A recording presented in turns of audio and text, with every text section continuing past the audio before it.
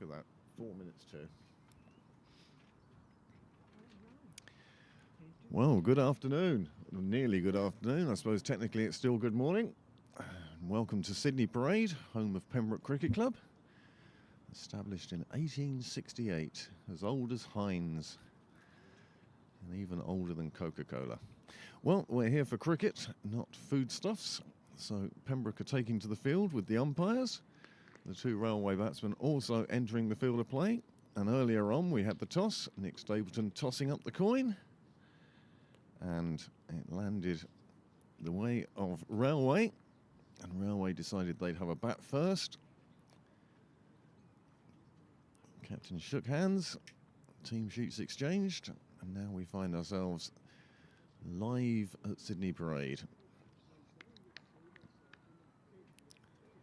This is the first of two T20s between these two teams today.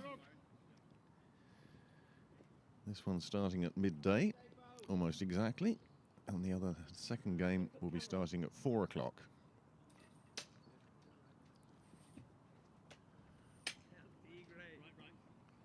Our umpires are Whalia and Houston, and we thank them for turning up. Always so important to have umpires.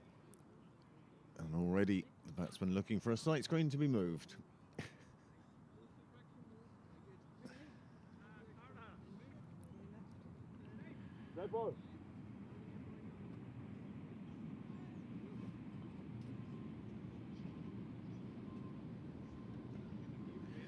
First dart of the day goes past, the midday dart, heading into town, taking all the excited shoppers into the... Taste is on, is it? Oh, I know Bloom was on a week or two ago. So, Pembroke will open with Nick Stapleton from the nursery end.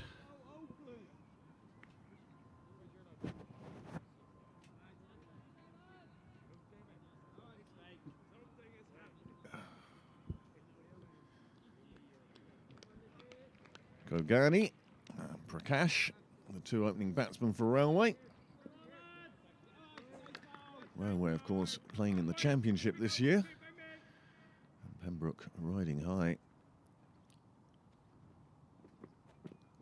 in the Premier League. Well, that's a good first ball from Stapleton, testing the outside edge of the batsman.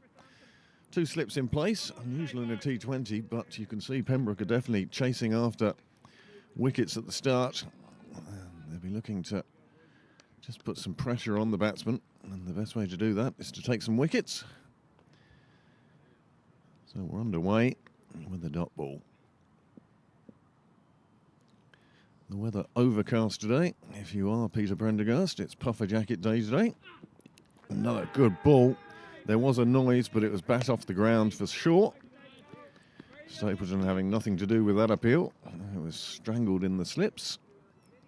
But this is a good start from Stapleton. He's had a couple going past the edge of the bat. Wait for one that he brings back into the batsman now.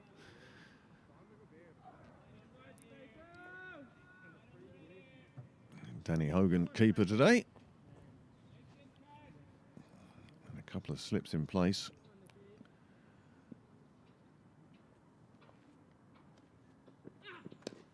This one meets the face of the bat, flies out to JJ Garth behind point. JJ Garth, our very own Jonty Rhodes. Last season, had a game where he got 4 run-outs. You'd have thought the batting side would have learnt not to run to him. He certainly has built a reputation as a fine fielder in Leinster cricket now.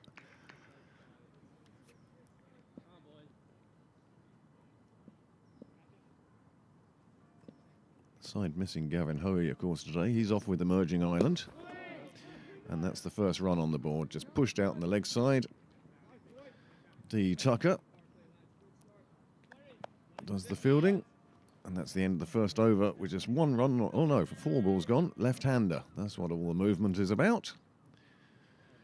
He's looking for a leg side guard. Stapleton staying over the wicket to the left-hander.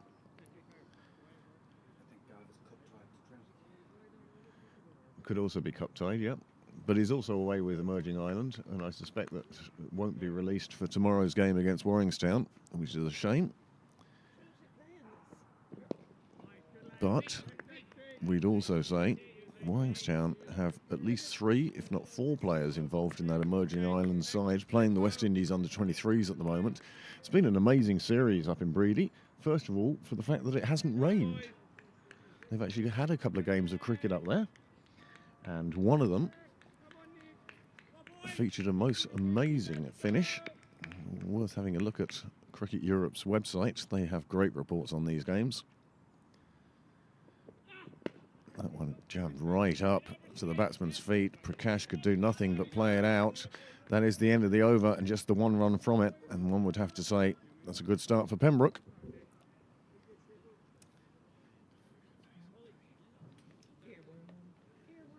Yep.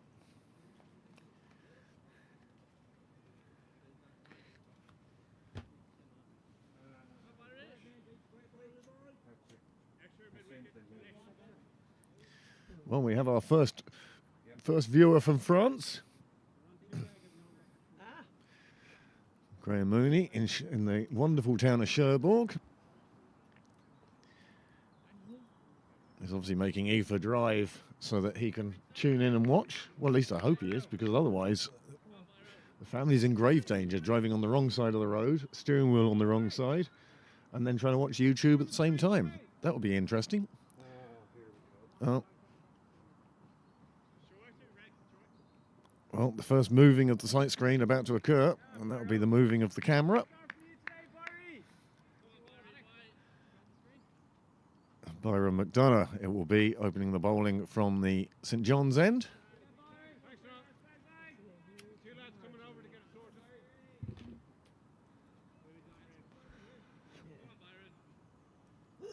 Come on, get on with it. Oh, it's up in the air through the gully area. No fielder there, so a safe shot.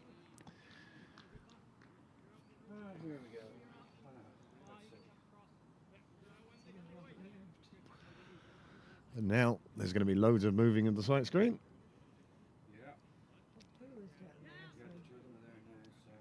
We just have to see how bad a picture they leave us with.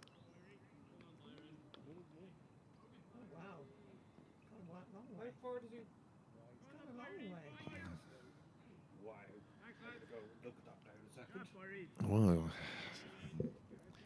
play taking place on the left-hand side of your screen.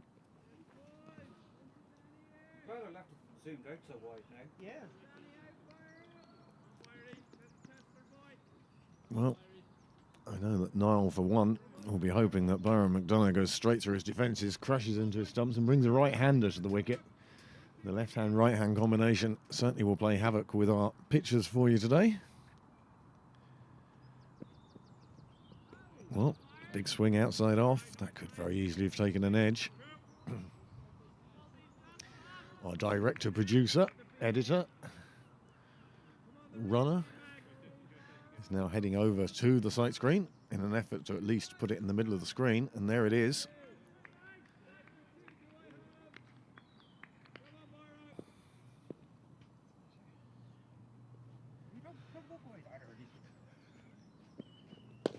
Good ball, right on the stumps, well played out. Good solid defence.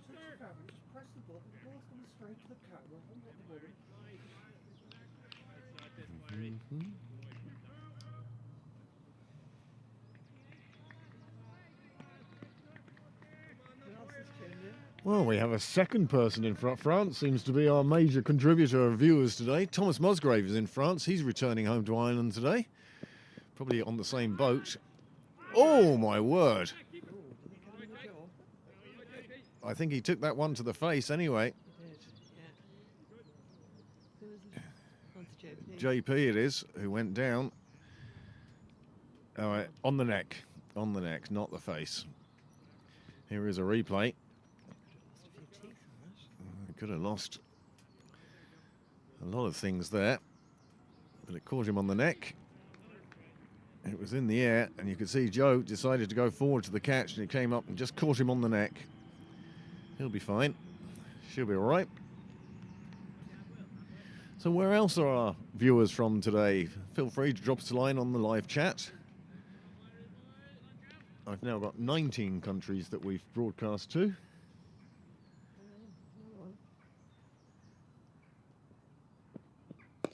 Played away on the offside, and that's the first boundary of the day, and that's a nice shot. Planted away, square of the wicket on the offside, no fielder getting to that. It flew away into the bushes, and Joe and his bruised neck fetched the ball. There it is, just cracked away. Lovely shot, 4 runs square of the boundary. Disappearing down to the Michael Sharp corner.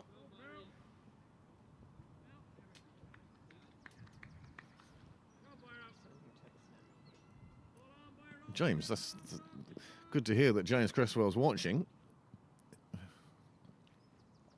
Bit of a wonder why he's in the emergency department of Blackrock Hospital.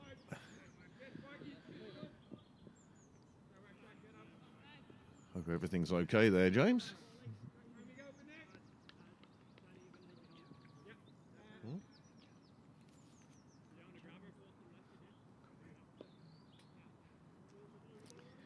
So 2 overs gone, 7 runs on the board, 6 coming from that, including that cracking 4 square of the wicket. And now we'll see our first change of bowling in this, the 3rd over.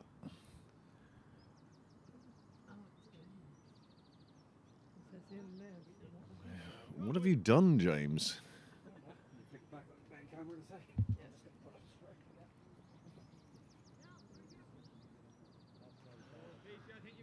Left is his, right is yours. And Niall just doing some adjusting there, getting us back to a more normal picture. As Paul Lawson, the off-spinner, will come on against the left-hander. It's a good matchup, this, for Pembroke.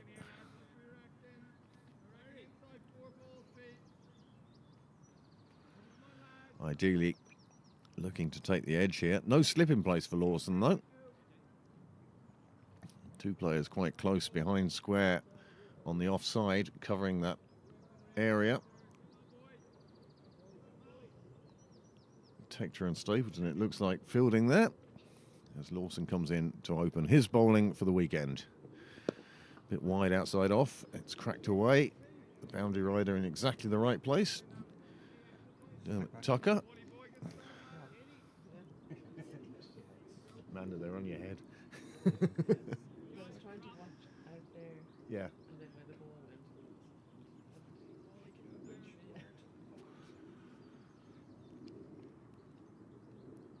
Well, Lawson staying around the wicket to the right-hander.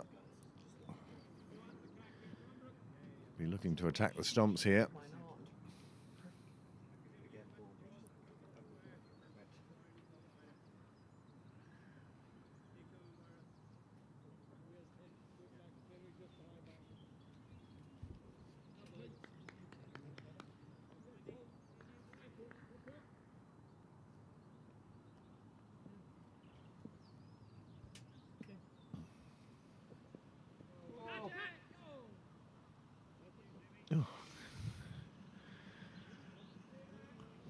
I'm not sure he will live. Well, I hope you're okay, James.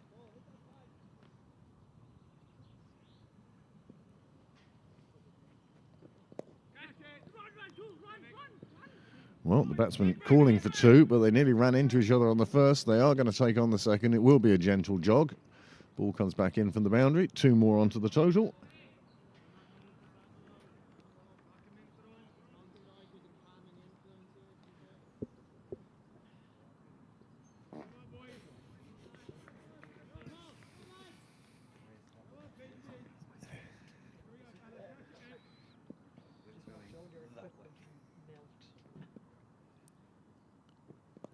It's in the air, but it does clear the fielders in the ring. It will run down towards the boundary, and I don't think anything's going to stop that in time. Oh, it is. Well, a bit slower than I thought, as Jack Tector. Super throw in from the boundary. If I was a batsman, I'd keep an eye on that. Many thanks to all of our subscribers. We have passed that 1,000 mark now. We're up to 1,004, building a buffer in case some people decide to unsubscribe. Coffee and chocolate for the groundsman this morning.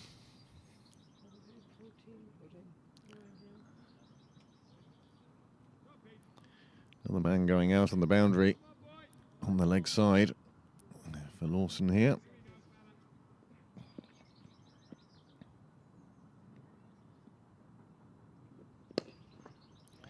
Well, he takes Lawson on straight, and that's a nice shot. Another 4. This is proving to be a good over for Railway. 9 from it, still 1 ball to come. This time, with the extra fielder out on the leg side, he took on Lawson straight, and it worked out well for him there. This one is top edged. Stapleton trying to get to it. He couldn't quite, just got over his head. It will run away. They will come for the second again. And that is the over. And a good over for Railway. 11 coming from it.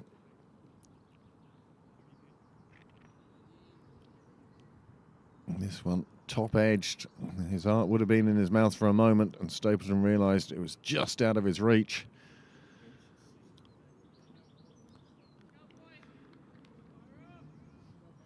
McDonough now to continue from the St John's end. The score has moved on to 18.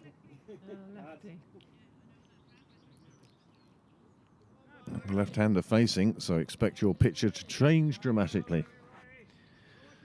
So to our French viewers, we hope that the weather, the wine and the food is all to your favour. As I say, the sooner McDonough gets this left-hander out, the happier Niall will be anyway. Just a run through on this occasion.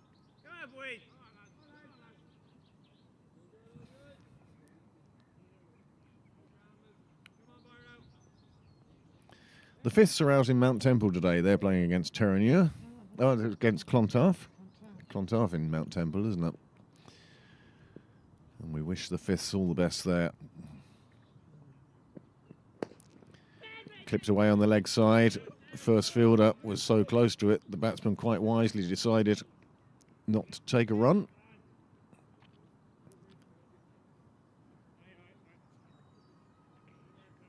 Yeah.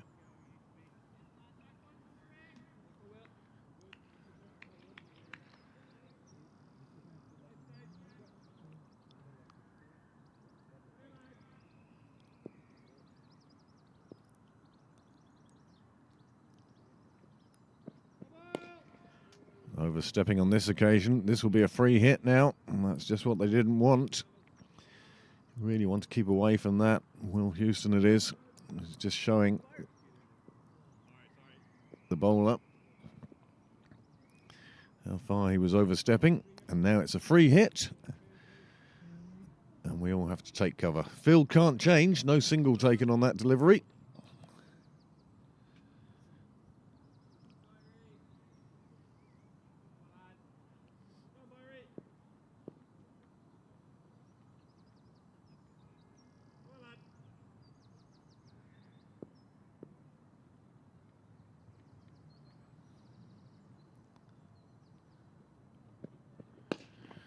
Well, he's gone big on it, that's for sure. He's put it between 2 fielders, but they will chase it down, and they'll keep it just a 2 off the free hit, which, considering, is quite a good result for Penbrook.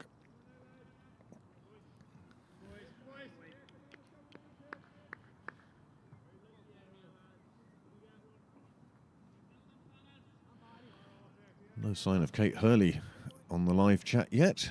The Nick Stapleton fan club, all the way down in Lilyfields in Sydney.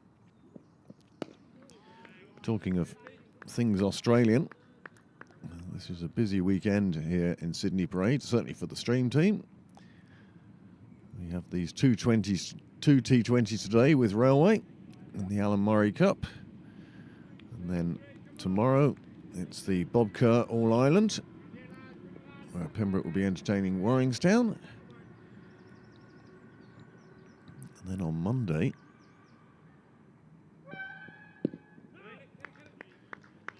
It's the green of Ireland taking on the canary yellow of Australia in the over 50s. Australia using the Irish leg of their trip as a warm-up. They'll be playing India and England in an over 50s triangular tournament in Marlborough College. That'll be a great event to attend. Fiacre Tucker with the reflexes, with the fielding. And apart from this no ball and the free hit that came with it, this has been a good over from McDonough.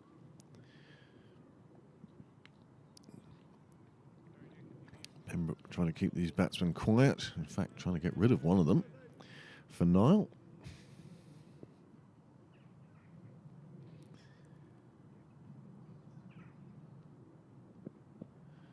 Oh. That one outside off. Gets it past the batsman, despite the flailing bat. Here it is again. You can just about make out the blue line on the pitch by the batsman. Well, Houston deciding that it was inside that, and it certainly was. He's batting on leg, and he's making himself room as well. Yeah, his first movement was to give himself some more room. It wasn't to be. And now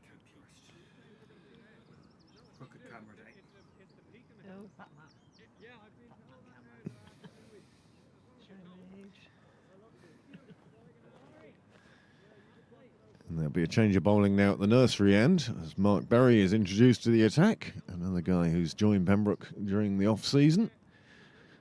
As part of this amazing squad that Pembroke have. I was a firm believer that 2019 represented the pinnacle of the golden age of Pembroke cricket, winning the All-Ireland, with 8 of the team having played for Pembroke under-13s, plus the 2 Lawsons, who've been an integral part of this club for many years, and the professional Shaheen Khan. However, the side now, even shorn of 5 internationals who are over in America, watching the rain come down in Florida yesterday, and what rain it was. Our own reporter on the scene, Ed Dwyer, Steve McCarthy and Louis Hoffman, sending plenty of pictures back of tremendous rain.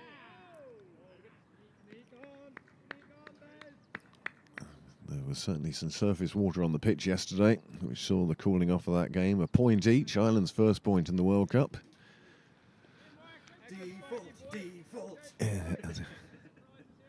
And the overall result being that the 2 to come out of the group containing full nations, Pakistan and Ireland.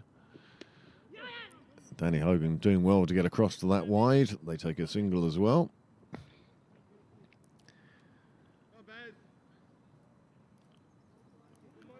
So the 2 qualifiers from the group being the powerhouse that is India. It's amazing to me that India were the only team to know where their semi-final will be, no matter how they get to it. Does that surprise you? No, it doesn't surprise me.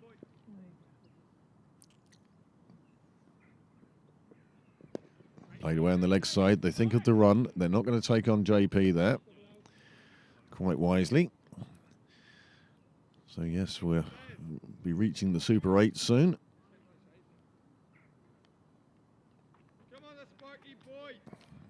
It will certainly do wonders for the growth of cricket in America. There'll be a lot of expats there.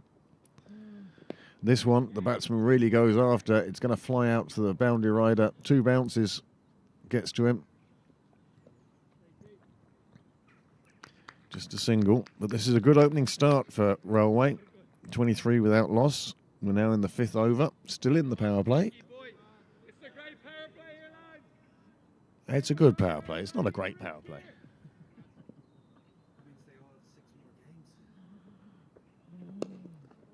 Oh, it goes on forever now. It's madness now. Not madness. Because it used to be 2 groups. And then if 4 from each group came through, then they had you only had to play another. Qualifier at the World Yeah. Well, that's the 50 over. Well, they did it last time. They did it last time when Ireland came out of that pre-qualifying by beating the West Indies.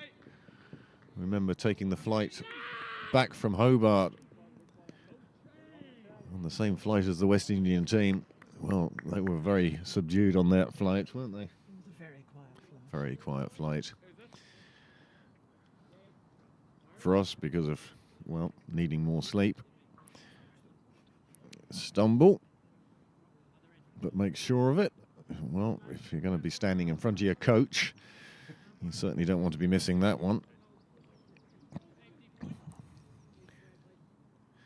Stapleton returning to the attack now. Berry's first over going for 5. Just 3 off the bat, but that wide ball he threw down cost him another 2. Kogiani, he's moved on to 13 at a runner ball. And Prakash, well, he's on 10 off 18. Stapleton's first over just went for a single.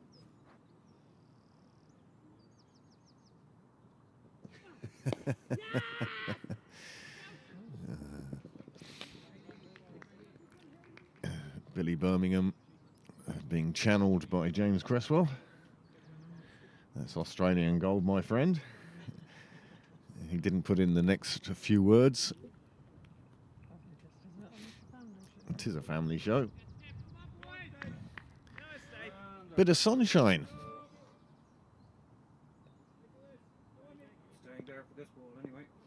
Well, the strip is making appearances all across your screen today.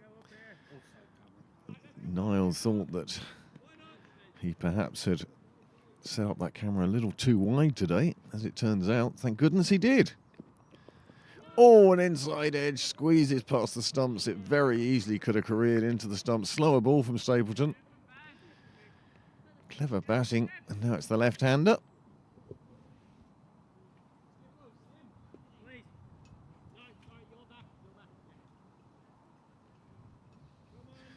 Well, great to hear from Kate. Kate is out on her Saturday night. She is awake. She'll be joining us later on. She's just letting us know at the moment that she's otherwise occupied, but she will be back with us later on. But she says the rest of the fan club are tuned in Australia as Railway pick up another boundary. And that takes them into the 30s. Slightly more expensive over this from Stapleton. Going short that, well guided around. Rolled his wrists, got it down to the ground quite quickly, and picked up 4 runs for it too. As the fielder, well, slid into the rope. So viewers in France, Ireland and Australia really are covering the globe today.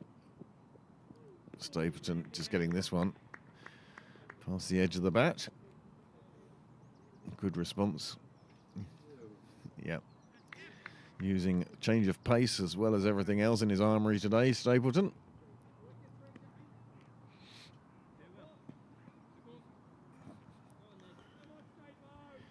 Penbrook still searching for this first wicket.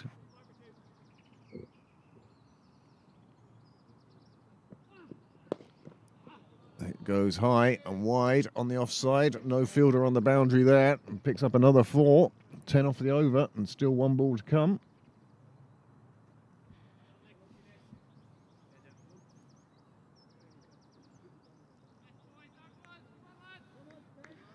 Nice shot. Knew once he cleared the ring, it was 4 all the way.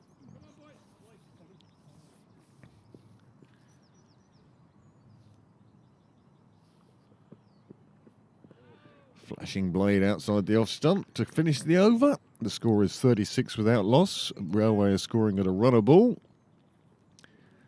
Stapleton's 2 overs so far have cost 11 runs. Change of bat. Being run out to the Railway openers. And quite possibly a change of gloves as well. See, this is where the changeover to colour clothing hasn't totally come in yet. The batsman at the nursery end still using white gloves.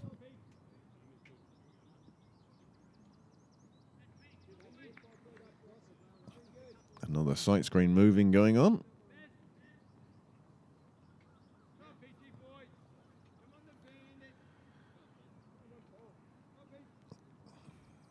Paul Lawson into his second over. Stapleton really shaking things up with his bowlers so far. And it's a top edge again, and this time it clears the fielder once again just by inches.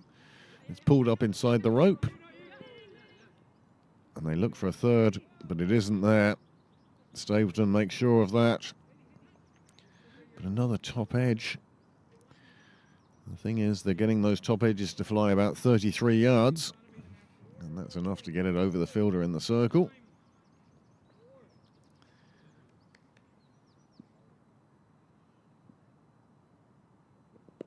This time rolling the wrists over the top of it. Takes a single out on the leg side.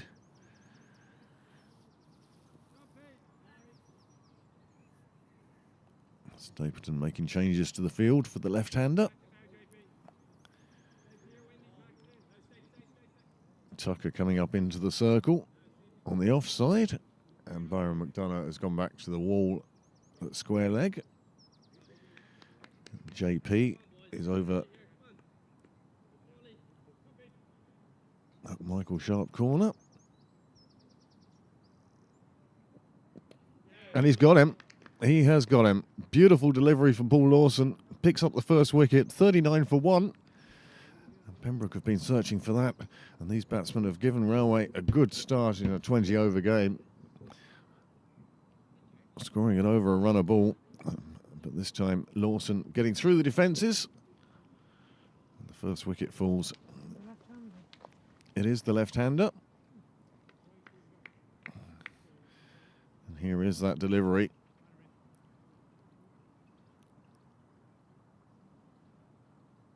Lawson bowling in towards middle, and then the length did the batsman. He tried to play it away on the offside. He hasn't moved his feet at all for that shot, and that now he moves his feet. But that's only to help him on his way back to the pavilion. First wicket down, 39 for 1.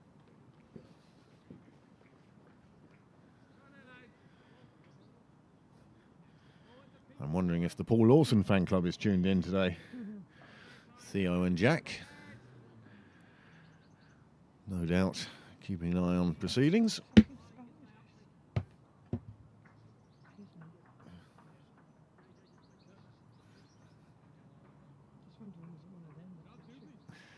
possibly was.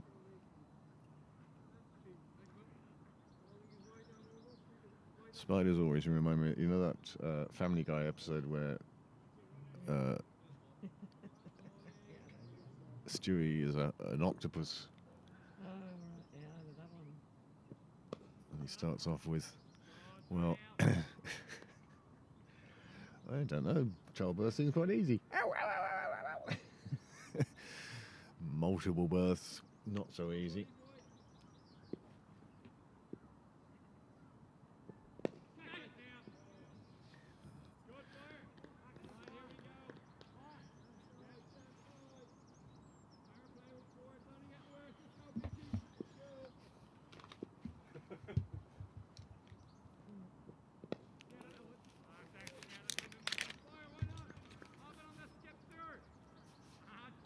Carpe is the new batsman. He gets off the mark with the last ball of the over, and he'll face the new over as well.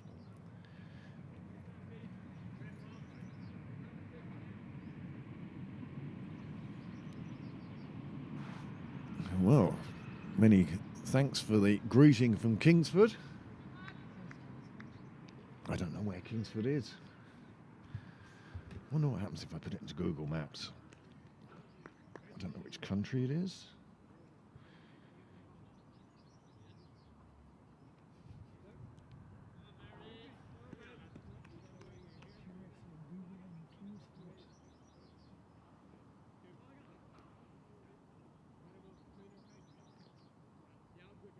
It could be Portmarnock, it could be in Kidderminster, it could be in Wexford, Sandy Cove, Sydney, yeah? Yeah.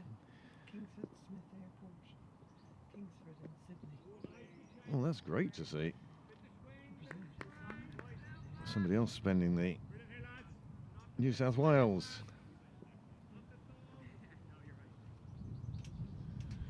So, it's not that far away from Coogee.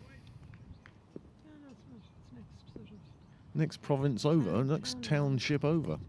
Nicely clipped away off the legs. That goes down to the boundary. The fielder down there can't make any difference. In fact, it's right next to. It's nicely clipped away for 4, that ball. It really is just round the corner from Coogee.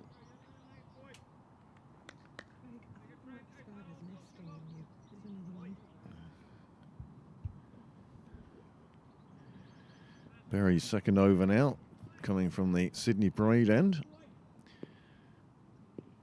St John's, that'll be signalled wide. It was outside the blue line. Houston, well, as soon as Berry looked round at the umpire, he saw the arms were already outstretched.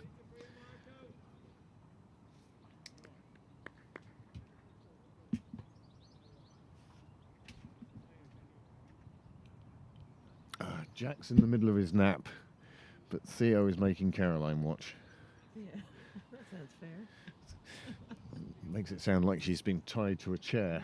Yeah. Eyes sellotaped open. I hope you're enjoying today's broadcast. I certainly would have. Theo would have enjoyed seeing his brother pick up that first wicket.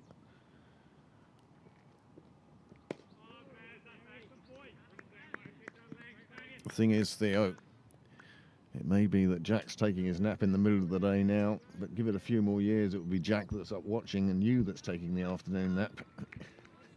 Have that to look forward to.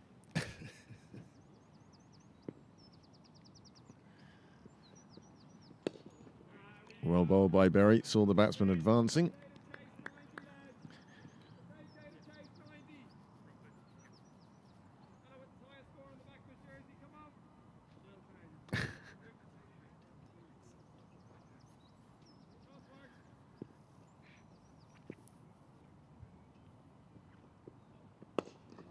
Driven back at Berry, he goes down to stop the ball. And suddenly that wicket falling has slowed the rate.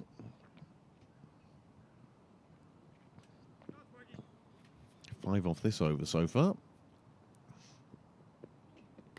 And it's edged through. It would have been at the feet of first slip. I don't think it would have carried to first, but what it has done is carry all the way to the boundary. 4 more runs for Railway.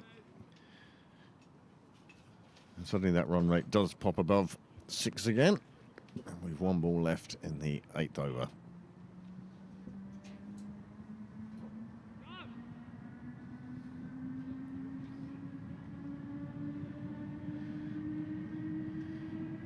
Of course, James being in the emergency department of an Irish hospital, it could be he'll get to see the whole game if his phone doesn't run out of power. No, not tomorrow's game. It won't be that long.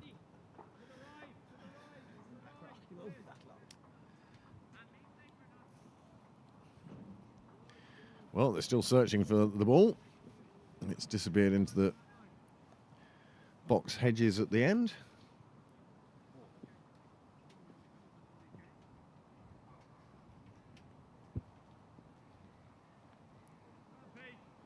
Oh, they go into the bushes and come back with 2 balls. Whaley, the umpire, has a quick look.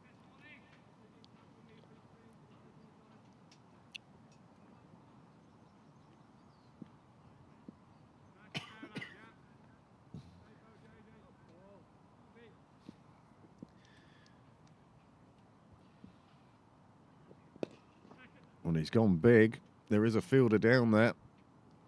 The fielder takes the catch. And that's the end of the second opener. Score on 49.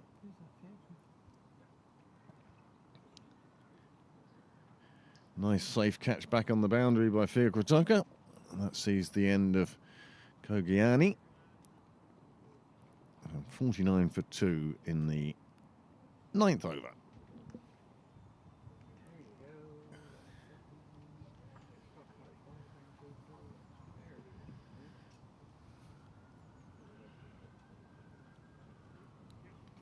Well, Paul Lawson keeping his fan club happy as he picks up a second one, never really to the pitch of the ball, always carving underneath it, and that gave it the elevation and it fell, well, just a yard inside the boundary. Tucker with the safe hands. Second wicket goes down, and that brings the evergreen Who is it? Kenny Carroll. The veteran. Kenny Carroll. Well, I think he qualifies as a veteran now. Oh, he has played.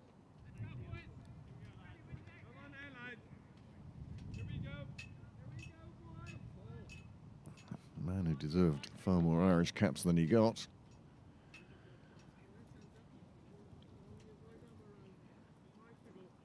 One of the stars of, what was it? It wasn't Pirates of the Caribbean, but it was, what was the video of the 2007 World Cup called? Sweeps that nicely, does Carroll. Just takes the single.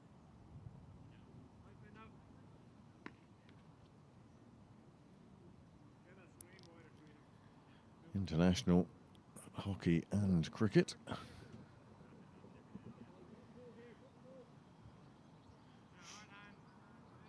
Still much that is good about Railway Union cricket comes from Kenny Carroll. Does a huge amount of work across the road.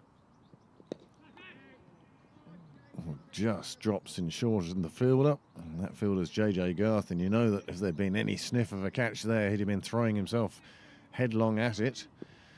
Now we have somebody about to walk behind the bowler's arm. Another one just chipped up in the air.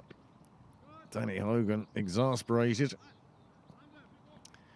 Carpe moves on to 10 from just 11 deliveries, and that brings Kenny Carroll back on strike.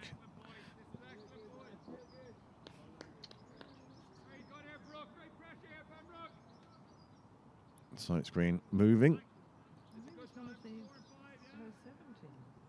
Kenny was he? Yeah, he was part of the squad. He played in one game. He played in the game against Sri Lanka.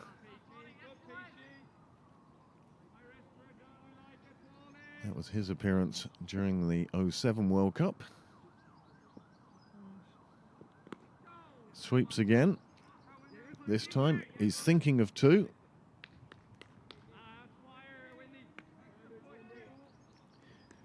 Windy Tucker, it is, returning the ball from deep square leg. It's the end of Lawson's over. Another successful over for him and for Pembroke, and the score has moved on to 52 for 2 after 9 overs.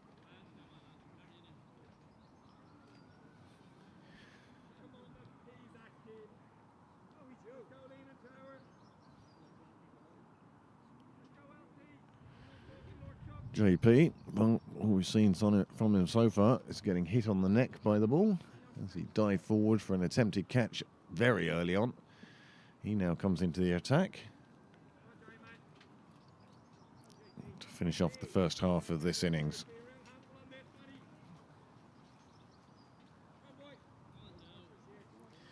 So with Railway 52 for 2 after 9, thoughts have to be coming to what sort of score are they going to get to.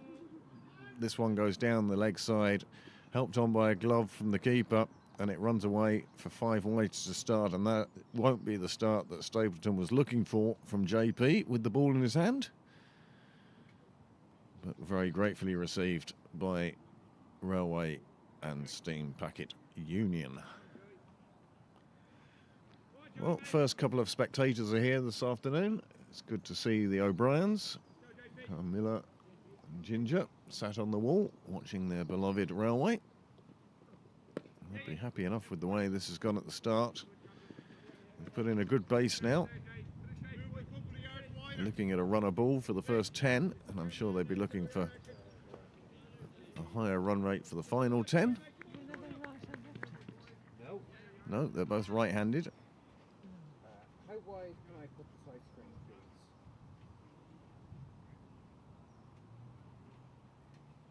please? Well, that's not too bad. We'll take that. Oh, yeah. That's probably where we started off. It's not far from it. This one thudding into Hogan's glove, standing up to JP. As long as the rain stays in the air, Niall. Well, it's hitting me. Is it really? Oh, right, okay. Well, It's a strange day up in the skies today. Fluffy clouds, rain-bearing clouds, blue sky. Oh, This one comes off the edge of the bat and flies away. Fielder at third. Can't prevent a second.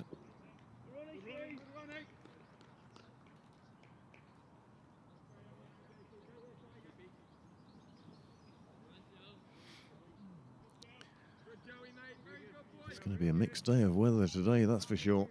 I can see there being a few rain breaks during the day. Hit down the ground, and it just again clears the field up. Runs away for 4. Carpe. Byron is one of the tallest players on the pitch. Yes, indeed he is. Byron McDonough would have had a go at that. Threw a hand up. there you go. All right, Timmy. See, It wasn't much, you know. just a few inches above his hand. But Byron, as a result now, long on, has gone back to the fence.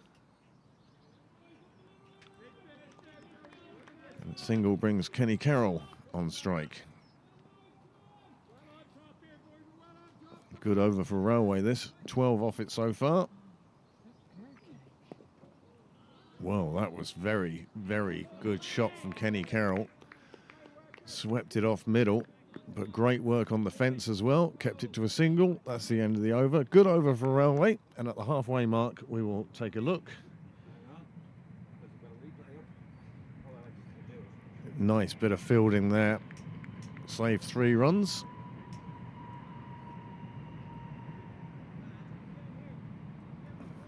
Before Paul Lawson starts his next over, we'll just take a quick look at the worm.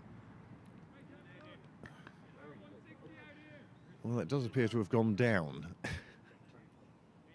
You mean the worm has turned? The worm has turned.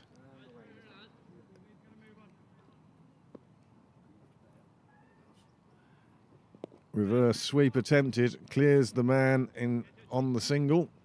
JP Fields on the boundary. Should I clean this up a bit? Yeah, it might be okay. Just have a look and see if anything's getting wet, basically. I'd say it's all right. Must be very little. That's why that fielder is in close on the offside. You literally just look at that. You can see it's dry. And like we could throw that down again anyway, so don't even worry about that for now. It's hit back at Lawson, and that's a wicket. It is the most understated wicket you'll see all weekend. It was just played back at Lawson. He picks up his third. 3 for 19 now. 3.4 overs gone for him. And that really was understated. It's the quietest wicket.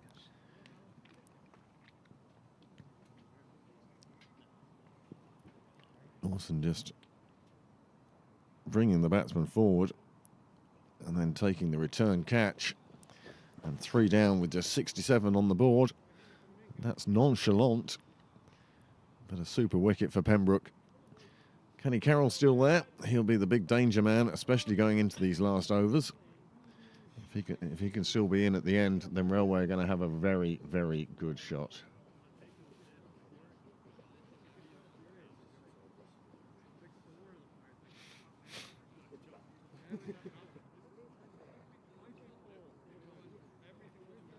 A 3rd wicket for Lawson, a 3rd wicket for Pembroke, and Zaman is the new batsman.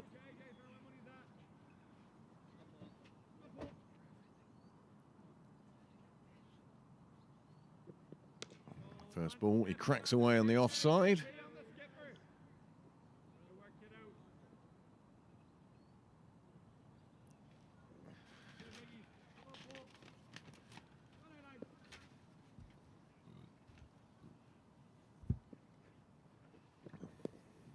Just plays it away, does Carroll.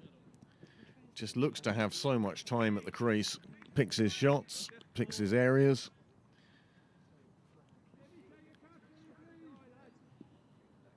Paul Lawson, of course, recently in the game against Leinster, taking 7 for. This time Carroll, you could hear the distinct call of no to finish the over. Well, 1 wicket, 3 singles. And Lawson now 3 for 21 from 4 overs. And you'd wonder if Stapleton will be looking at that and wondering if he could bring on perhaps Fiacre Tucker. No Gavin Hoey here today, of course.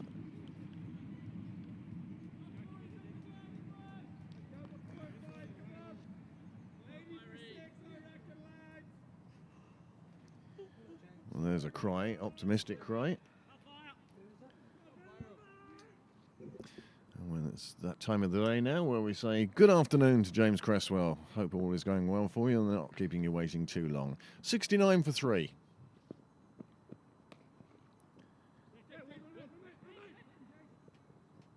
Slight misfield from JJ Garth allows them to get through for a single.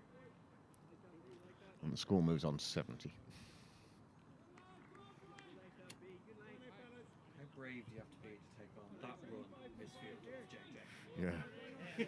I think it's one where you have to see that there was a misfield first. Well, they only ran on the misfield, but even then, it didn't go very far. It was.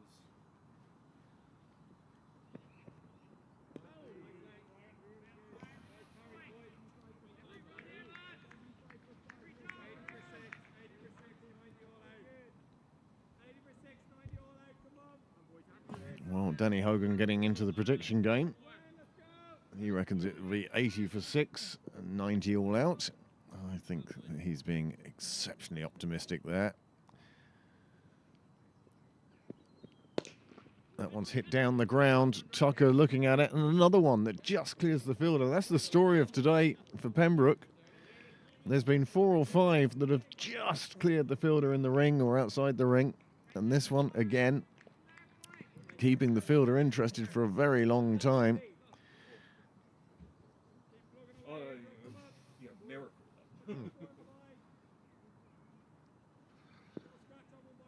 Tiger.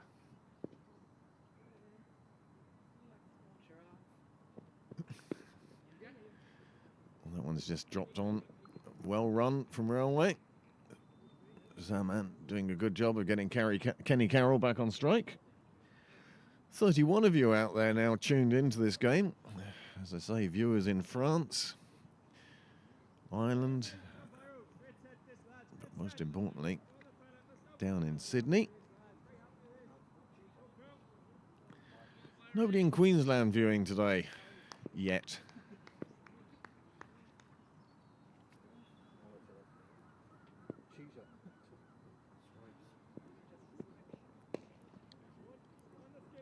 Past President Billy Gallagher on the ground. One of 3 presidents, past presidents, here at the moment. Good afternoon, Mr. President. How are you? Yeah, and you're quite right. You're quite right.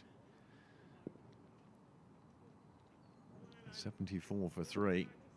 Penbrook doing a good job here, stifling Railway.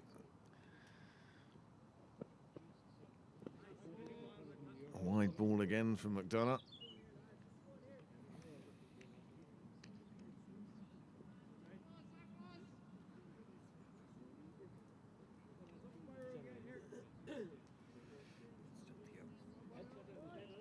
Oh, thank you, Noel.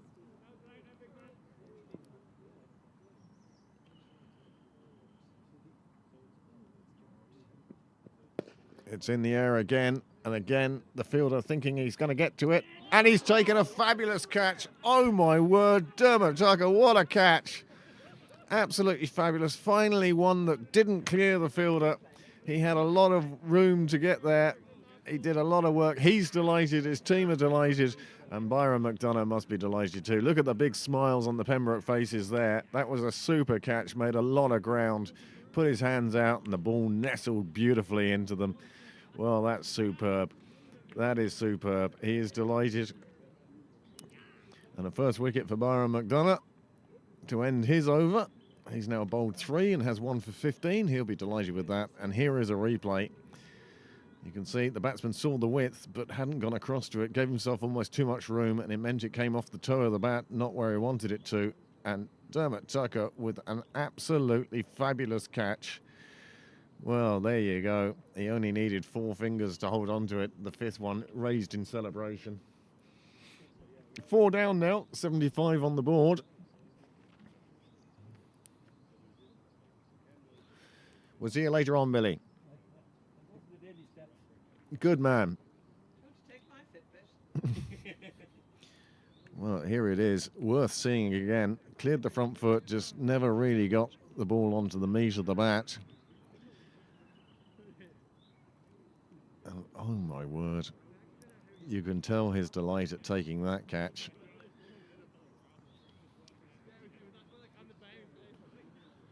Four down then with 75 on the board.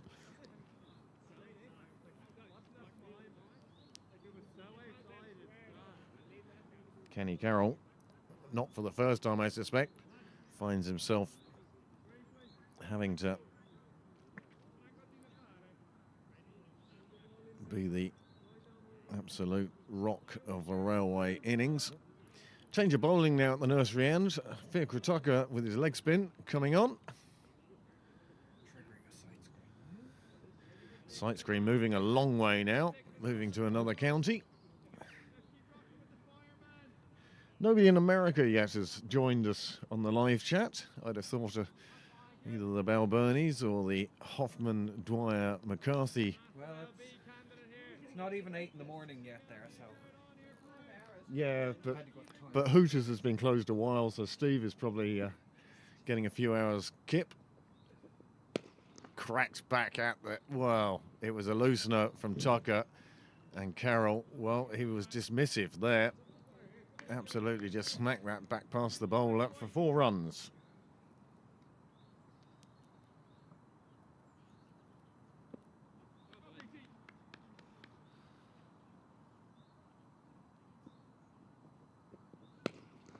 Plays exactly the same shot this time.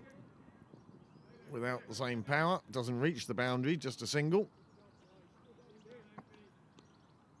And Tucker now will be bowling to Safi.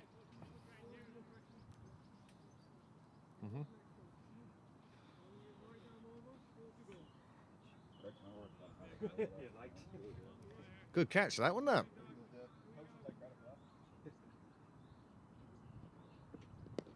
Coach Mullin just walking past us. Big smile on his face at that catch from Dermot Tucker. And why wouldn't it be?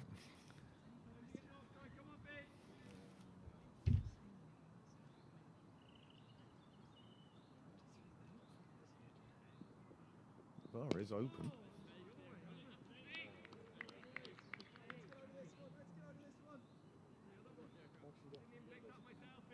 The middle window is open and the chapel is open.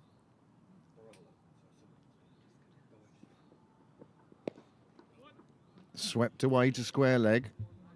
Wonderkind Tucker does the fielding.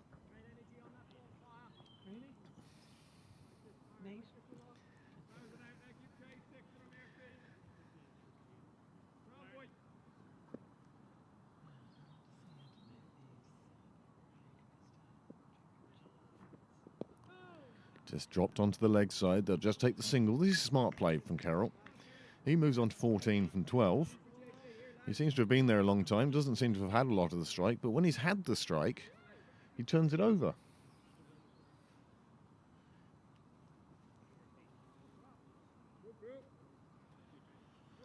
So, Byron, you'll be buying him a pint later on for that one. So many of them have just gone over your heads. And finally one landed. It's a super catch. It's been replayed twice anyway.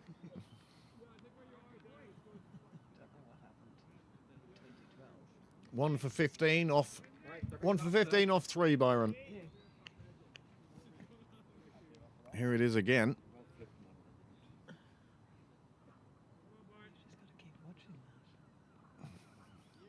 Keep on moving. Keep on moving.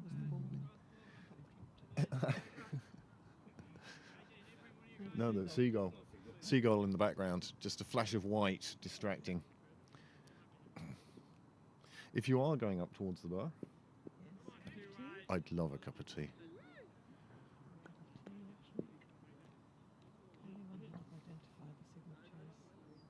the 2021 shirt. You've got that shirt. I know.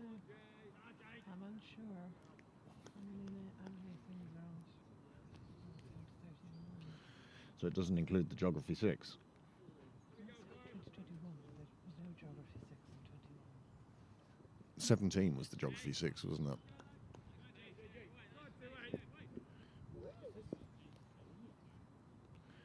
Change of bowling now. Haven't seen JJ bowl for a while. Great to see him back with the ball in his hand. When you've got another string to your bow and it's as good as JJ's is, it's a shame when you don't see it. Spotted he bowled earlier this season, but not here. This could be the first time bowling here in a long time. Yeah. Yeah. Well, we don't see very many away games now. No. They've gone to 36. So that number 14 would be Justin Tupac. Why is it? 9. Oh, that's a full toss, and that's pumped away to the boundary. Any number of fielders can run, but none of them are going to catch that one. 4 more runs. Score moves on to 87. And you see this just a bit too long from JJ Garth. 1 step forward, turns it into a full toss, and it's plugged away quite handily for 4 runs. Sunshine actually out now as he goes big again. Is anybody out there? There is a fielder there, and the catch is taken, and guess who it is? It's that man again. A bit more straightforward. ITMA. You'd have to be about 80 to realise the reference there. What was it? It's that man again. It was a radio show back in the 50s, I think, 40s, 50s. Before my birth, anyway. Did it? Oh, there you go. No, a bit more up to date than we are. Oh no, we're still going back 20 years. Well, he went for the big shot, tried to put everything into it, went down the ground. And that man again, D. Tucker, taking a fine catch. Not quite the celebration of the first. Anyone want a gazebo? Buying or selling the gazebos? JJ Garth with a wicket. With his 3rd ball. It's been a bit of everything this over. A single, a boundary and a wicket. The crowd has increased by about 50% with the arrival of Heatley Tector. We have another country.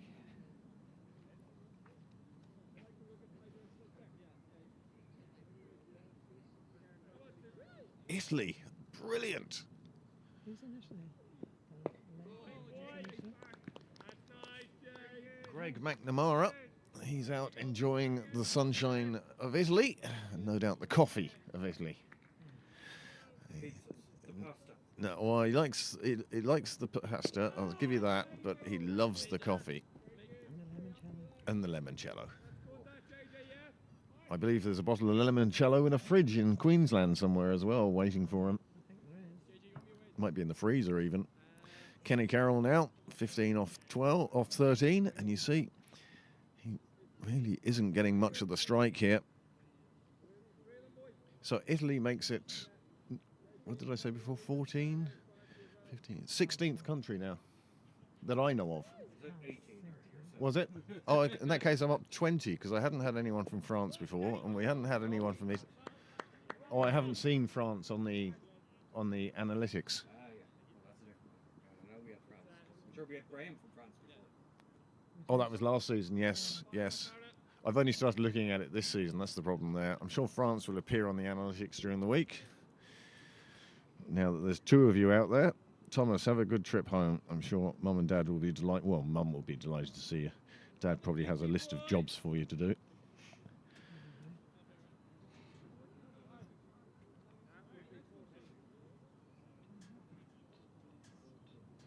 The weather certainly is holding up the Sydney Parade at the moment. Lots of blue sky around. Well, now you see what the delay is. Oh, sugar, I have to go home and get that jacket from Michael. Okay. Well, you know where it is. I think I do. It's just been on there. Oh, that's a lovely delivery. He squared the batsman up, got the leading edge. It just ran back down the pitch. Whereabouts in Italy are you, Max? Do let us know. It's down at the heel. Down at heel. He's in the heel. He's in the break. Talking of which, what would you call the end of a loaf? I call it can either the heel. No, I rarely call it the heel. The crust. The crust, the heel, different names for that as well.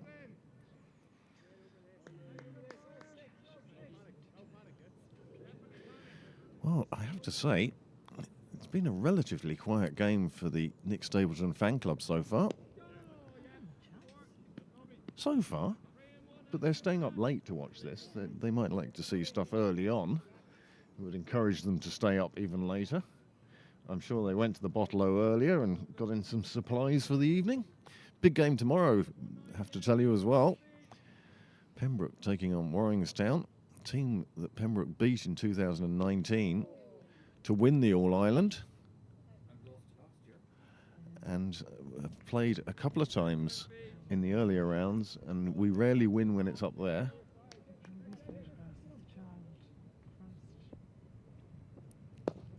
Carroll, well, he dragged that one from outside off. It was more a hockey shot, and that's appropriate, really.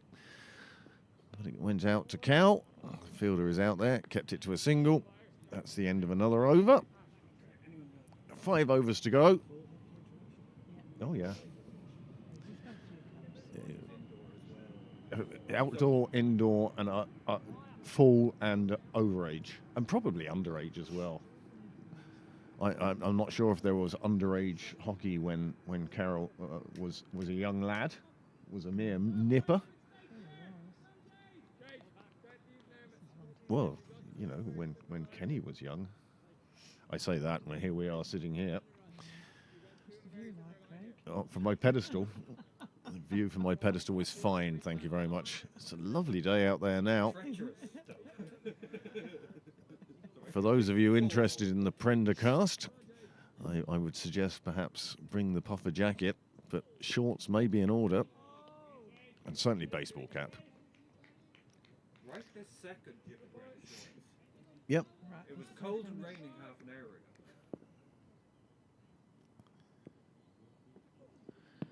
That one pushed through a bit quicker, thuds into the front pad, and both batsmen run like they'd stolen something. And Penbrook calmly get the ball back to the bowler. Just showing some intent now. These batsmen, they realise 5 overs to go, 5 wickets in hand. It's time to go. Full toss, driven down the ground, long on. Byron McDonough will get there. They'll take on the second, and they'll get it.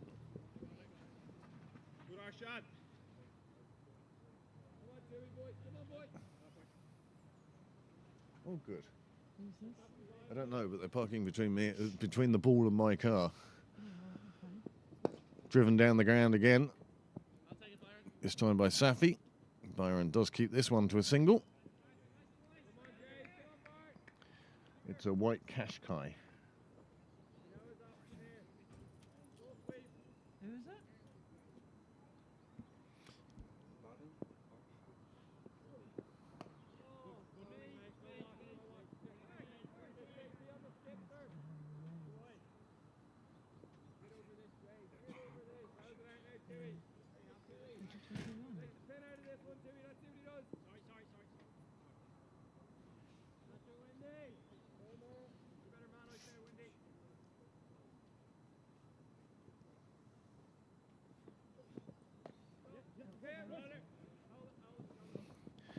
Is that her full name? Barbara, I think it's short for Barbara.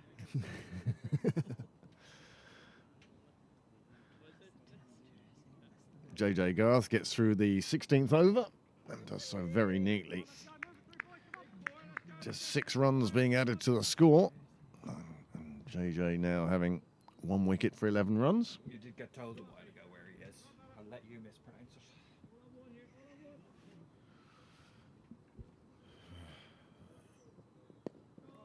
Well, Max has let us know where in Italy he is. I'm now going to ask him, could you send us that phonetically, please? Send me a voice note on WhatsApp. Something unpronounceable. Puglia. But all I can see at the moment is, trying to pronounce any Italian word, all I can see is Brian Griffin in the cheese shop. Badidi-boopy. Badadoo. Fikra Tucker into his third over now. He's only gone for 10. He knows the batsmen are well and truly looking to get after him now, and he's doing a fine job. Just one run has come from the first 3 deliveries. Kenny has moved on to 17 from 20. He's still there or thereabouts.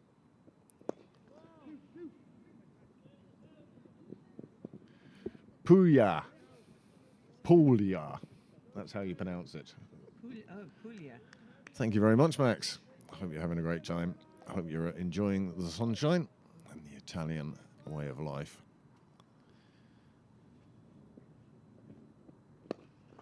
Kenny Carroll winding up for a big, looking for the houses. He only finds a fielder, takes a single. And that's a very good over for Pembroke. Just the 5 runs coming from it. 100 is up for one more ball to come. 100 is up for Railway and Steam Packet Union now. Resplendent in their green and canary yellow. Now you're going to annoy an awful lot of people saying that. You do know that. Well, I'm provoking comments is what I'm doing. I'm Trolling. That's the word for it. Is it? Trolling. We used to call it pulling the pin. Drop the grenade and walk away.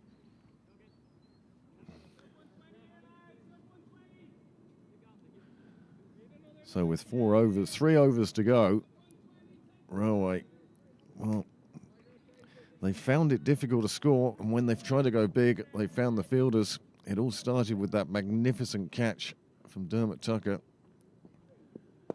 There's a big blow out towards Cal. Fielder coming round to it, but it clears onto Cyril's way, hits the fence. There's something we haven't said this often. It hits the fence. See the shot again now. Well, Kenny Carroll hit this. You would have thought he was heading it down to Isley, but instead it landed on Cyril's way. Played away on the offside for just a quiet single this time. 6 off the first ball, of course. Big help for Railway. Puts a lot of pressure on the bowler.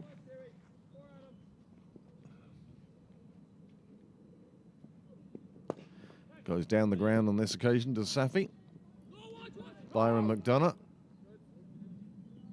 does the fielding. Prevents a second.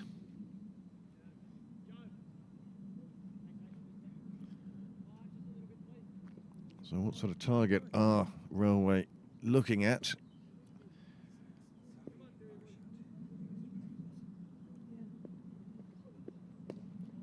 Well, Kenny Carroll has brought out the big bat now, that's for sure. He's looking to get after every delivery.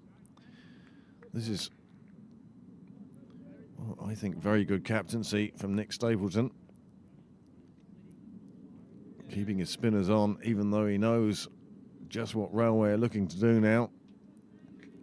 I think the Pembroke fielders might have a clue where Arshad might like to hit it.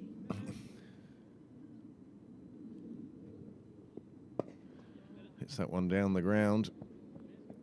McDonough does the tidying up again. Just another single.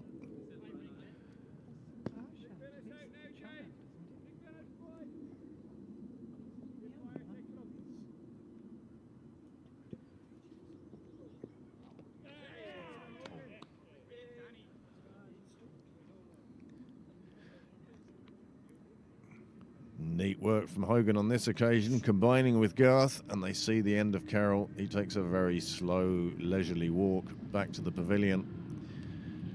Well, he had decided it was time to go on this occasion.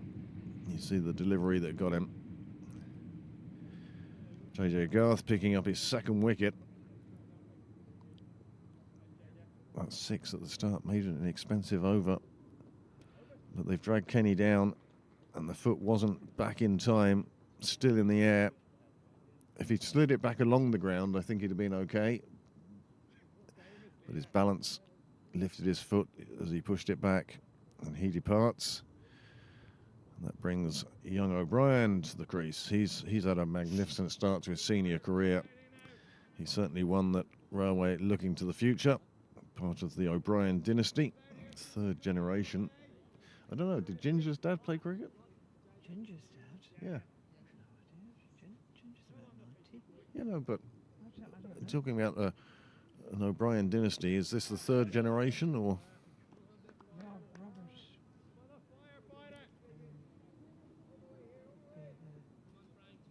Yes, O'Brien. Yes, that is his grandson. That's Jer's son. Sean, I think it is.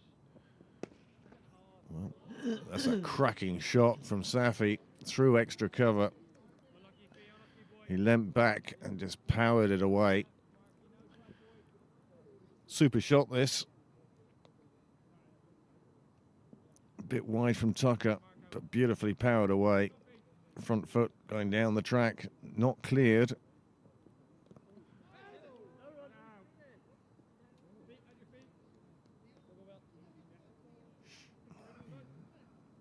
that's Jer's son and his other son, Robert, should be playing today as well.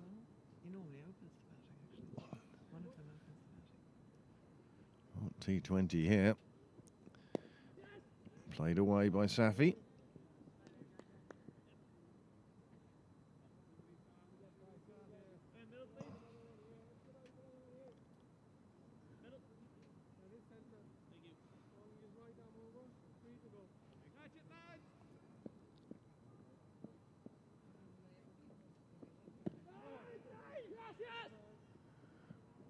Good call for the leg bye, which came off the bat.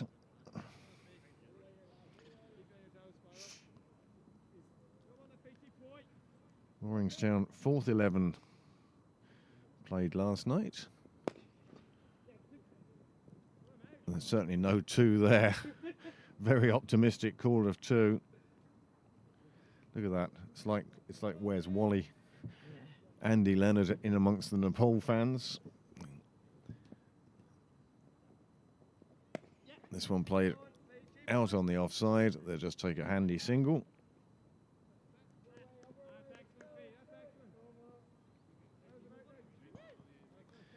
My goodness. Warringstown first versus Pembroke first. Oceania Cup last Sunday. Warringstown have a 2-hour, 36-minute video of a game that lasted 8 deliveries. Been there. Yeah. Just waiting and hoping. Now, you won't hear it on the replay, but as soon as they hit that, the call was 2, which I feel may have been a little optimistic.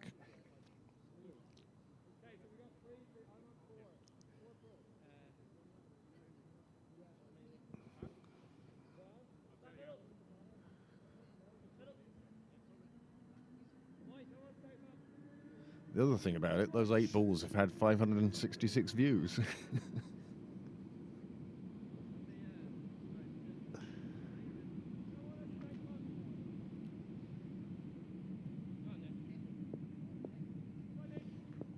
Many thanks to the Field Hand Appreciation Society and the Pembroke coach, who have both reposted our link to this game. And many thanks to those of you who have also liked it on Twitter.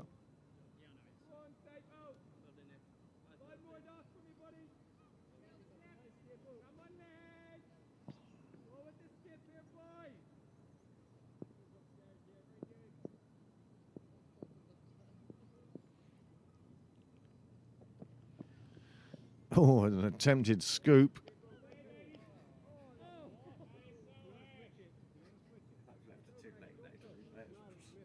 That was a late call. Oh, he was thinking for a while about, did he change stance, I think. So I think his stance went to about there. Yeah. So he still had to actually go there to change, and then the hands had, so. Still right-handed. That's why he had to think about it.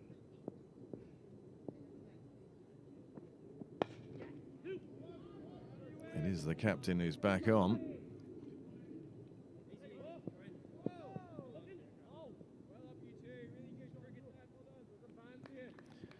Good backing up, preventing any overthrows.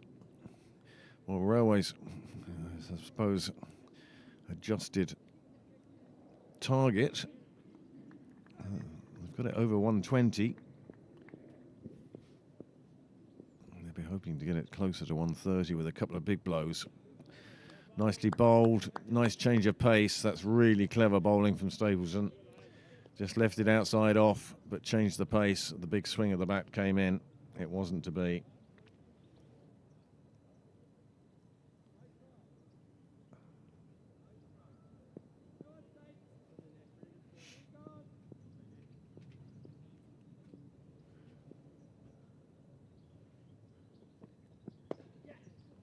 O'Brien just forces one out to JP on the leg side. They'll just take the single.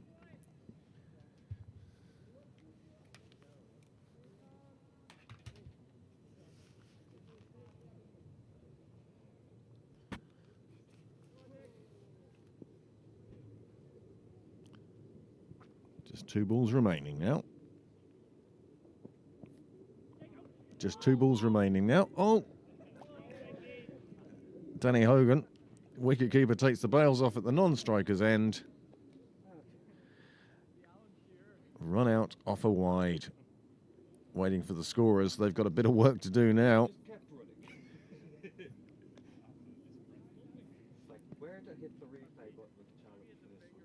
Well, civil service rule out for 71 against Clontarf.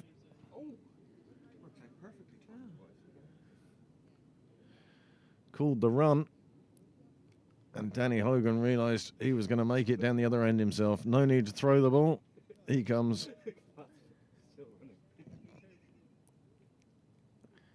Terranier, 68 for 8. Against Phoenix. Adamstown, 80 for 9 against Leinster. And as you see on your screen, Railway 124 for 6. Merion 204 for 1. Good Lord. That is a team that is running into serious form at the moment with the bat. John Anderson, I suspect, may have got a few. Oh, he's not playing. Stephen Doheny, no. He enjoyed himself. He got 108 off 51. A red inker there for the 20 overs. And here, Penbrook will be chasing a total that Railway have put up of 125 for 6.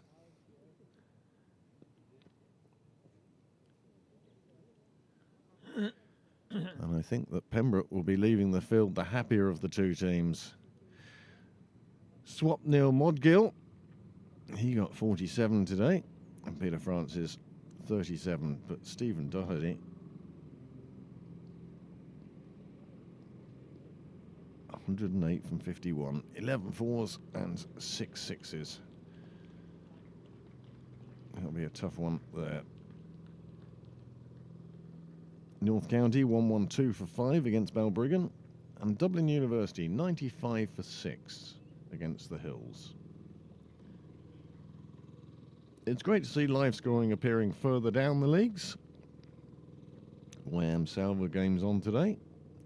Middle Cup B on today.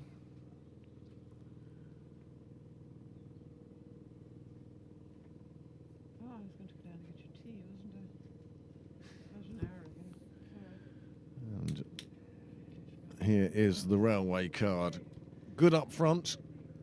They had a fine opening stand, got them off to a good start, but then Paul Lawson came on with 1, 2, 3 wickets, and that really sort of knocked the stuffing out. Kenny Carroll, he did a super role of anchoring the innings at a runner ball until he got dragged forward by JJ Garth, and Danny Hogan whipped off the bails.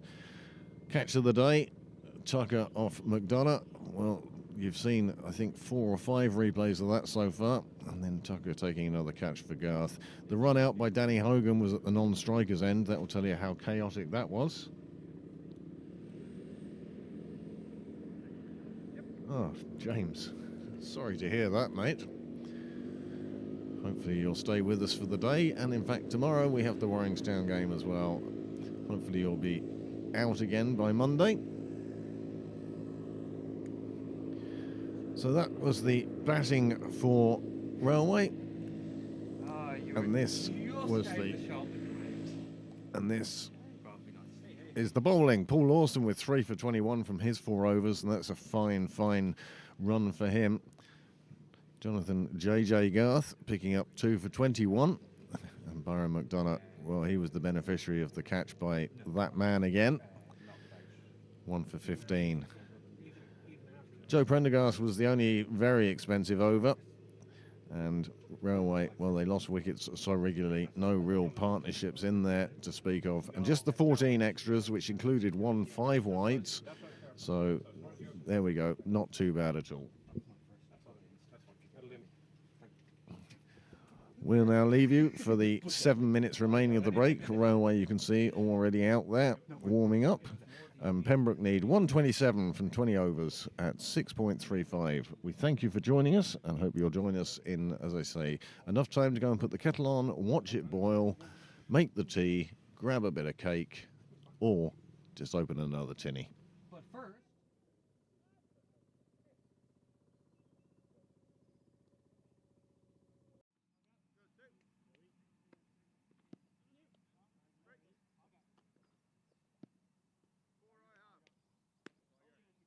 Our major contributor.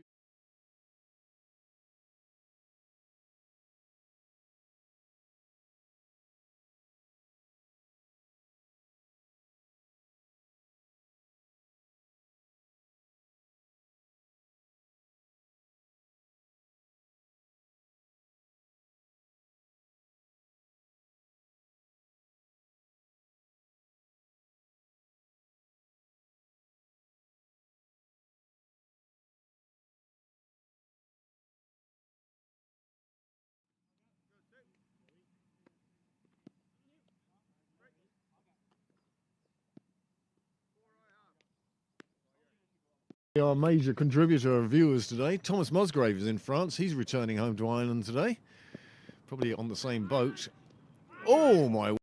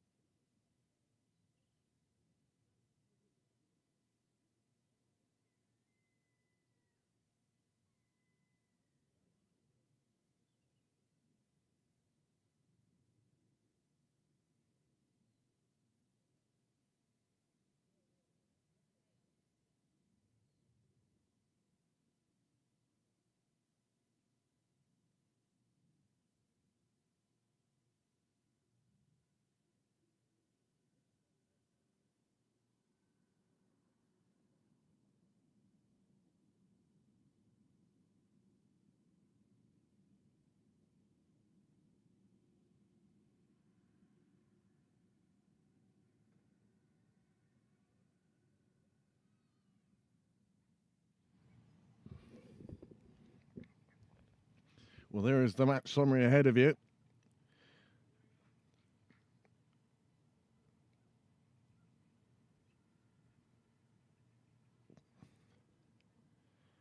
And very good afternoon or good early morning to our viewer in Queensland. I hope that has solved your volume problems. We took a small break during the innings break. Railway now, as you can see, just having their last minute huddle. Many thanks to those of you who have hung on through the drinks break, and welcome back.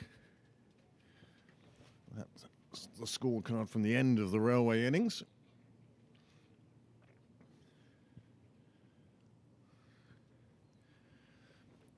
You even see on the right-hand bottom side of your screen that last Nick Stapleton over. A strange one it was. That one in red, one wide and wicket. As Danny Hogan ran out young S. O'Brien at the non-striker's end, despite wearing the keeper's gloves. The umpires, Houston and Valia, retake the field, but the first man out to the middle.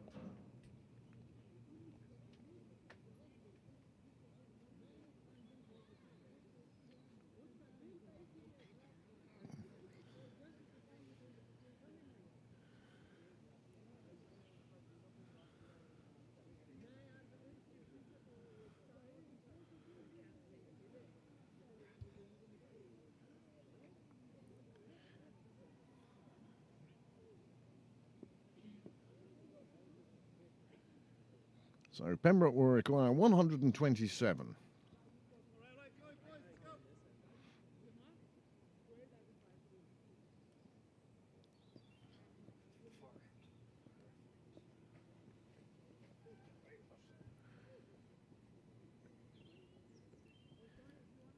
We'll wait for the scorers to make their adjustments, just as Noel will go and make a slight adjustment now to the sight screen to allow you to get the best possible view of this Alan Murray T20 Game 1 of a double-header between the black and red of Pembroke and the canary yellow and green of Railway and Steam Packet Union Sports Club. Railway, of course, not just a cricket club, they also have the rugby and the hockey. Women's rugby, they are possibly, although not the reigning champions, certainly one of the leading lights in women's rugby. And it will be Zaman bowling to Tucker and his partner in the middle, Tim Tector. Tucker's going to be in good form anyway, having taken a couple of fine catches earlier on today.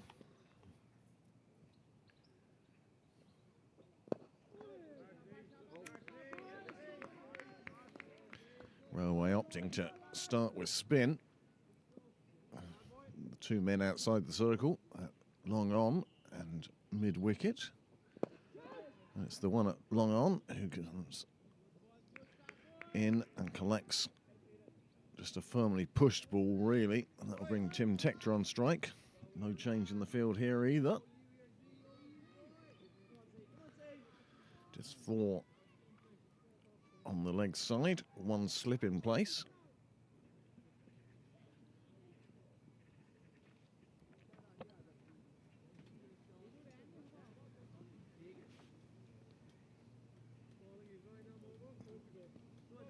It's really only your level I pay attention to. It's played away on the offside. Good straight bat, good front foot. Very watchful.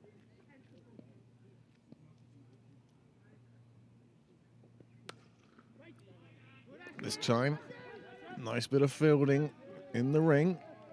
Saves the single. Powerfully hit from Tector.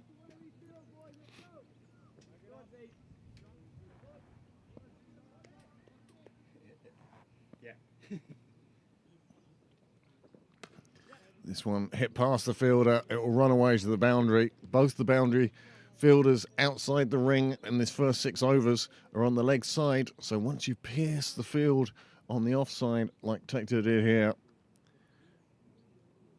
cleared the front foot out of the way and then just powerfully played it behind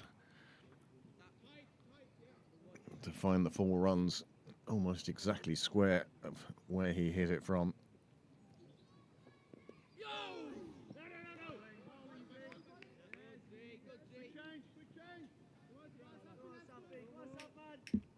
So the first over complete, 5 runs on the board. And Pembroke's reply underway. We need just over a run a ball. Not even 6.5 and over.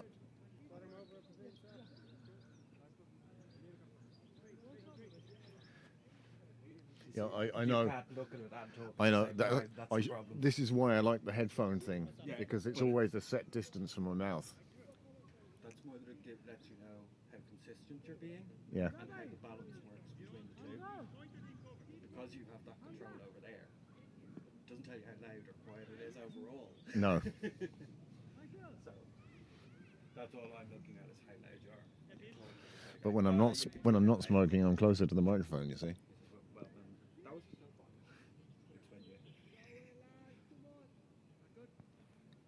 So Zed Safi, we saw an A Safi with bat in hand. We now see Zed Safi.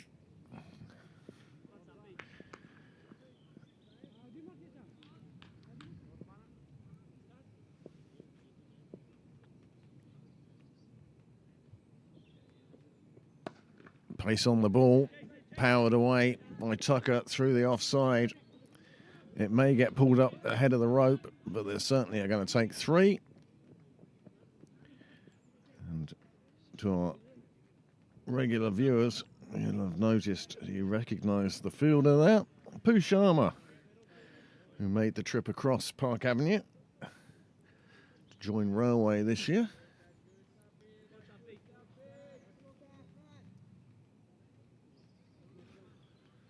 Zaman Safi bowled the first over.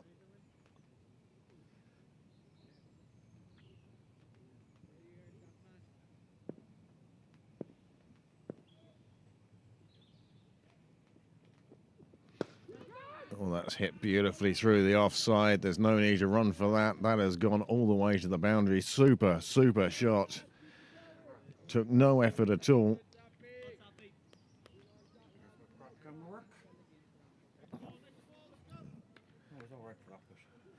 Well, the ball racing away. You did well to keep up with the ball, to be honest with you. There I went wrong. That's all right. I can live with that.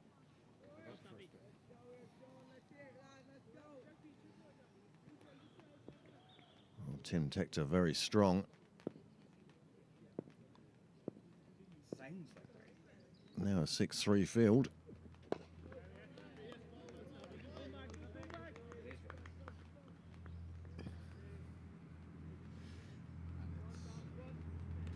mildly sizable drops. This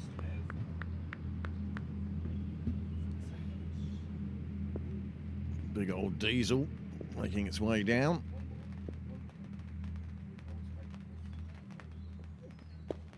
Beautifully shot, cleared the ring, going to run away for another 4. And that was just absolutely on purpose. You see Tim Tector here with an absolutely fabulous shot. Just frees his arms, lifted it, and once it cleared the ring, it was safely running away to the boundary. And that has brought a change in the field now. The 2 outside the ring have changed dramatically. There's one, well, on the 45 in front of the clubhouse. But there's now a man covers boundary. But do you know what? Tim Tector just picks a different part of the ground, smacks it straight past the bowler between mid-on and mid-off, who are both inside the ring. And 3 4s in the over, and each shot has looked better than the previous one.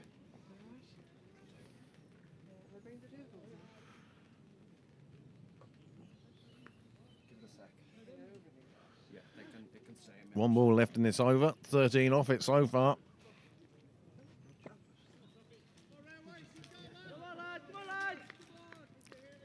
That would take my tooth out. Yeah, it would. That's what I was hoping. You and me both. Oh, full toss. Just played away into the leg side.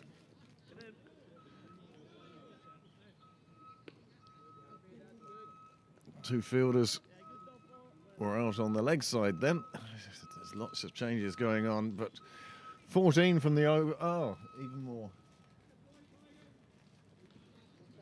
16 off the over.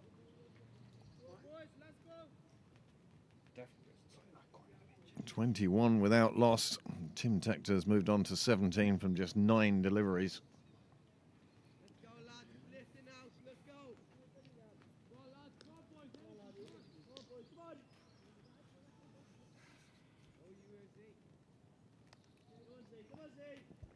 Oh, thank you, Amanda.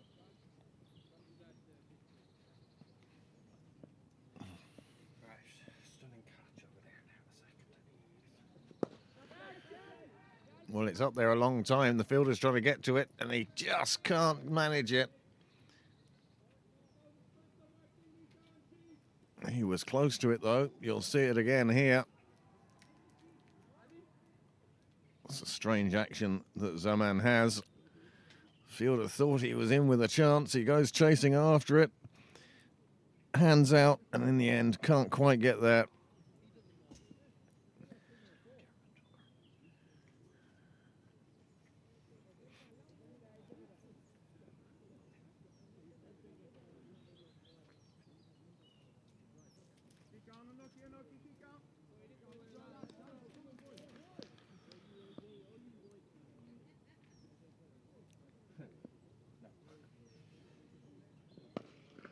Definitely pushed that one through with a bit more force.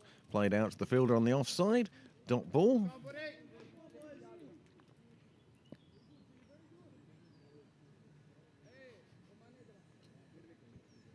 That's what's about to go out. Definitely waiting for that before I go back out. Really amazed, Kieran, that you can't cast your phone onto your TV. Oh, it's a top edge. It's flying behind the slip, and he's taken the catch. And that's the end of Tim Tector. He'd looked so good getting to 21 from just 11 deliveries before. Ball coming round the corner and the catch taken. Well, Kieran, good to hear from you there in Queensland. Hope you're enjoying the broadcast. Hope you're enjoying the beverages. I can tell you I'm sat here with a cup of tea. There's a new house.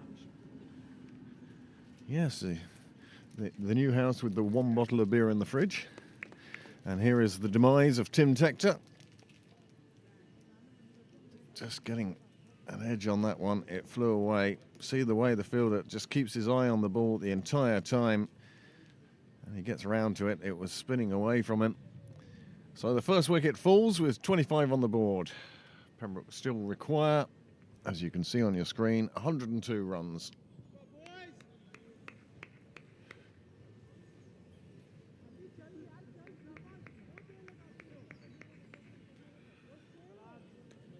Both sides will learn a lot during this first game. This is the first of 2 on the ground today between these two teams.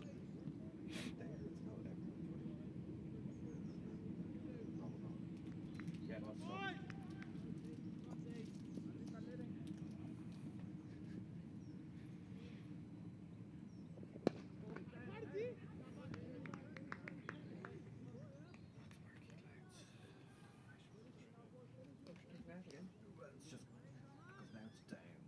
It can be done quick and easy to just do this much. Oh, just my cough. Just I'm not going to go for it. I literally.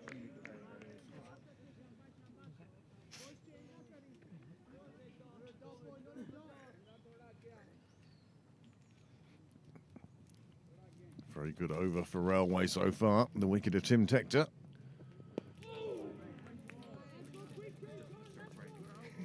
JJ Garth just pats back the last one. Just 4 coming from it, but more importantly, from a Railway point of view, they see the back of Tim Tector, such a dangerous batsman in T20 cricket. And he's shown that not only for Pembroke this year, but also for the Leinster Lightning.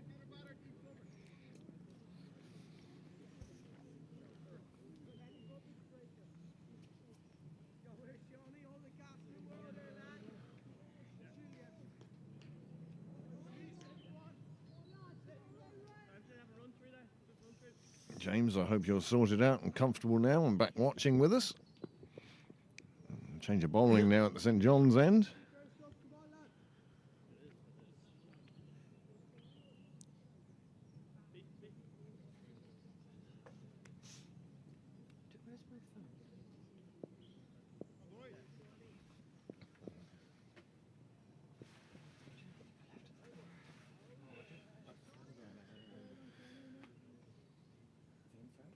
No, I think I've left it in the bar.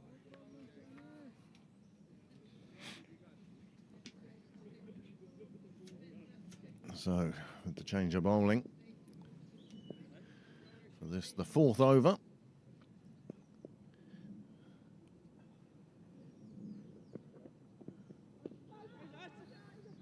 The early assault from Tim Tector means that at the start of this over, Pembroke were just looking for a runner ball. Now, in which part of the appeal was the most? Okay, well, one.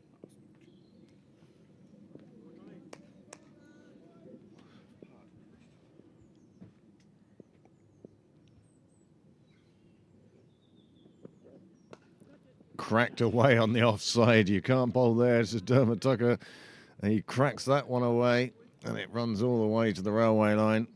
Super shot, this. He's been given some width by O'Brien.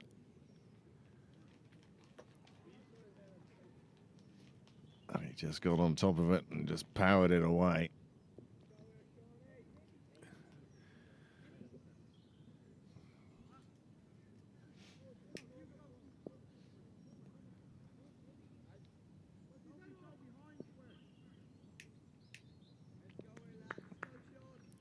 A few changes in the field. There's a 5-4 field.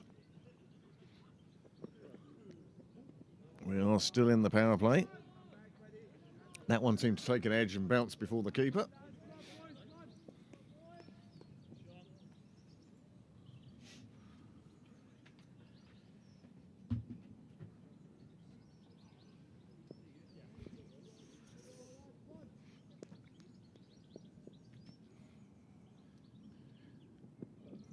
O'Brien generating some good pace with his run-up and demonstrating his football skills.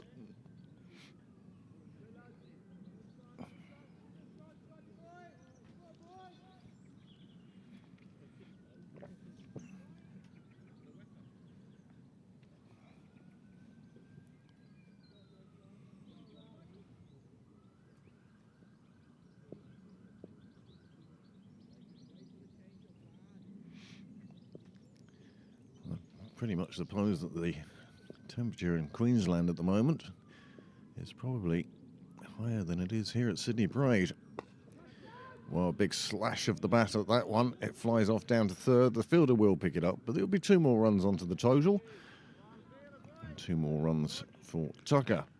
Score moves on to 31 for 1. 1 ball remaining in this, the 4th over.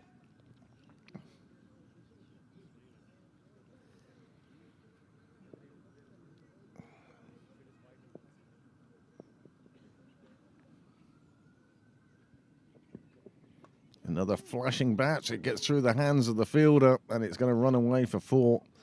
Well, it may be fortunate, but it's still 4 runs onto the total.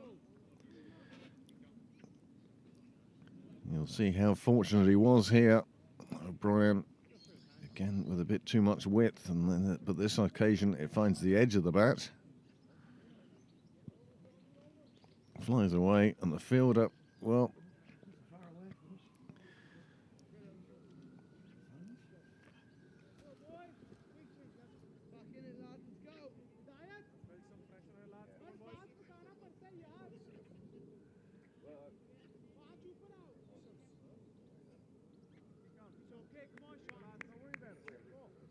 Spread your hands to try and hope it hits one of them.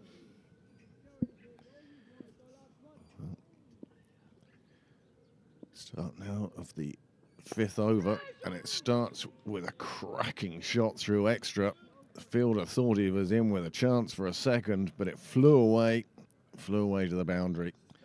Great start to the over, and Garth gets off the mark by coming down the track and powering it away through extra. Diving fielder, and it flew away. 4 more runs, and a good start to the over for Pembroke.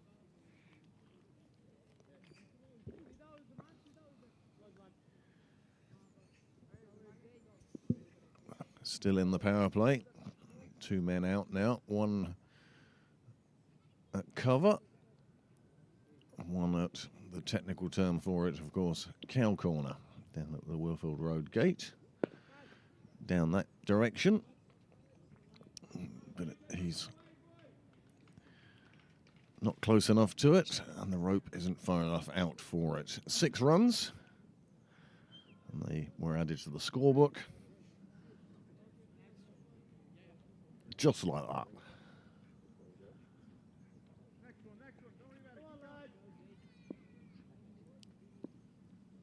And you can see umpire Houston signalling the 6. And the misfield means that Pembroke get through for the single, and it just has a feel about it at the moment. Keep going, boys, keep going.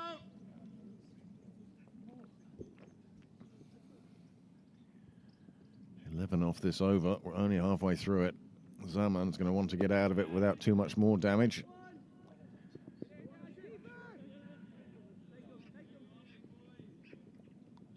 Two more to the total.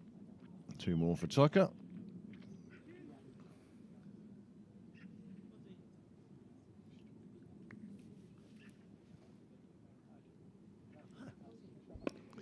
That's well dug out, well bowled, and the second half of this over working out far better for Zaman than the first half did.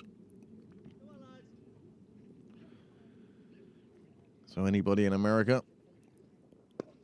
watching the Irish team tuned in today? Most of us have been tuned into America, watching the rain come down yesterday. Some rain it was too. Well, it was rain that saw Ireland and Pakistan eliminated from the T20 World Cup.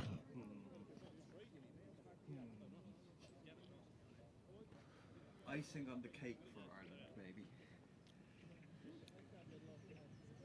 Played 2, lost 2 out of 4. Yeah. Yeah.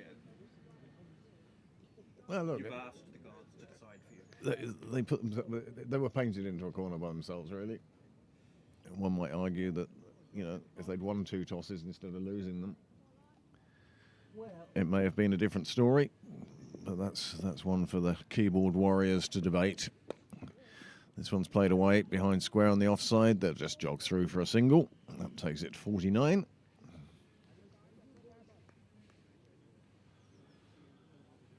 Garth, he's now 12 off 7. He seems to come out with a very positive frame of mind. Dermot Tucker, he's not afraid of flashing the ash either. Well, I suppose it's flashing the willow, isn't it?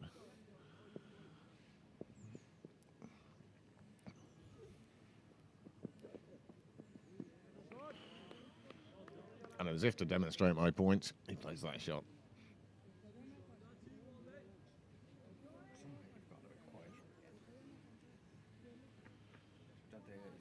And watch, I'll get louder again now.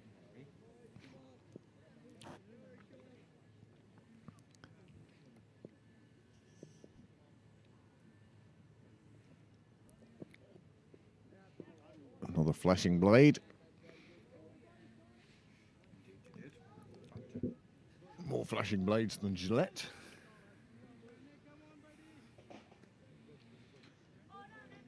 I'm going to have to get like Billy Dwyer and start writing these lines down, you know.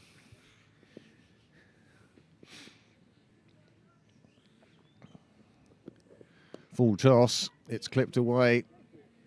Fielder is going to get there, but an easily almost trotted 2. And that brings up the 50 for Pembroke in the 6th over. Oh, yeah, I'll tell you.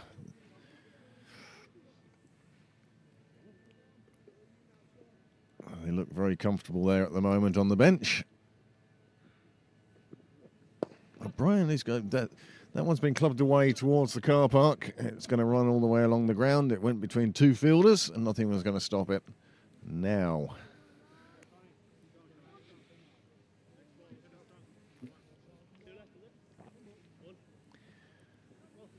A shot of power rather than grace, but it was all along the ground, and it made the fence.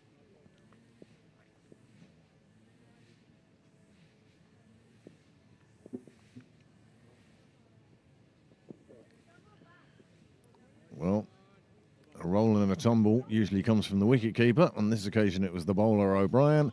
He finishes his second over.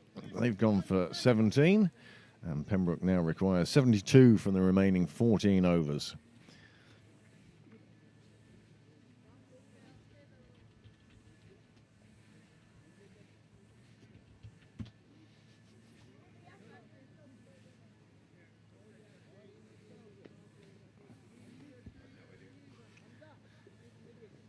There's our viewer in Queensland joining in on the live chat. No doubt himself and our Italian viewer are in touch with each other. One with limoncello and the other one with Bundy.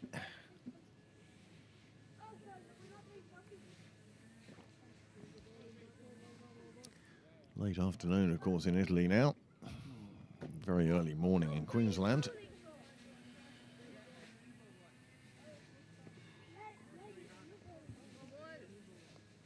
11 o'clock at night, not too late yet in Australia.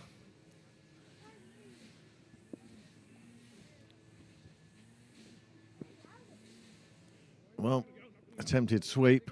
Instead, it's going to go for a couple of wides. Pembroke will add 3 to their score. Carpe starts in just the way he didn't want to, with 3 wides.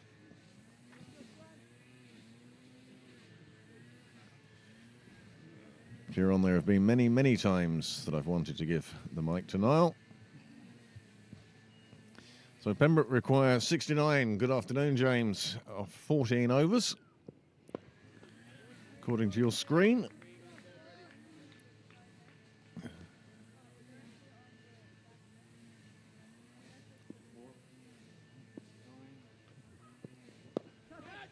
Go on. No. No. 9-9. Up from 13.5. I did 14, not 13.5.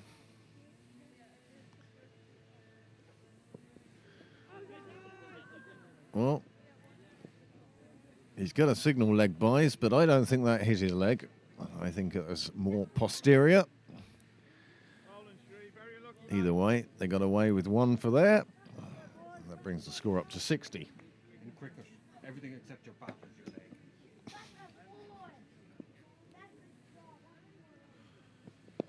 Down the track, just pushed it. Well, long on has to come into mid on. Simple single. Things just ticking along for Pembroke now. 61 for 1, 62 for 1, 61 for 1. Now it's 62 for 1.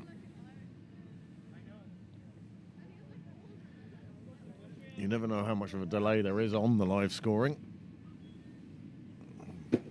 With Ada Lawson doing the book today, it is right up to date, right in live, in real time. Isn't that the proper phrase? Many thanks to Ada doing the book today.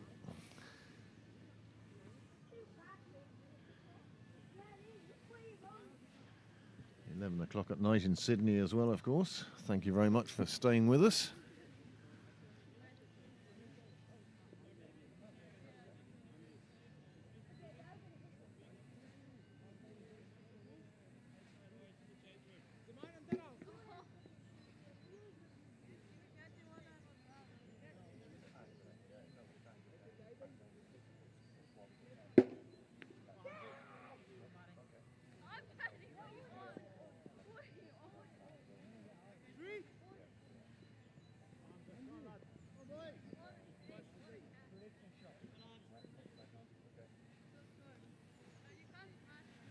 Mahan comes on.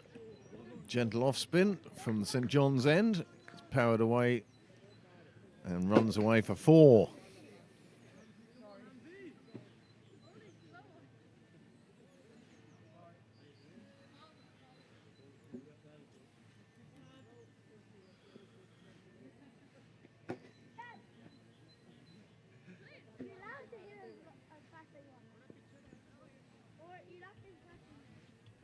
He always has plenty to say, does Niall. Just doesn't want it to be that clear. Deniability is everything.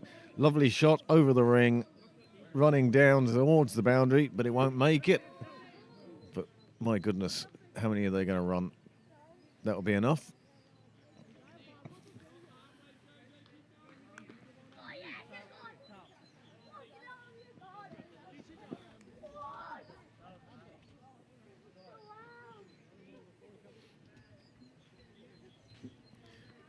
$69 for 1 on the screen. Good afternoon, James. Hopefully comfortable. Hopefully a charger cable for your phone.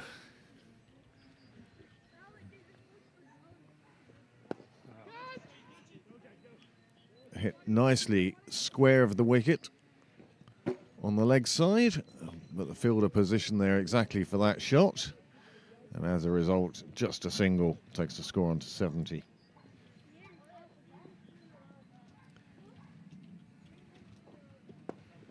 Another one played beautifully on the offside. There'll be another couple. It's a long, long boundary to that corner, and the ground does turn up a little bit, but it won't prevent them just basically trotting 3. And Dermot Tucker, after a hesitant start, has moved on to 33 from just 22, a strike rate of 150.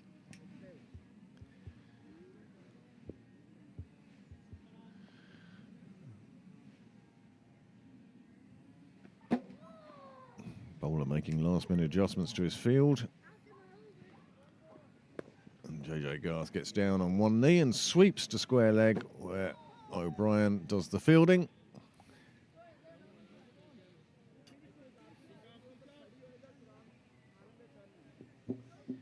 12 off the over, 1 ball to go.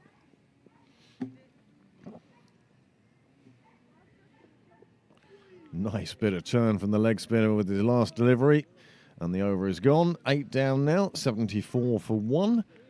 Dermot Tucker has moved on to 33, and Jonathan JJ Garth has moved on to 16. Pembroke still require 53 off 12 overs, but the required rate, as you can see, under 4.5 now. And Railway really need to take some wickets.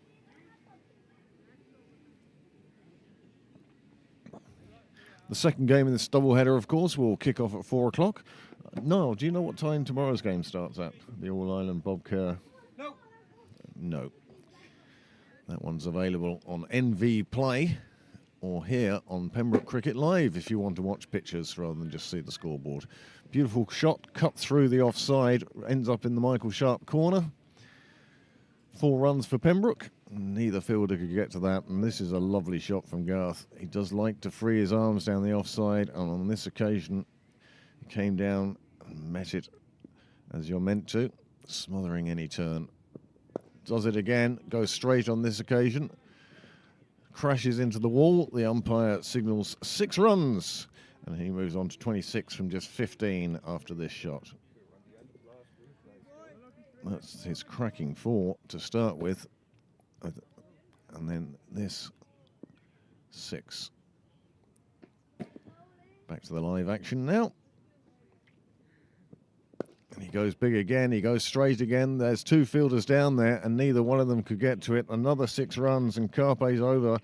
Well, it's not looking pretty at the moment. Again, we cut straight from one replay into another. You can see both fielders converging, but he's managed to split them both. Another 6, and you can see Kenny Carroll with hands on knees. He's wondering what his side have to do to break this partnership. Carpe again, 22 have come from his 9 deliveries. And that's hit out to cow corner. down to the gate. That's another 4, and this is a very expensive over. 20 from it now in just 4 deliveries. And JJ Garth moves on to 32 from just 16 until this shot put him on to 36 from 17. Nice sea breeze coming in today, keeping most of the rain off. We've had a few drops here and there, but by and large it's been nice. Puffer jacket and shorts today, Peter. And this time, well, he's smashed him over down to, well, I'd say it was the Willfield Road gate, but it's actually gone past that by a good 20, 30 metres. And it's down in Compost Corner. And one replay just running into another during this over. It's been an over to remember for JJ Garth. It really has just gone big here, and that one going a very long way. Will Houston, well, I don't want to say signalling the obvious, but that was a big, big 6. Well, the fielder's moving around. The bowler's decided to go round the wicket now to Garth.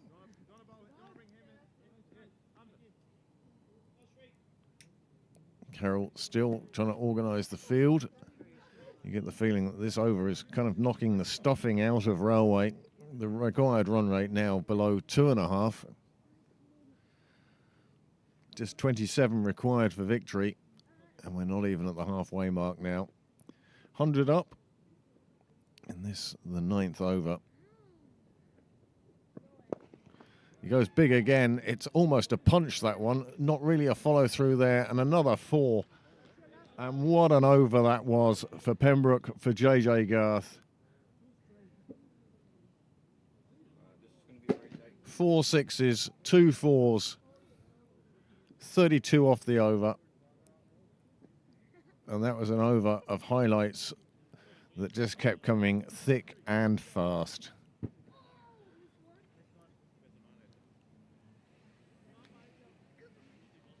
Well, when you're only chasing 127, if you can take 32 off one over, it makes the rest of the chase a lot easier, that is for sure.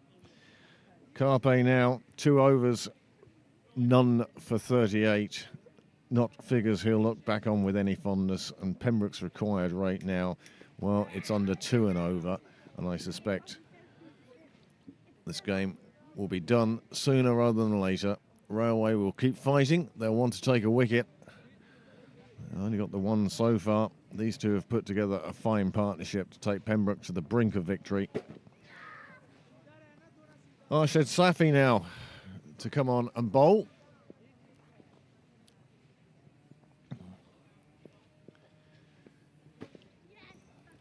Good leg spin bowler, but apt to control's problems, and that's an example of it. And would you believe it picks up a wicket? My goodness, Tucker's going to be disgusted with himself for not putting that into the gardens. It was a dreadful ball pitched halfway down the wicket. But all Tucker could do was steer it down the throat of the man fielding down in Michael Sharp corner at the end of Cyril's Way. And here you see it again. As I mentioned, control being a bit of a problem, drags that one down short. Tucker gets it with the toe of the bat, onto it perhaps a little early, and all he could do was find O'Brien fielding down near the chapel, and that's the second wicket to fall with the score on 106.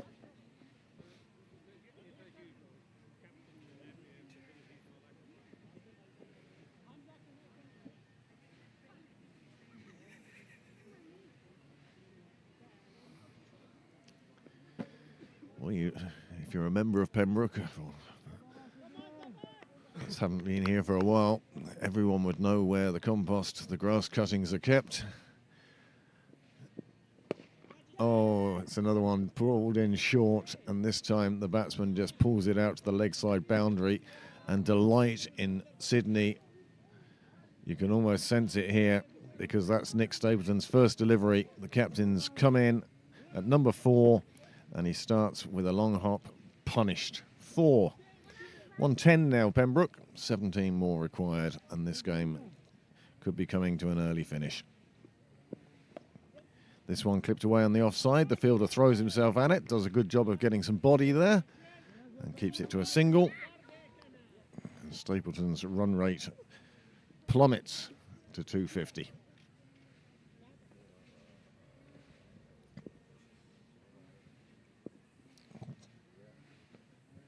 Back live now, pulled away, square leg. O'Brien does the fielding down there. Garth just one short of a half century, and it's only taken him 20 balls to get to that 49. He's certainly enjoying the conditions here today. Most of us are. More fluffy clouds than dark clouds, and less blue sky than either of those.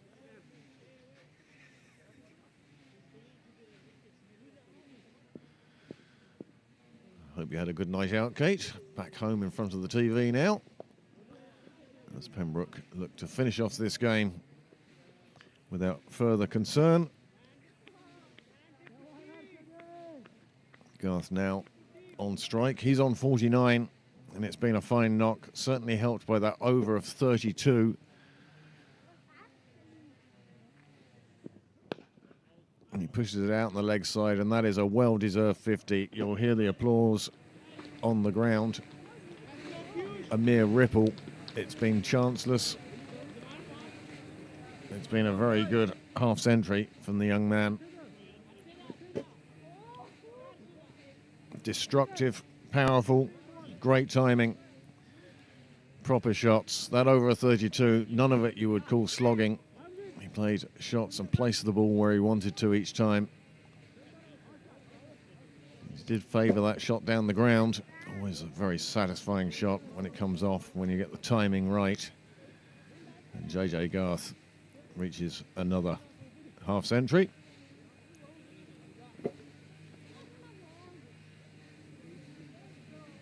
Stapleton, he's on 6 with a strike rate of 200.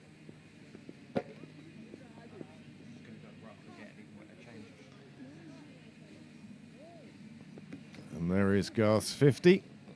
Just the 3 4s and 5 6s in a strike rate. Well, you can read. Kieran, it says 238.10.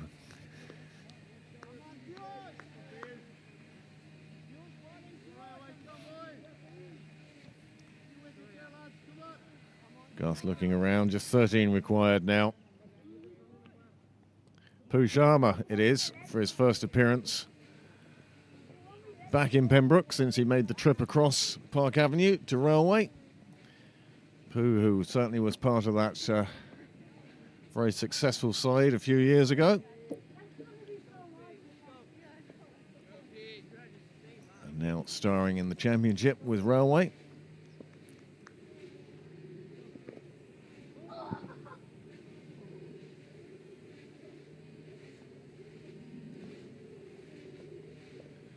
Well, starts off down the leg side, wide given. You can see immediately Sharma really trying to bowl stump to stump. He doesn't want to give Garth any room at all. He's already seen what happened to his teammate.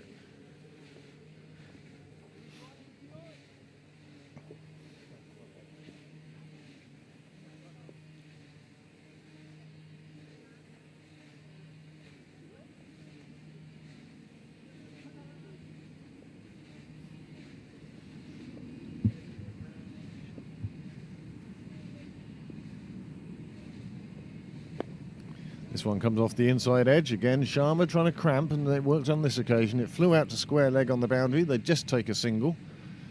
But you can see what the bowler's trying to do here. He certainly doesn't want to befall the fate of his teammate. When Garth took him for 4 6s and 2 4s. Oh, took 32 off and over.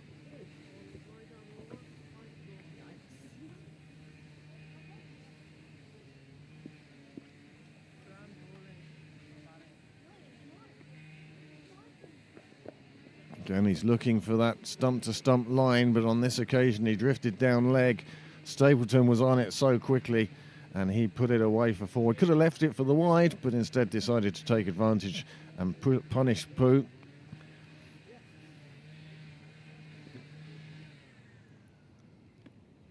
Well,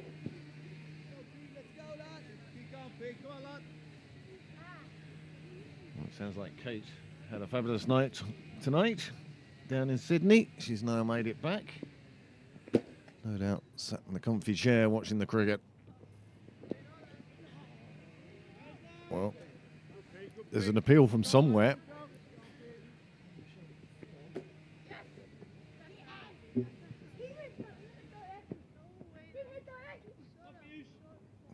Now Pembroke just one shot away.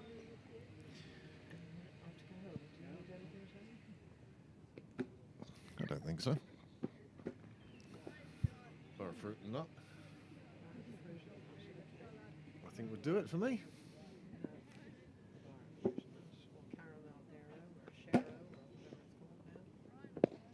He's gone for the big shot. There is a fielder down underneath it. He can't get to it. It lands clear. Pembroke have wrapped up this game in 10.4 overs, and they have won by 8 wickets with Jonathan Garth, 57 from just 23. Nick Stapleton not out, another red inker for him. Looking after that average, no doubt, to please the fan club in Sydney. He got 11 off 5. Pooh Sharma, well, he didn't get through his over. And here it is. Well, apt that it should be Garth, and apt it should be a 6. That has been a super knock from him. 57 from just 23 deliveries. And that concludes a very good professional win from Pembroke. The second game then will be with us in an hour and 3/4. We hope you will come back to us then if you haven't fallen asleep. Set an alarm, that's a very good thing to do. 4 o'clock Irish time. And hopefully... Now we'll just take you through the cards of this first T20 of the day. Railway Union, they batted first. They made it to 126 for 7. And they feel they left a few runs out there. Anytime they did try and go big, it wasn't successful. And you can see the story of the innings really was Paul Lawson coming on and taking those 3 wickets at the top of the innings. Just as people were getting established and getting themselves in, Lawson, well, he saw them off. We saw a super catch from Dermot Tucker. He travelled a long way over his shoulder as we just listened to the applause for JJ Garth leaving the field of play. Kenny Carroll, top scored yet again for Railway. How many times have you heard that over the years? But 126 was never likely to be enough of a total, and so it proved. The Pembroke bowlers did a good job, as I say. Paul Lawson with those 3 wickets at the top of the innings. He took those 3 wickets at 5.25 and was the only bowler, apart from Fiacre Tucker, to bowl out. You can see there was a good mix of bowling. 7 bowlers used, always kept it up. And JJ Garth 2 for 21 off his 3 overs. No partnerships to speak of for Railway, but they had set a target of 127 for Pembroke. And Pembroke, well, they chased that down beautifully. Tucker, 33, he holed out to a long hop. He'll be disappointed with his dismissal, but pleased with his innings. Tim Tector, he was looking destructive before he was caught.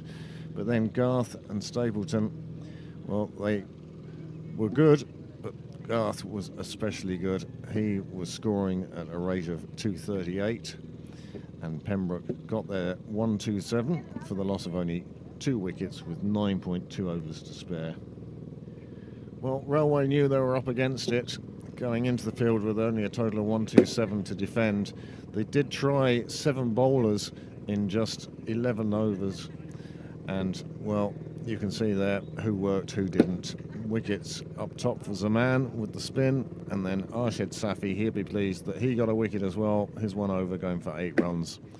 Pembroke got there, and they got there quite quickly at a run rate of 11.91.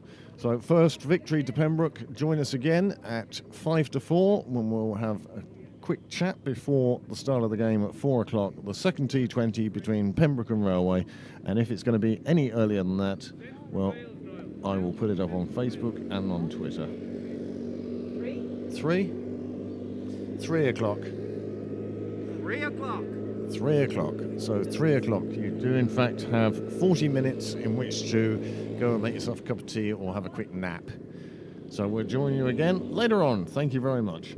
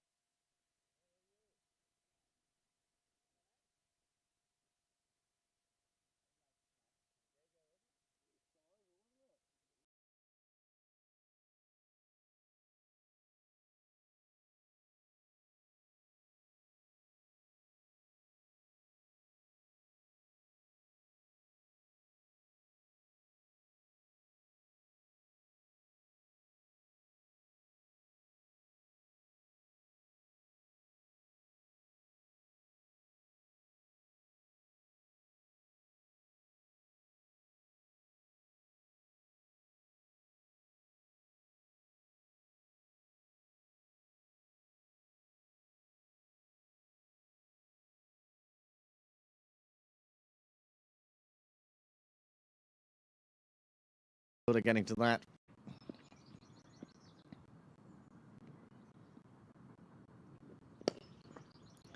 Well, he takes Lawson on straight. And more on that. This one is top edge. Stapleton trying to get to it. He couldn't quite, just got up.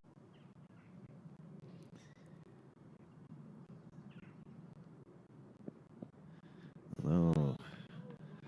And Ireland came out of that pre-qualifying by beating the West Indies. Remember taking the flight back from Hobart. Otherwise occupied, but she will be back with us later on. But she says the rest of the fan club are tuned in Australia.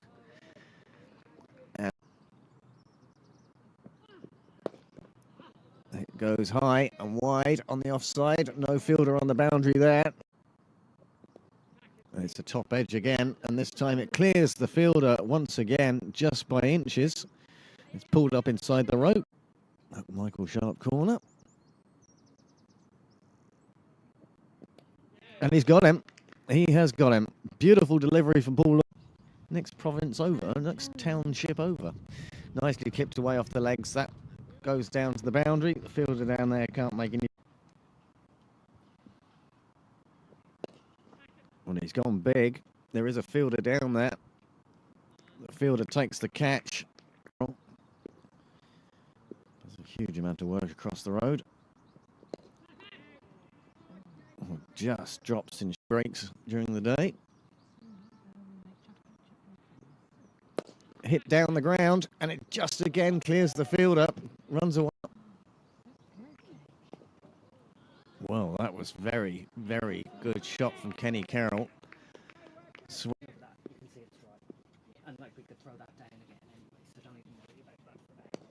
It's hit back at Lawson, and that's a wicket. That one's hit down the ground. Tucker looking at it, and another one that just clears the fielder. That's the story of today for Pembroke. It's in the air again, and again, the fielder thinking he's going to get to it, and he's taken a fabulous catch. Why is it? Oh, that's a full toss, and that's pumped away to the boundary. Any number of field. Sunshine actually out now, as he goes big again.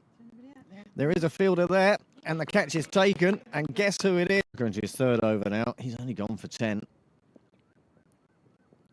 He knows the batsmen are well and truly looking to get off with that magnificent catch from Dermot Tucker. There's a big blow out towards Cal. Fielder coming round to it, but it clears.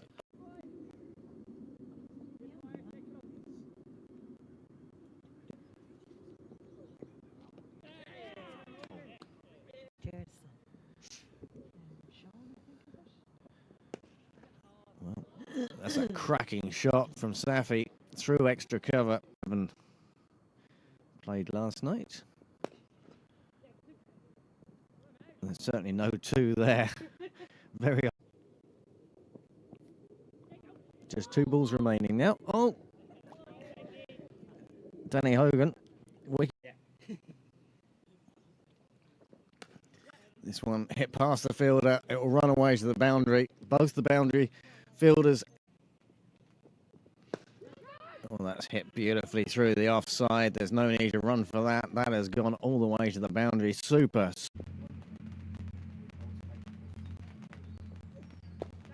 Beautifully shot. Cleared the ring. Going to run away for another 4.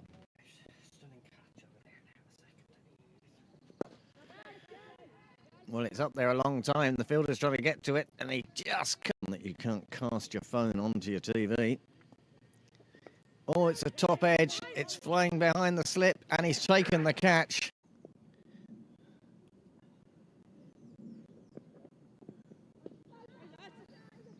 The early assault from...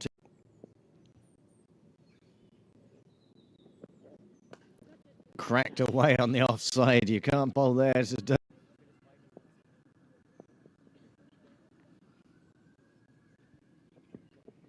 Another flashing bat. It gets through the hands of the fielder. And start now of the 5th over. And it starts with a cracking shot through extra. Or it's, of course, Cal corner. down at the Willfield Road gate, down that direction.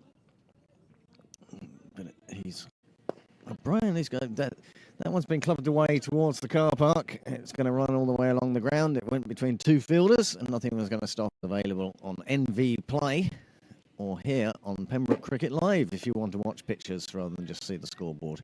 Beautiful shot, cut through the offside. Came down and met it as you're meant to, smothering any turn. Does it again, goes straight on this occasion. And he goes big again, he goes straight again. There's two fielders down there and neither one of them could get to it. Another 6 runs. Carpe again, 22 have come from his 9 deliveries. And that's hit out to Cow Corner, down to the gate. And that's another 4 lane off. We've had a few drops here and there, but by and large it's been nice. Puffer jacket and shorts today, Peter. And this time, well, he's smashed him over, down to... He goes big again. It's almost a punch, that one. Not really a follow-through there. And another 4. And what an over that one. Good leg spin bowler, but apt to control's problems. And that's an example of it. And would you believe it picks up a west? The grass cuttings are kept. Oh, it's another one pulled in short, and this time the bat wide, and this game could be coming to an early finish. This one clipped away on the offside. The fielder throws himself at it, does a good job of getting side, and that is a well-deserved 50. You'll hear the applause on the ground. A mere ripple. It's been chanceless. He's gone for the big shot. There is a fielder down underneath it. He can't get... He's gone for the big shot. There is a fielder down underneath it. He can't get to it. It lands clear.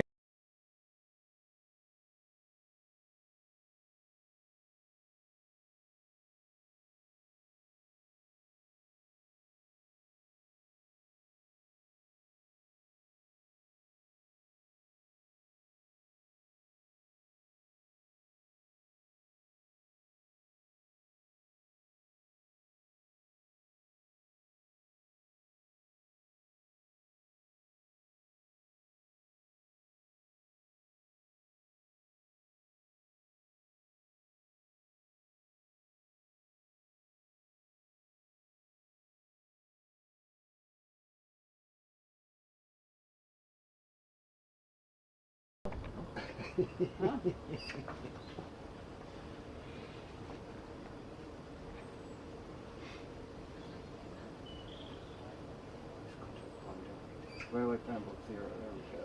2239.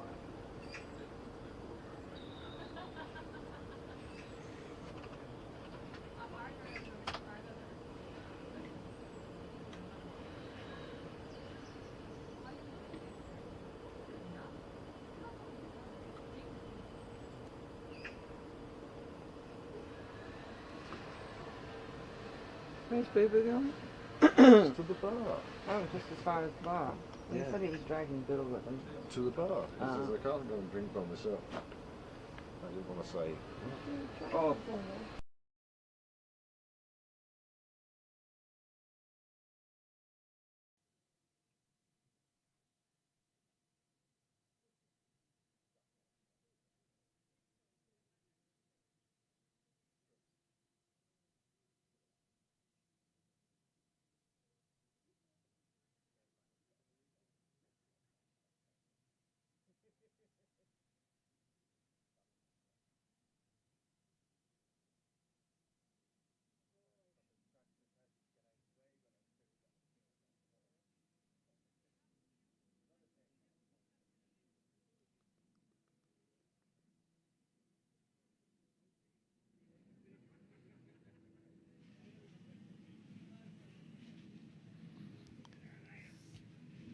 And we're back at Sydney Parade for Game 2 of this double-header. Railway Union, the visitors today. The first game went very much the way of Pembroke. Railway won the toss, batted first, got to 127 in 20 overs, and Pembroke chased it down in, 11 overs for the loss of 2 wickets. with a superb knock from JJ Garth. He reached his half century in no small part to one over that he took for 32 runs with 2 4s and 4 6s. And that very much broke the back of the chase as far as Pembroke were concerned. Changing batting order in this game now. Kenny Carroll coming in at the top. And he's joined by the left-hander, Prakash.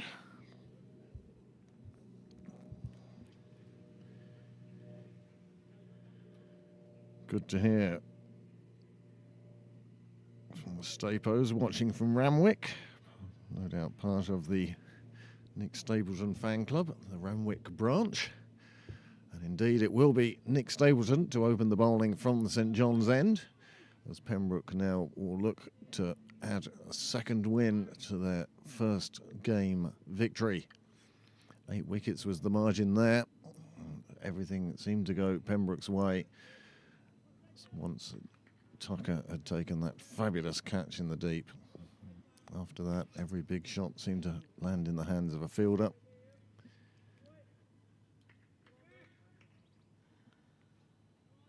Pembroke will be very grateful too to Paul Lawson and the part he played, taking those 3 early wickets. No doubt we'll see him turning his arm over again shortly. But now, Nick Stapleton. Starts with a dot ball. Bit of movement there for him as well. He'll be heartened by that. Kenny Carroll, well, I don't know what his feelings on it will be. No, don't worry, no, not that.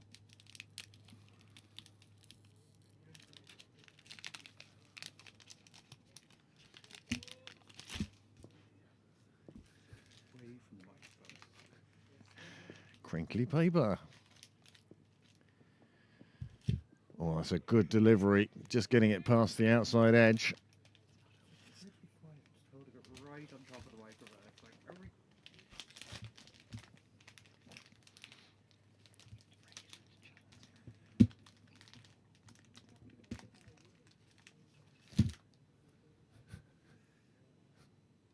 That was even louder, yes?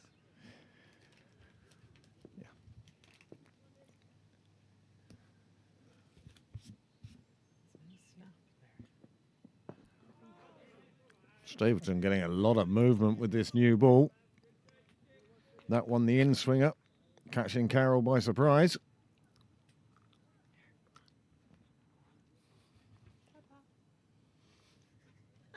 It goes, but it, I might have to go down and get more tea.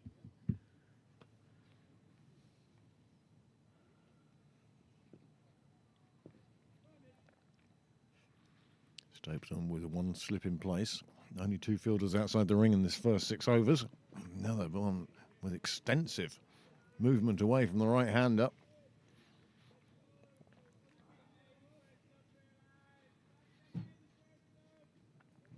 Left Kenny Carroll looking very much like a golfer on the first tee. A few practice swings first. And then he'd have to line up with the ball.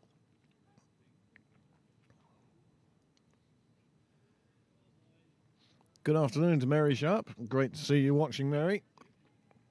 Thanks very much for joining us here. No doubt you enjoyed that first game.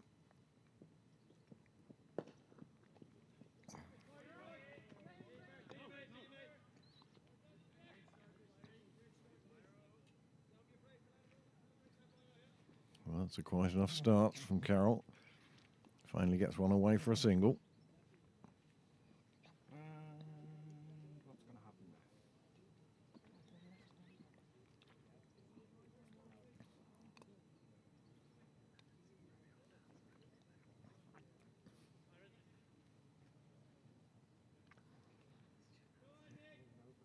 Oh, is it on it?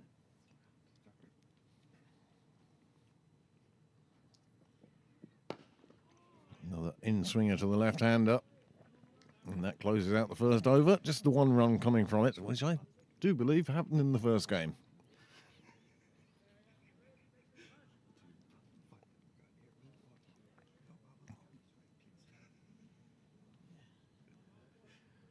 First over complete. And after his success in the first game, Paul Lawson will be opening his account from the nursery end, from around the wicket. The sight screen getting moved a long, long way. Glad we've no camera on that one.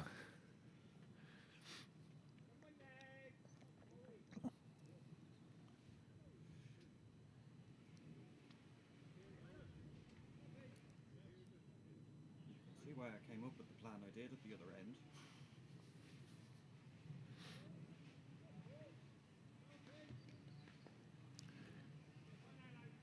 Paul Lawson, Kenny Carroll. Carroll chips him. It's in the air, the fielder is there, and the catch is taken, and Lawson strikes with his first delivery, and it's the danger man, the top scorer in the first game for Railway. Kenny Carroll makes his way once again quite slowly back to the pavilion, and Lawson strikes again. Oh, you want a partnership broken? Paul Lawson's your man. He is in some form at the moment. Big smiles on the Pembroke side. They know what an important wicket that of Kenny Carroll is. And this is the delivery that got him. Just swinging into him. He took the outside edge of the bat and flew into the air. Certainly didn't come off the middle. And the safest of hands, making sure of that. Quite cool in the sunglasses, isn't he, Tim?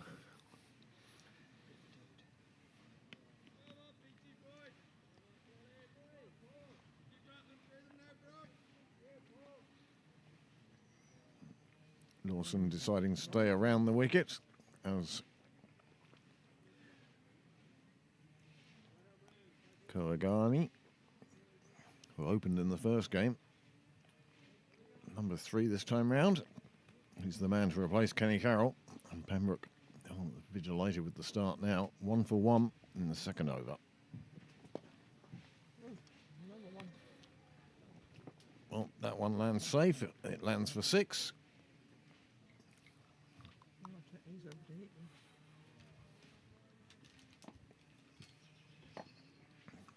You know what? I'll bring them back. No.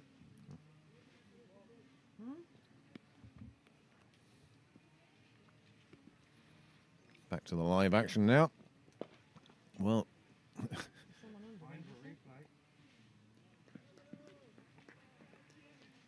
Lawson, well, he's having some over. Wicket, 6 wicket. Kogiani, he had decided that he was going to take Lawson on. I think this camera work is going to work better in a replay than it did live. Oh, and again we go from... Here is the second wicket. Brings to mind the song, I Fought the Lawson, and the Lawson won.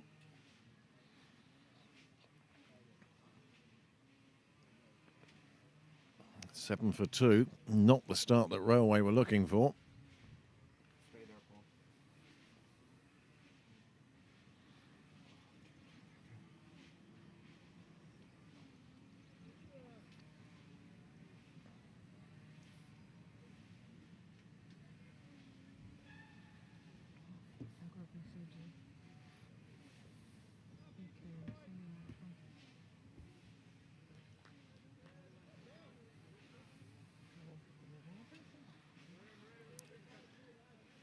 Zaman is the new man to the crease. He certainly wouldn't have expected to be in the second over. Score 7 for 2.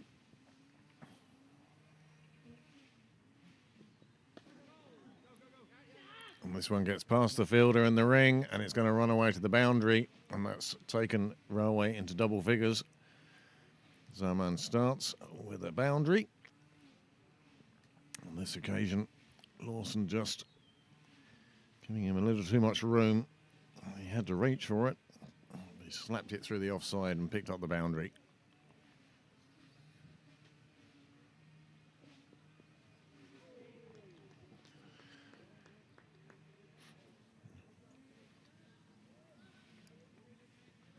When you see Paul Lawson walking away like that, it just brings back memories of Kieran Volker, to be honest with you. Swept on this occasion, swept round the corner. It's hit the turf. It's hit the knee. That's dry mouth time. Ooh, ah, ooh, ah. Big smiles all around. That is the end of the second over. Here is this shot again.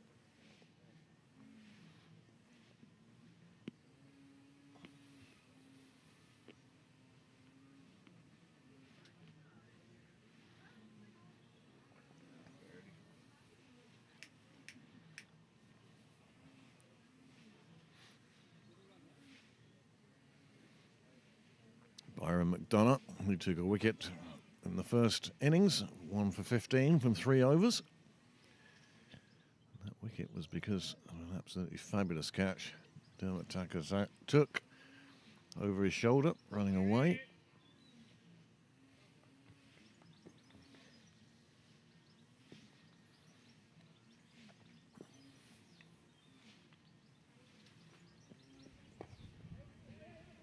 Well, they call for the quick single, and the throw is there, and it's a run out, and this Railway innings is collapsing. What a wonderful piece of work. Jack Tector hitting the stumps. How many did he have to aim at? It wasn't all 3, that was for sure. But he threw down the stumps, and the third wicket falls. And that is a great shame for Railway. They are now in the depths of 12 for 3. Judge this for yourself. He hits it. Cool. It's pretty quick. But what a pickup and throw.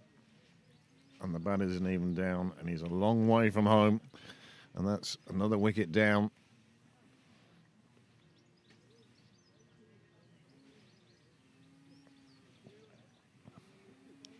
12 for 3. Railway's day not getting any better. They lost the first game by 8 wickets, and now in the second game, 12 for 3, with the very dangerous Kenny Carroll back in the hutch.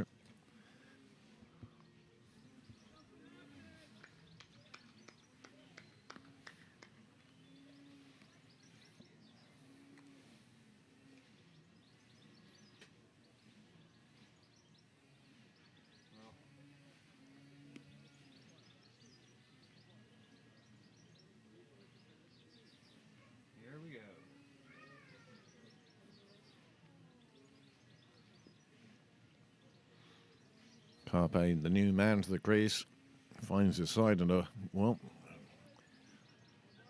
a little bit of doo-doo.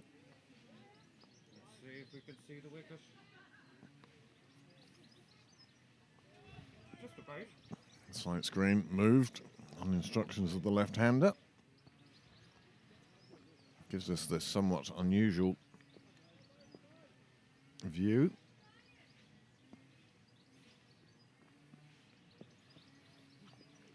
Well, Carpe making his thoughts on the matter completely clear. Jack. There's Jack, was it? Okay, I'll see that. There you go now, Niall. You can knock yourself out there.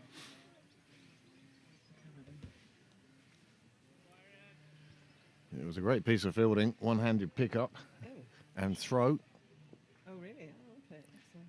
at about possibly 1.5 stumps. There's a replay somewhere. Oh, there's a replay everywhere.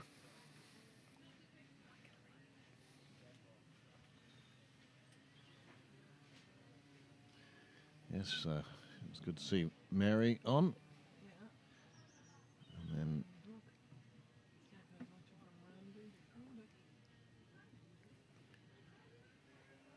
Classic commentary. Who's that, McCarthy, is that?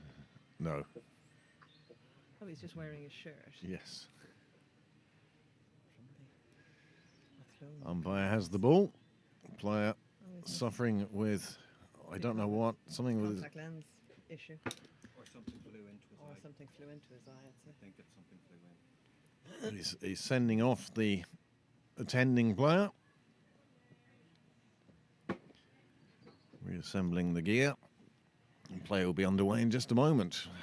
Won't change the scoreboard though. Still 3 wickets down, just a dozen runs, and we're in the 3rd over.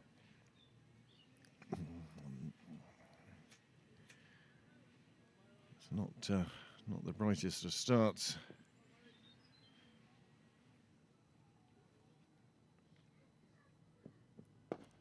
Nice ball. Coming back into the left-hander. Nice shot, played it away.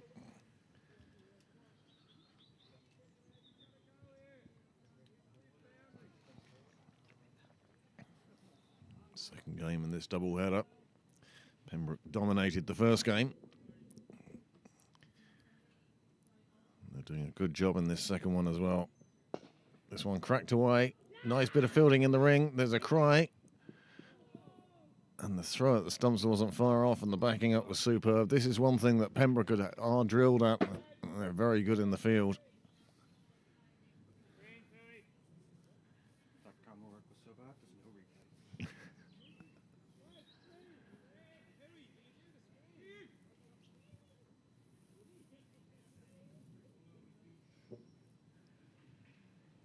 Where's the camera going to end up now? Well, your guess is as good as mine now. We'll wait and see where the camera does end up. Super wide. No. Just to say, James, if you're still watching, if there's anything you need, do let us know. We're only down the road. This one flies through to the keeper. It's good to see that picture back again.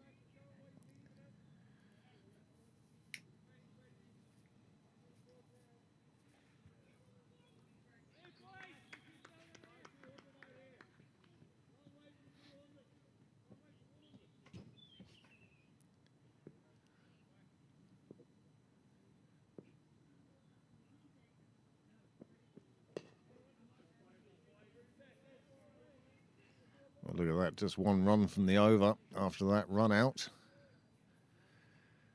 13 for 3. And we've only seen 3 overs. They say a quick game is a good game. You want to see it, Amanda? I think I have it. Here's Niles between the overs replay. Set off late. But look at this. Oh, for goodness sake. Your man is Just jogging down. jogging down. Oh, he knew. He knew he was in trouble He once. knew he was walking in if it didn't hit direct hit. But he made Yep. no effort to ground his bat, did Well, big shot here from Railway. Takes it out to the boundary. They look for a second, but it isn't there.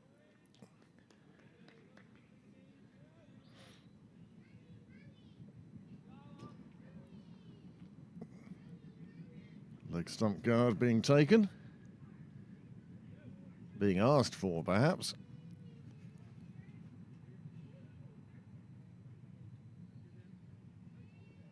So close to straight. So close. It's that search for perfection that keeps you going, Niall. That's what that is.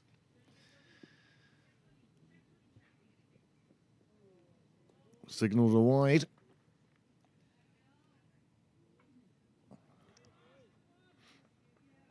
The umpires have swapped ends for this second game.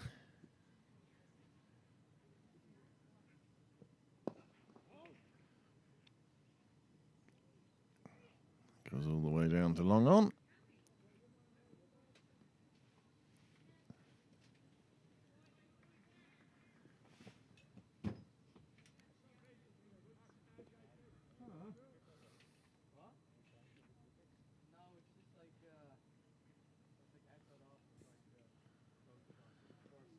Full pitch from Lawson on this occasion. Took a wicket with a very similar ball in the first innings. He's 2 for 14 now.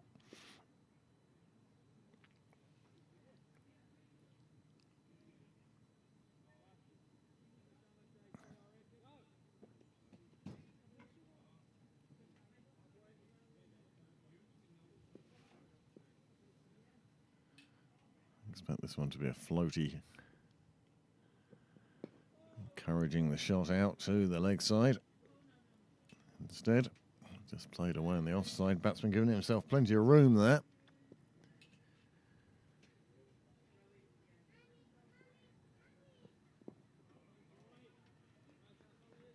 Lawson does his own fielding.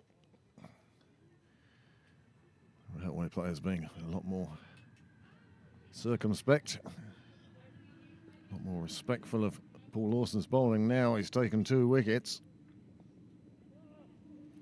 Under edge takes it past Hogan. Picked up on the ring. They get through for 1. That's the end of the over. And the score now moves on to 17 for 3 of 4 overs. Well, the loss of those 3 wickets, we always talk about how many wickets to lose during the power play. 3 or more is generally considered to be not a good thing.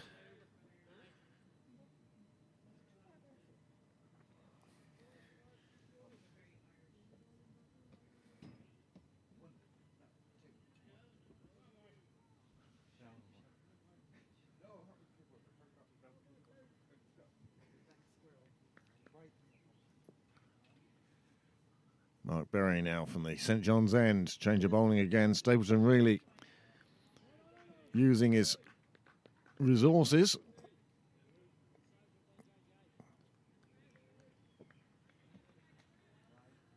Nice bit of fielding in the ring. JJ combining well then with Fiacre to get the ball back in quickly. There we go. Good save, good stop. This one, however, cracked away. Ends up in front of the bar windows. 4 runs onto the total, and that's a very welcome 4 as far as Railway are concerned. Flashing blade, cut it away, no fielder there. 4 runs all the way.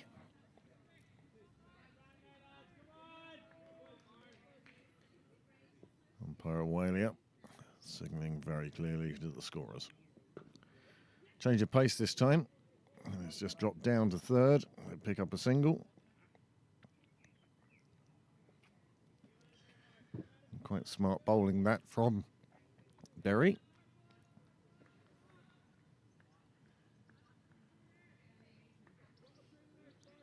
Railway team a little subdued, so they would be 3 wickets down in the first 4 overs. This one dropped down to 3rd. These two will be looking to put together a bit of a partnership, stick around for a while. Certainly a big difference between the 2 sides, the way Pembroke went about chasing 1-2-7. The way that Railway now are trying to reassemble their innings.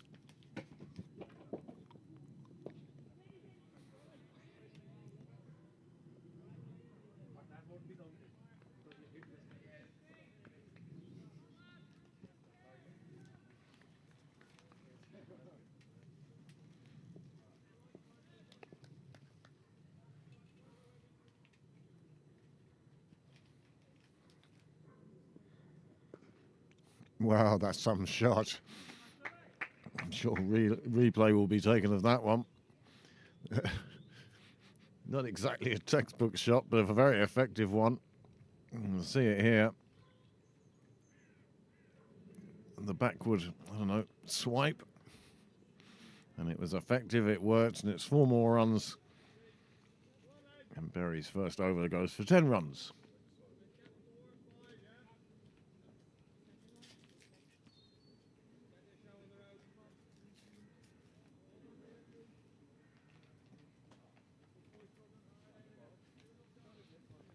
I'm still insisting that I set up the second mic for you. Oh, that one gets past Tucker at square leg, and it's going to run away. And it crosses the rope eventually.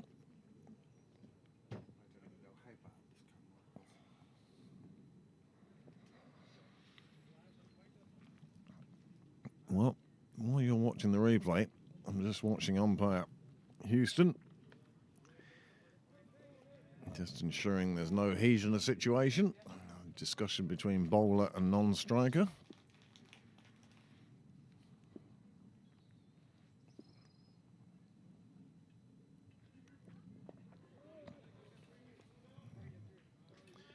Pushed out the offside.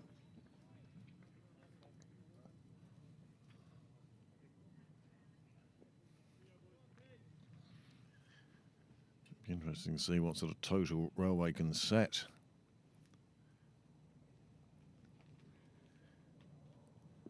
From this position. Well, full toss will help matters anyway. That get clubs away for another 4.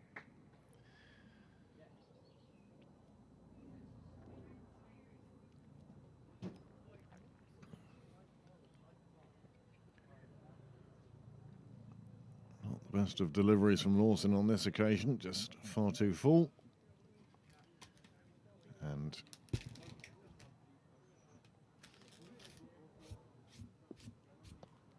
got what it deserved.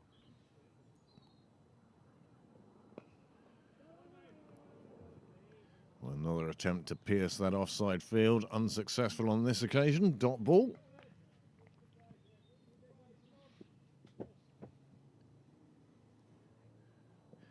Too short from Lawson, it's pulled out, but there is a man on that boundary who will keep it to just a single.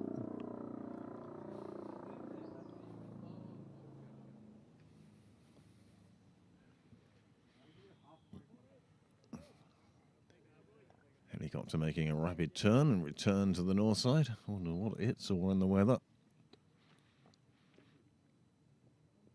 Oh, good length ball, inviting the drive, it wasn't there. Good finish to the over, but a good over for Railway. Prakash and Karpe having to rebuild after the early loss of 3 wickets, including a fabulous piece of fielding.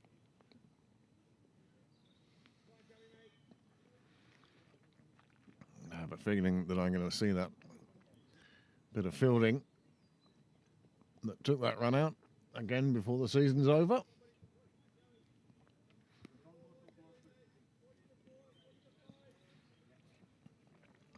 Well, Joe Prendergast bowled 1 over in the first game. It went for 14 runs. But Staples showing great faith in the second team captain. Tony Hogan standing up. So what Prendergast need here is his accuracy.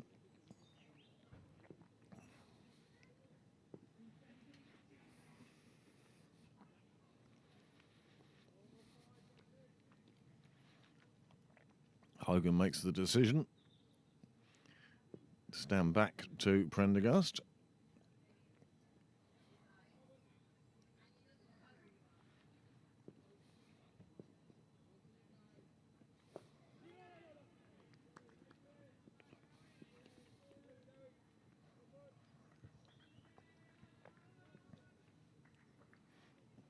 Prendergast, of course, he got that bash in the first game, diving forward to a ball, bounced up and hit him in the throat.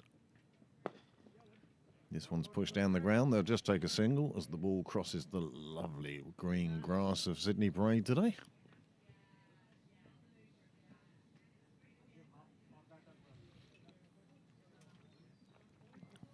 Lovely quiet sounds of summer around the place, as well as the cricket. Birds chirping away. Spectators chatting on the sidelines. Joe's a good boy. Prendergast staying over the wicket.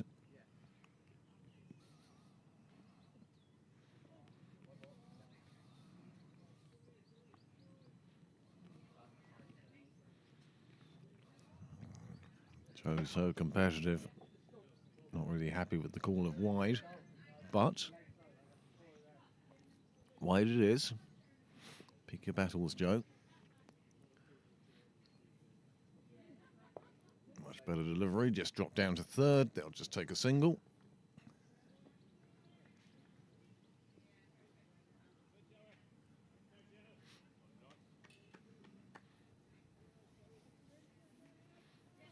Pembroke Really fortunate having such depth in strength this season. This one in the air, but it's not going to travel the distance needed, but they do take the fielder on it, although on this occasion throw a bit more errant.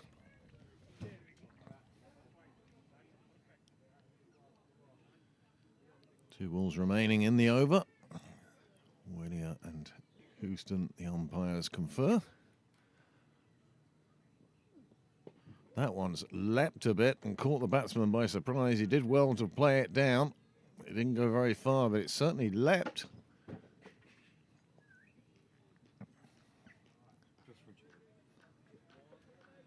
Yes, Joe will enjoy this replay. Really made the batsman take his bottom hand off and just fend at the ball. Eyes nowhere near it.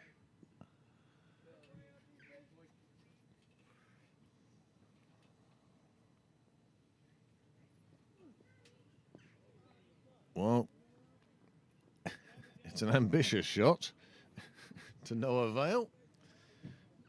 It's the end of 7 overs. Score is 40 for 3. And here we'll see this, I suspect, the last delivery again. Well, it nearly hit his hands, so I don't know how he can claim it was wide. He can't.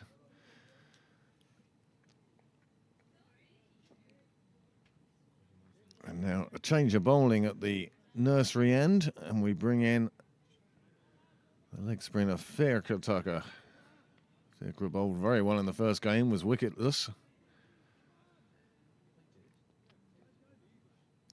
Side screen gets moved for him. You're on their them duty. Hmm? You're the one with the headphones. You're on them duty. Oh, that one taking the bottom edge of the bat. No, I can't hear them at all. Oh, I can now. No.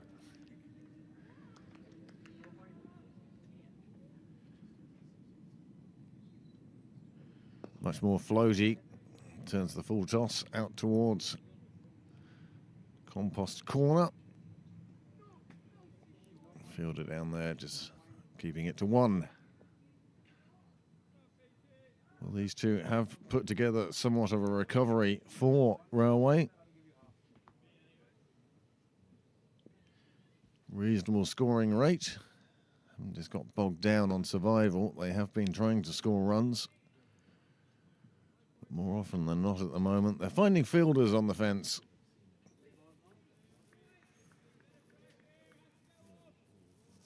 One of those magnifying glass things to just put there to just.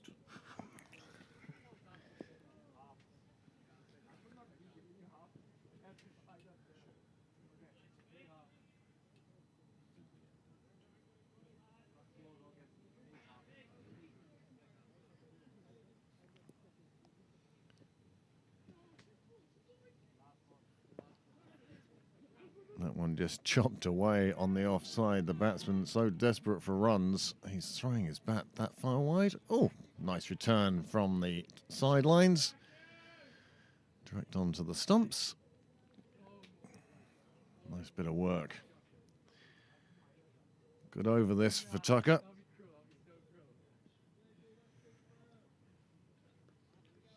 Again, the one hand, the throw. Well, He's glad he put his bat there.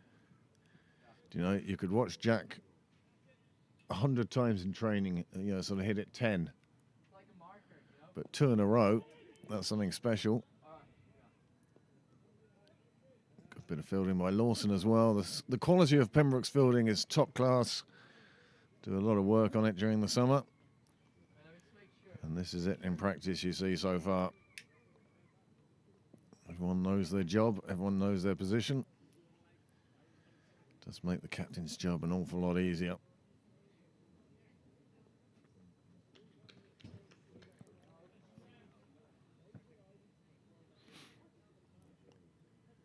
The left-handed Carpe on strike. He's 15 off just 16 deliveries. He's doing his best to keep his side on target to set a reasonable total for Penbrook. But at the moment you would have to say Penbrook will feel that they're ahead.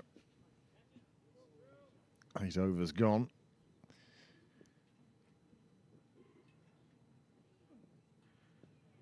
Prendergast getting that one to lift through to the keeper. Nice sharp delivery.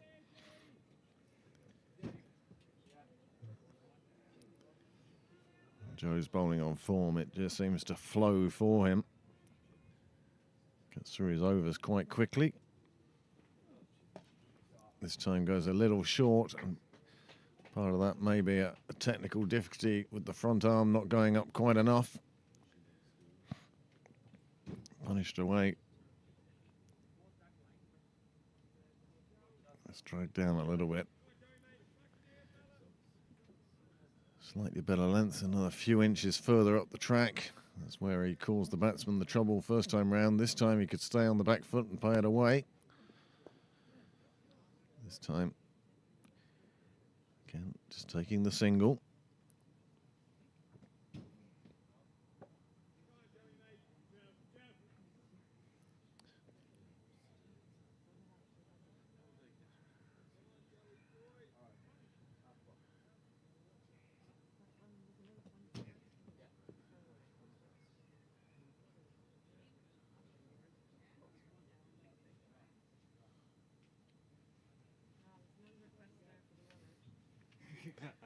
Hey, Heatley.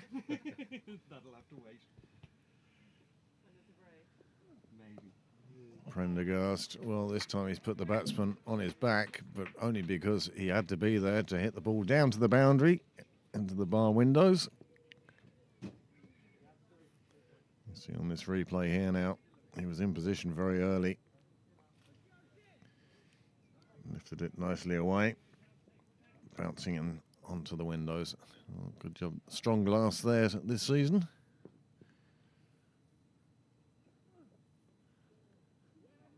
Oh, this one beats Danny Hogan. Slips away. 2 balls left now.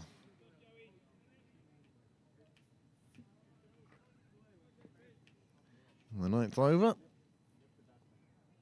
Captain Nick Stapleton, he certainly has a lot of choice for the second 10 overs. He's used a few bowlers here now. Prendergast at the moment, and himself. Paul Lawson, Fikra Tucker, Byron McDonough all turn their arms over in this first 10 overs. It's been very successful for Penbrook too. 48 for 3. Oh. Our scorers bringing themselves up to date on the live scoring.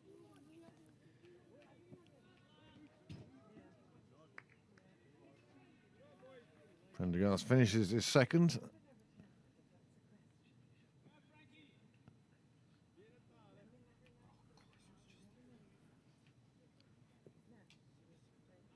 Fikra Tucker is going to continue from the nursery end now.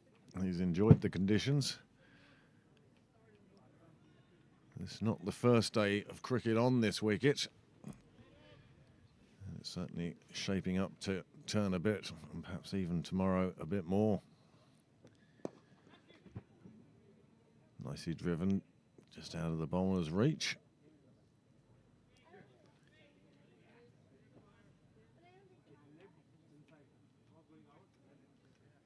The early loss of those 3 wickets, of course, have slowed the Railway search for runs. One feels that these 2 batsmen are getting the sense that they've been in there long enough now. They can start looking for the fences. The question will be how Penbrook deal with that new aggressive approach. So Heatley, you all caught up on Florida and everything now?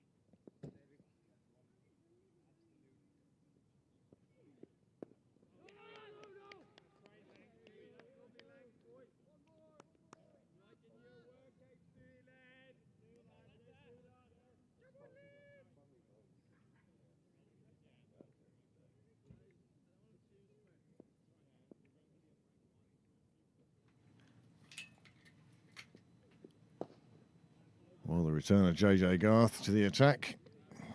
Working out for Stapleton again. He's been excellent today. 2 wickets in the first innings. Magnificent half-century. And now, well, miserly with his bowling in this first over. Just 1 run off the bat.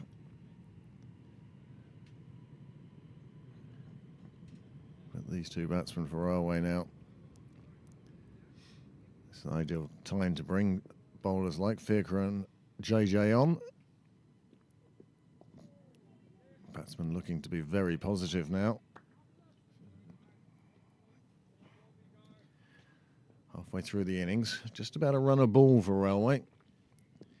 It's a good base. And they're sort of overcoming the loss of those early 3 wickets. These 2 have batted quite sensibly.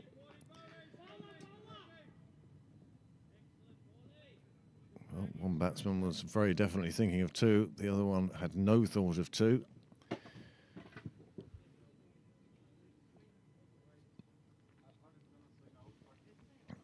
Slight changes of the field for the left-hander. 3 deep on the leg side, 2 on the offside.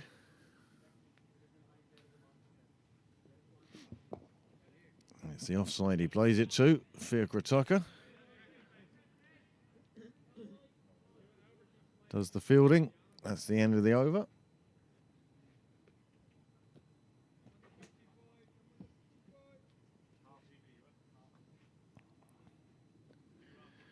Well, these 2 really are reaching that decision point. How are they going to take this on?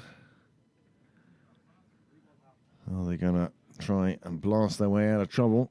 It's the return of Lawson now from the nursery end. Another Pembroke player who's having a superb Saturday in Sydney Parade.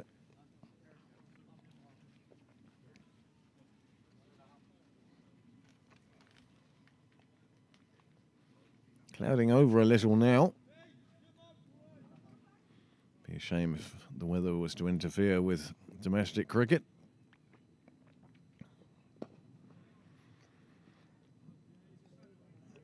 They do take the single in the end.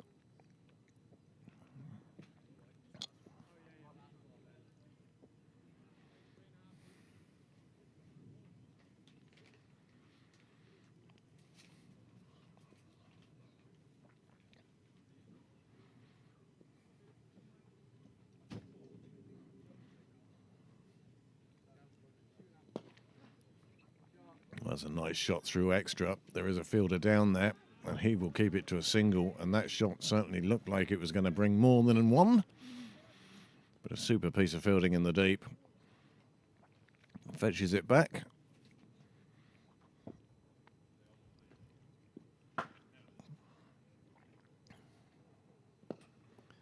Played down to the same fielder, this time making it a little easier for him.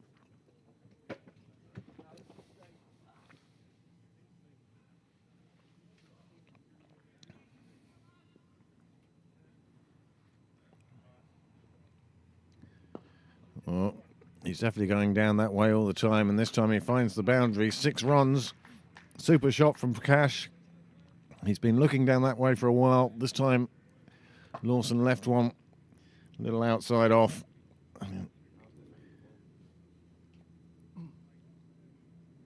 He advanced down the track. Well, he didn't exactly get all of it, but he got enough of it for 6.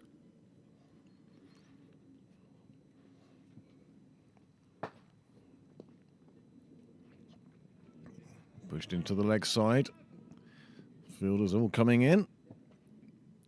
Accurate throw. That'll make Railway think twice about taking quick singles.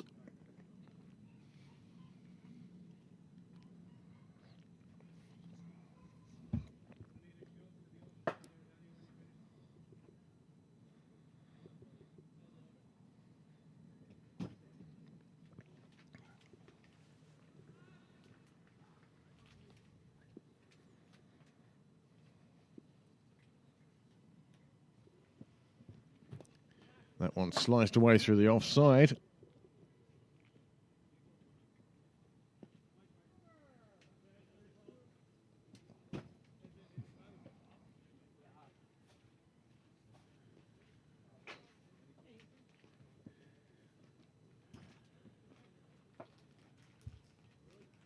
Another over slips by. Score 72 for 3. Oh, that'll be a concern for Pembroke. Byron McDonough feeling as hip as he was running there. 12 overs gone. Well, Railway are still looking at 120, scoring at a runner ball.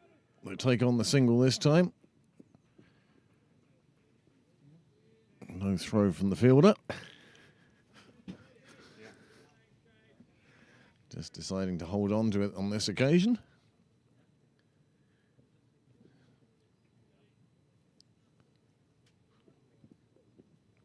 Oh, lovely delivery. Clips the edge of the bat. Danny Hogan takes a smart catch. And the breakthrough is made by Garth. His first over only went for a couple of runs, and already in the second over he's picked up a wicket. Fine wicket that. Nice catch by Hogan.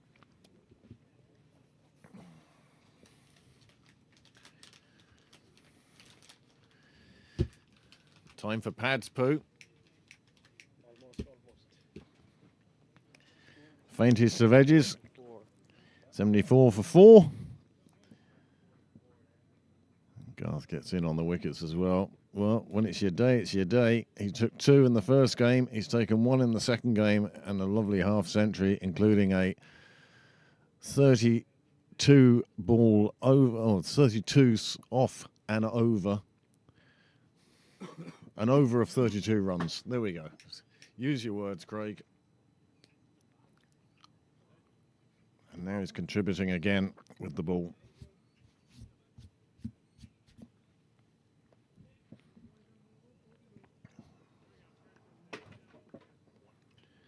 Arshad Safi now, and to face his first delivery.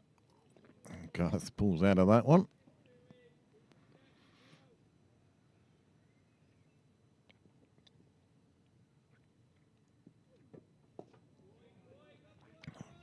Played away on the offside.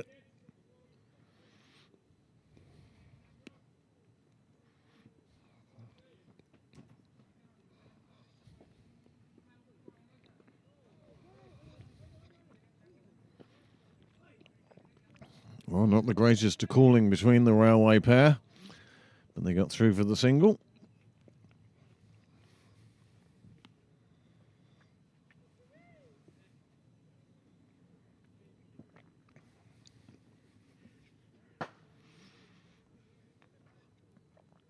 Just 7.5 overs left now for Railway to set a target.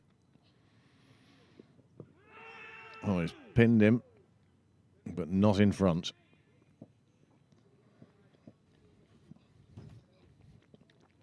No real disagreement from the Pembroke players.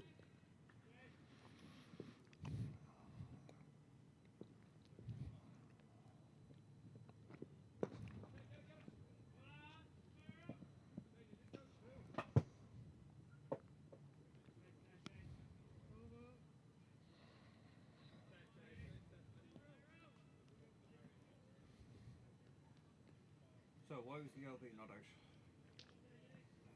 You're about to show us, no doubt. I have no idea. Either. I think he suggested something about the leg side. He's saying it hit him outside leg. And you know what? Even if you ran that through DRS, I think the best you could hope for would be umpire's call. I have no real disagreement with that.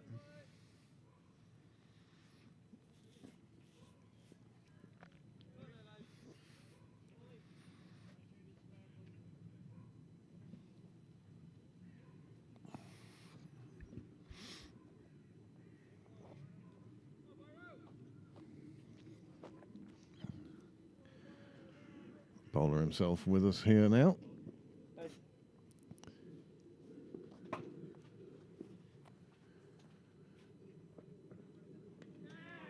And that's a wicket as well. Byron McDonough, you could hear the edge from here.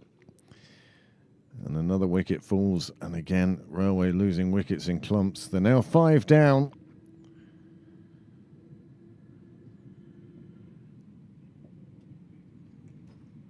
Carpe departs for 30 off 30. And Barrow McDonough, his first over went for 1 run. And he's picked up a wicket with the start of his second. Well, it hasn't been the glorious summer's day that we might have wanted this far into June.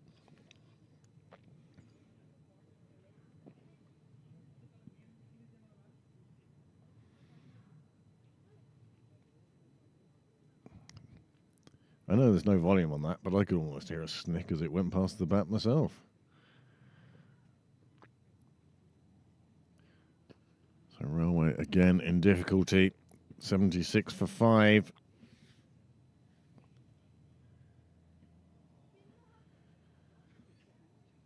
We're in the 14th over.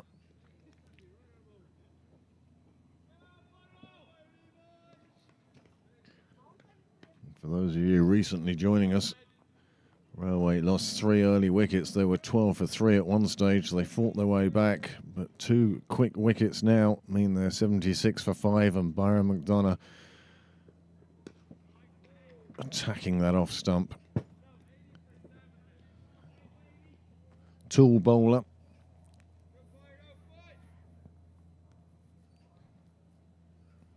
Nice smooth action.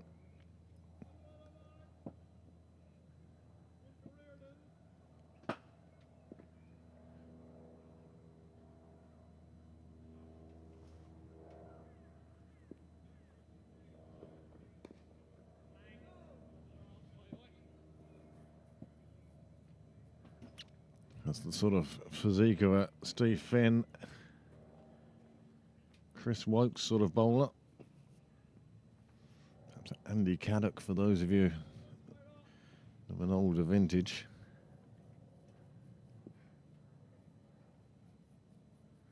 Perhaps even Graham Dilley for those of you of my vintage. Good delivery, cramping up the batsman. He just drops it on the leg side. Neat pick up and fielding. And the single goes on to the score. Philip LaRue and Zaman Safi are the 2 batsmen in for Railway.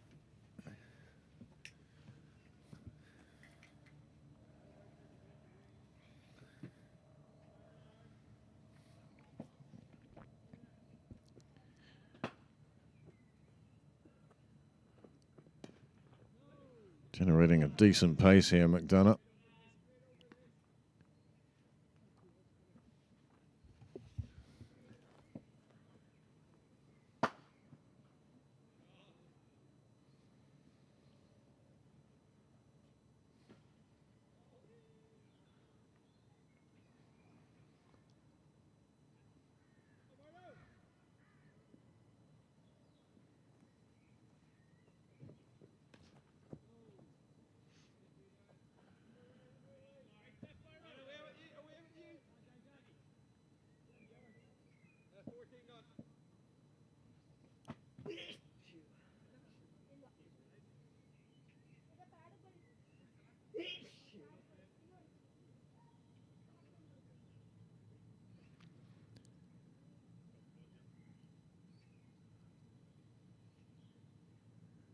JJ Garth now.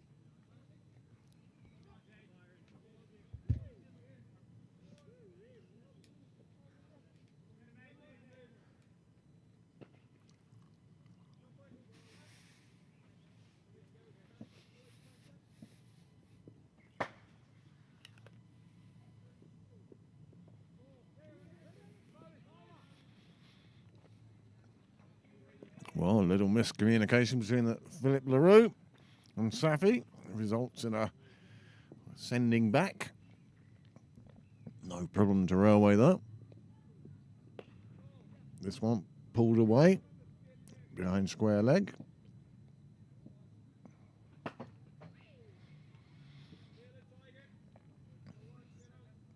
Tim Tector it is down in Michael Sharp corner, patrolling the field.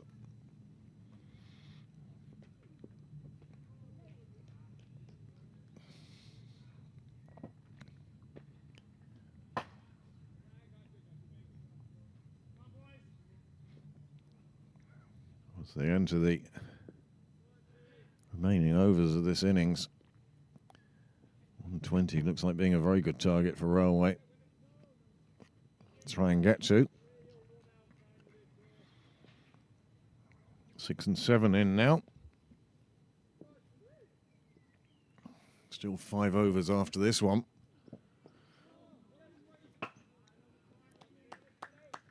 Nice fielding round the corner.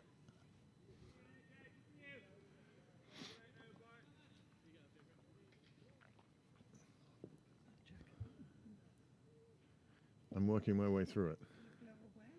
Yeah.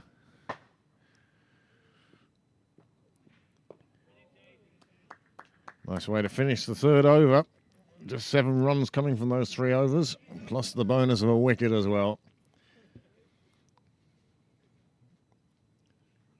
Garth really having a day to remember this season.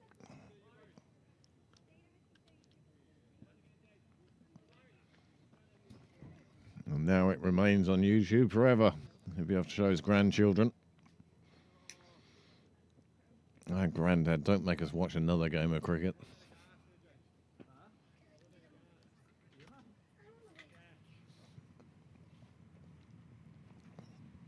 Good afternoon, ladies.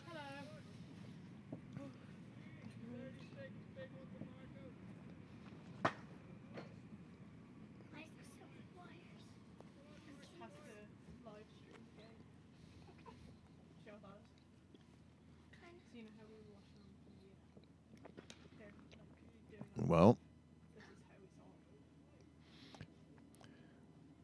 just checking out the backing up fielders, making sure everyone's paying attention even at this stage of the game. 79 for 5 as we go into the last 5 overs. Mark Berry now back on at the nursery end.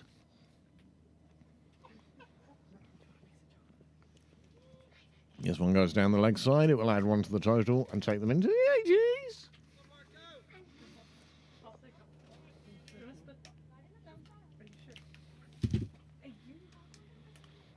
Perhaps you better explain that. Just took your chocolate away from you. Played away on the offside.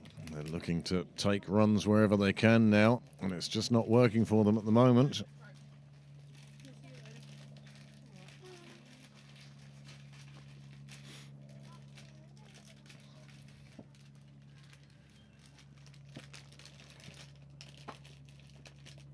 Mark Berry pitching that one right up to the batsman. He did well to squeeze it out from there. No run.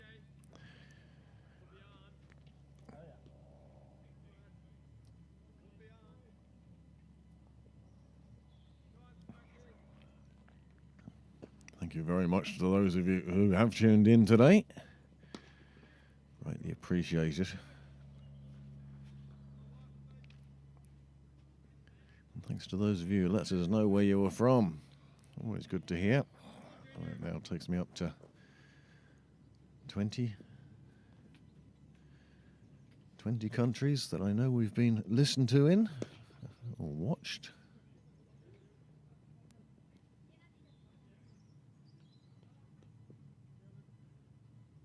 Many thanks to those of you who helped in our push to 1,000 subscribers. We passed that mark this week, and as promised, I still might ask you to like the video and the channel, but I won't ask you to subscribe anymore.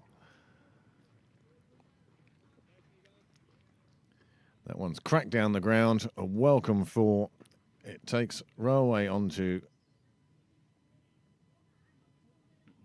86.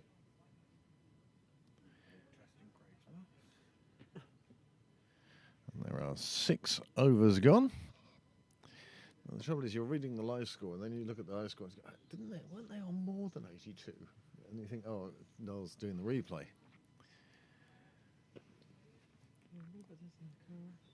think I've got the jacket in the car. Oh, right. You can have it.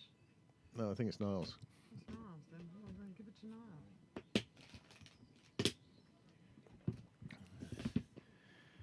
JJ Garth to continue, and why wouldn't he? He's only conceded 7 runs from 3 overs. Oh, there's going to be a battle of wills here. Railway need runs. Pembroke need to stop them.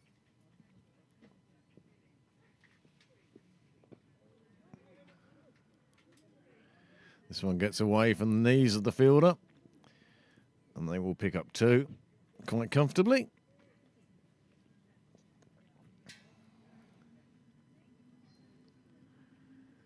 They certainly appear to have decided that Garth's 4th over is going to be his most expensive, but it could also be the one with the most wickets in it. Let's see how this battle goes for the next 4 deliveries.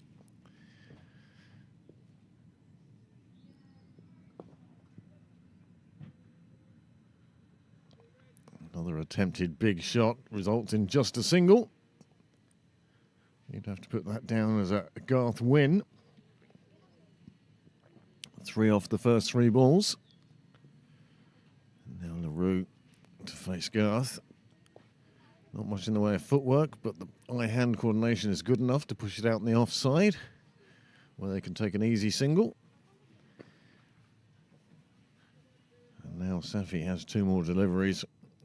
This open stance, you know he wants to go big here.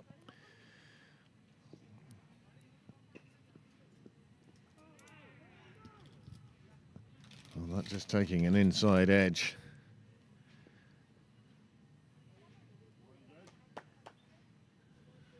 Let's do a 10-second down at half time. That's not bad. He's wanted to go big. He's managed it this time. Ah, a super piece of fielding.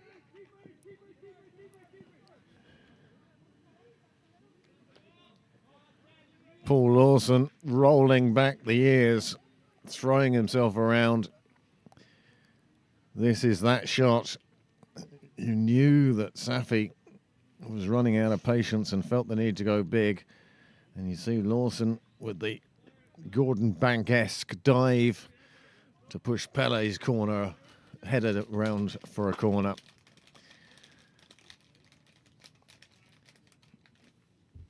Just 3 overs remain now.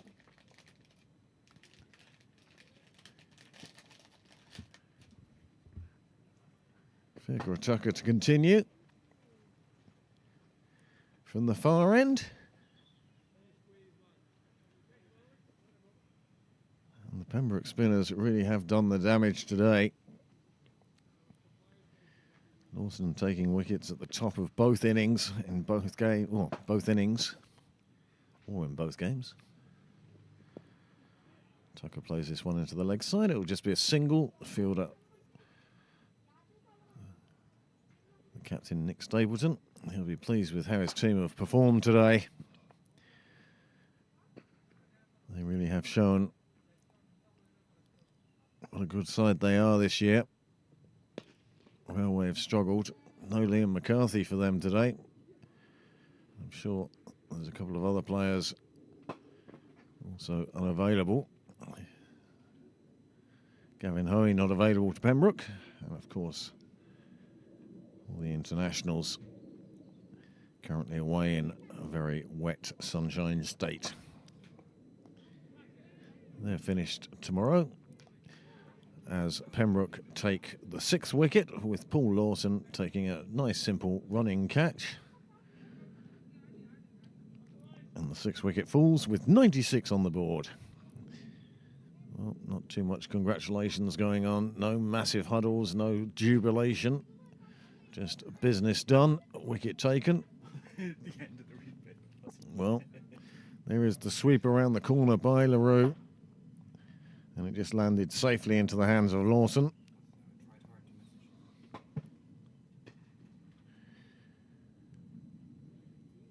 And Railway are going to struggle to reach the target they made in the first game of 1-2-6.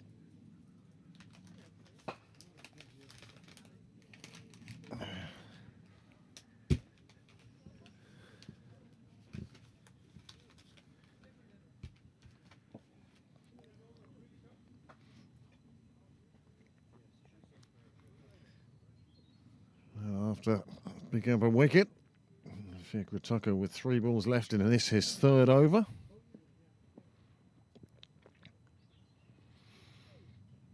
Slides down the leg side and gets Railway at least 1 closer to 100.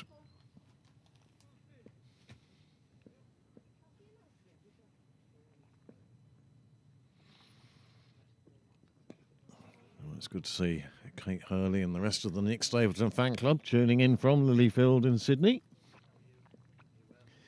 With us again. If it was viewing hours per mile, it'd certainly be top of that league table. Sydney, of course, being a little bit further away than Queensland.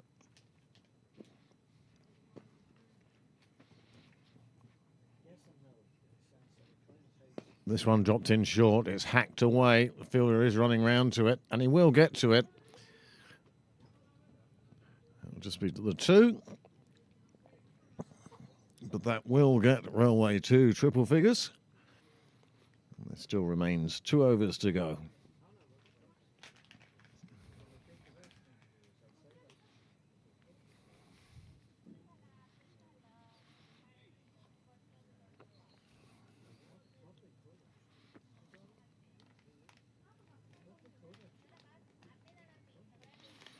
This is Zaman Safi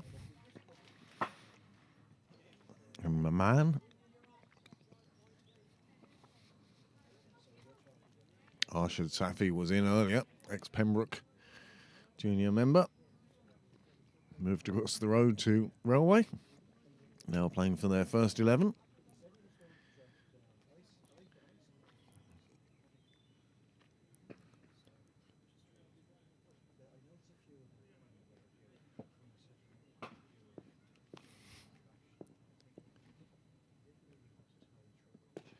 This one half hit in the air. The bowler can't get to it. Well, it was a chance of sorts. Or at least the ball was up in the air. As it turned out, it was into a safe area. And Mahan survives.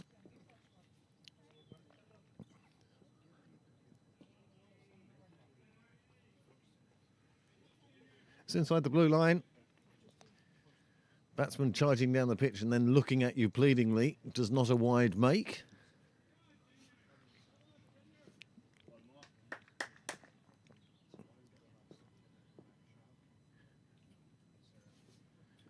Short, it's hit in the air, down the ground. JJ Garth, it is doing the fielding down there now.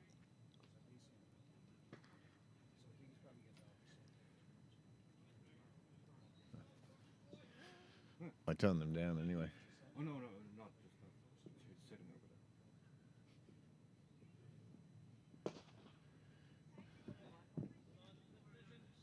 there. Nice bit of fielding.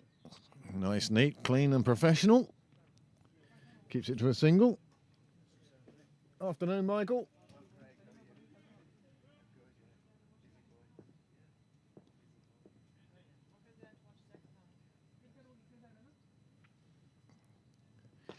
This one is hit big, long. There is a fielder underneath it. There is a catch taken. There is a wicket down.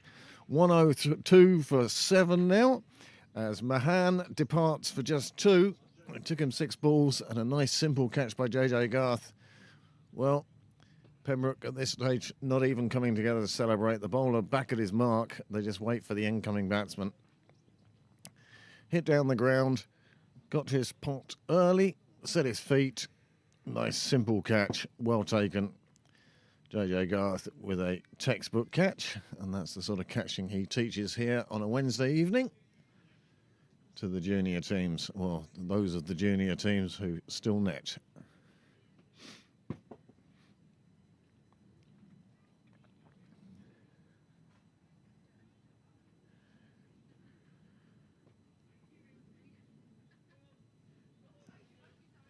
So just the 7 balls remaining in this innings for Railway, and they're not going to reach the total they reached first time round. A total that Pembroke chased down without concern. 2 wickets were lost, but an absolutely magnificent knock from JJ Garth, half century. It was an absolute pleasure to watch. I tell you, if you get a chance, it's worth watching that over again. It's not very long. There is the Railway worm so far, as you can see. It's gone in plateaus more than anything else.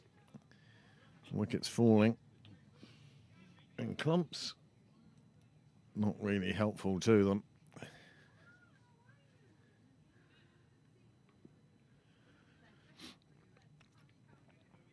Tucker then to bowl the 20th over. Skipper Stapleton deciding to remain with spin. It's worked so far, and it has Railway 102 for 7. Just hacked away.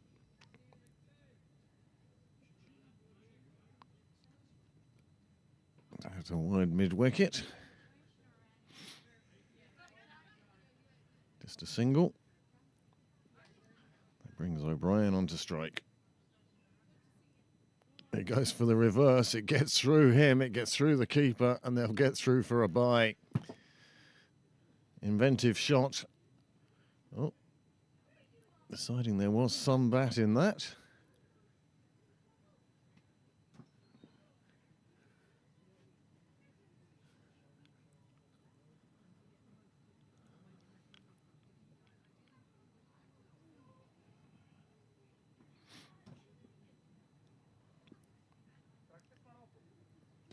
Cracked away through the offside, but well fielded at the ring.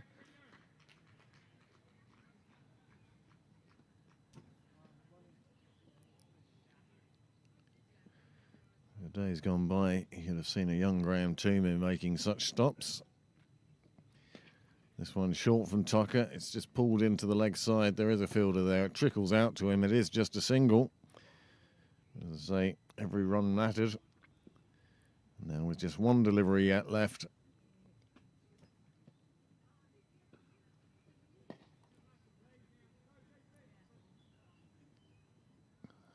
And that one will get away to the boundary. And that will take Railway Union up to 110 for 7 from their 20 overs. And Pembroke will have a target of Nelson.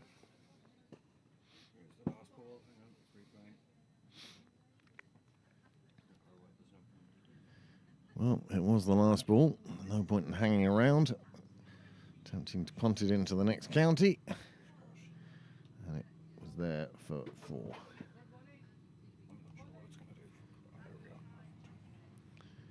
So as the umpires take the stumps out to allow the roller on, there is the Railway batting card. Once again, not the most impressive, but on this occasion, Prakash was the top scorer. He was almost at a runner ball for his 31 before he was caught behind. Kenny Carroll, well, he opened the innings this time round, but he departed for 1 when Tim Tector took a nice catch off Paul Lawson's bowling, and Lawson again dealing with the number 3. The run out from Jack Tector, well, go and find that again, because that's going to appear in highlights. It was an absolute superb piece of fielding from Tector and a superb piece of camera work from Noah Walsh. Hogan took a second of his catches, and then Lawson and Tucker combined before Garth and Berry combined. Well, 20 overs, run rate of 5.5. They got to 110 with just the 5 extras. A very good performance by the Pembroke bowling. Talking of which, here come their figures now.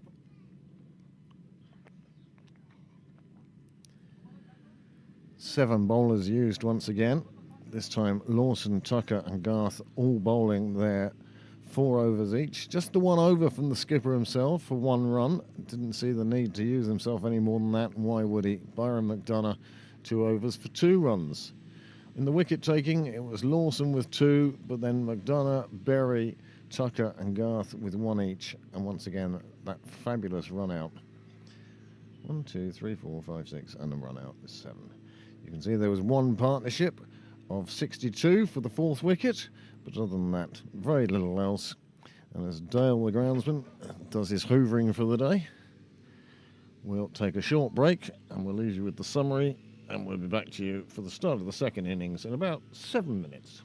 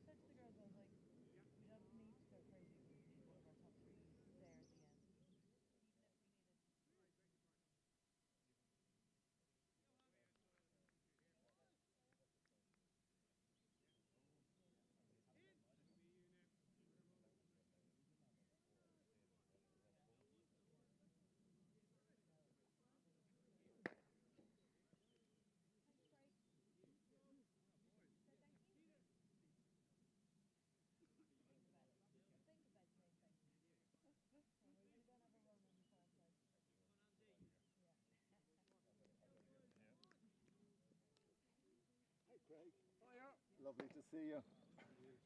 Prendergast was in the neighbourhood. I think you've changed deliberately just to make me wrong.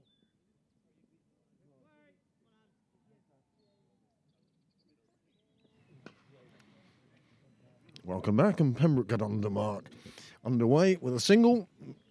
Dermot Tucker opening with Tim Tector again. It worked in the first innings, no need to change things now.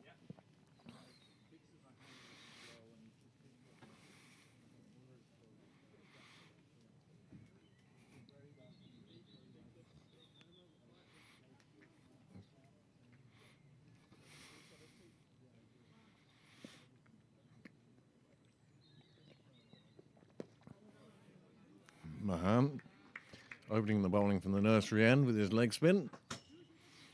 Does Railway try and search for a way through this Pembroke batting order?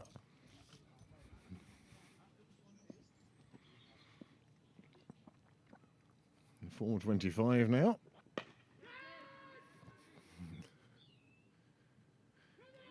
Well, that's the start that Railway wanted. Tector has gone without scoring. It came off the bat. Well, you heard it. Not really a clean hit. And Tim Tector departs without scoring. Railway delighted with their start.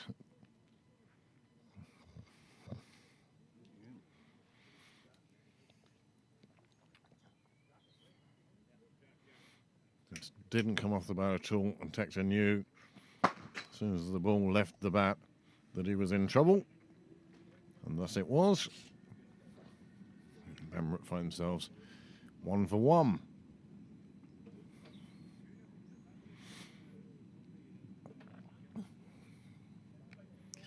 Jack Tector, very distinctive red helmet. Comes out at number 3. As Captain Stapleton shuffles his troops around a little bit. Get everyone a sort of bat and going to run out today, or at least a chance.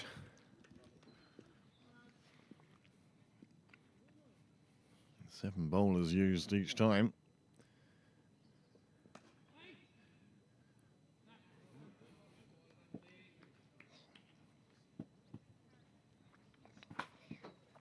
That blur across your screen then. Pete Prendergast heading off on another lap. As Tector plays one. And the fielder couldn't quite pick it up cleanly enough.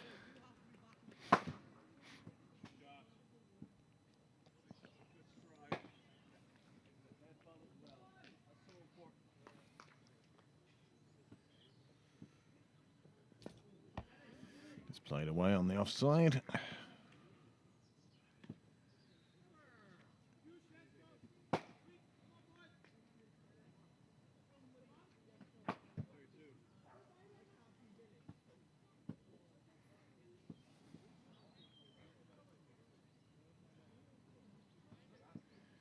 Few results around the grounds today. Cricket Leinster sanctioning a huge amount of cricket today.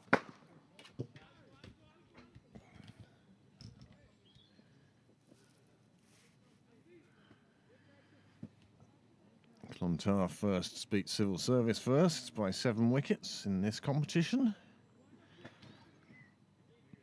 Malahide beat North Kildare by 8 wickets. Phoenix beat Terenure by 8 wickets. And Leinster won by 3 wickets. They've won chasing today. Pembroke, as you know, won their first game by 8 wickets. And Merion won by 65 runs. The first side batting first to have won. Balbriggan first won by 8 wickets. And Dublin University won by 20 runs over the Hills. The Hills, well, they're best at the moment. And then you're into the Salva and the such like, and we'll go around those grounds later on. Pooh Sharma now to come on at the St John's end. Pooh spent a few happy years here at Pembroke. Now wearing the canary yellow of Railway. And he strikes first ball. Gets one to come back in through the defences of Jack Tector, and Pembroke are 2 for 2. And perhaps they may be taking this Railway side a little too lightly.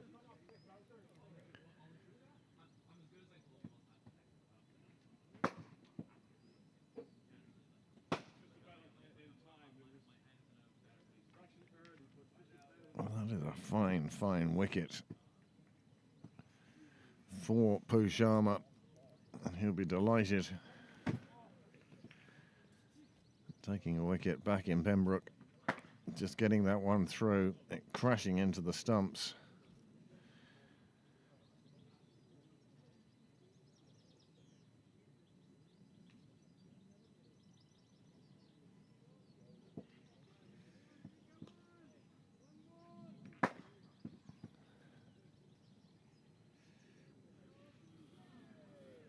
Thank you.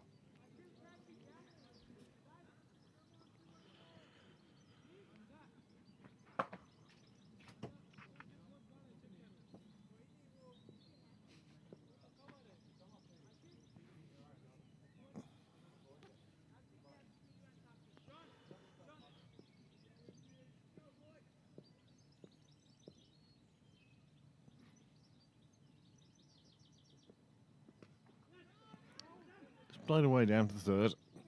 Very calmly done.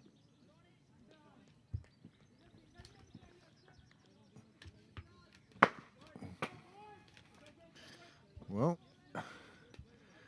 there are 13 minutes left in the URC semi-final. I can tell you that Leinster are 5 points down, and maybe about to go 7 points down to the Bulls.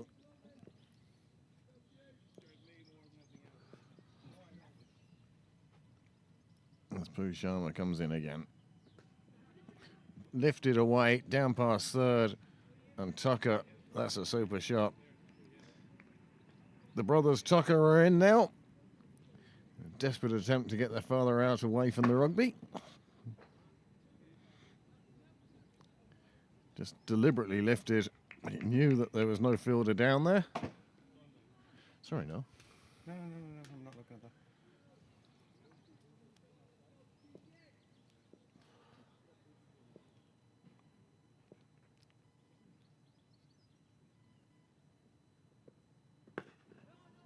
Nice delivery from Sharma.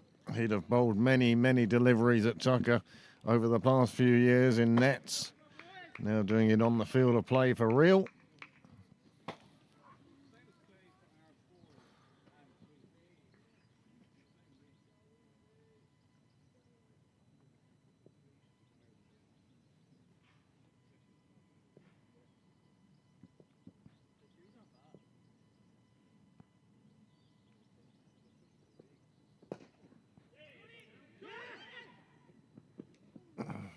Good run out attempt. Tucker keen to get off strike.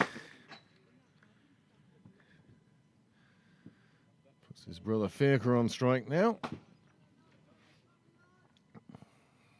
No panic here for Pembroke. They have lost 2 wickets.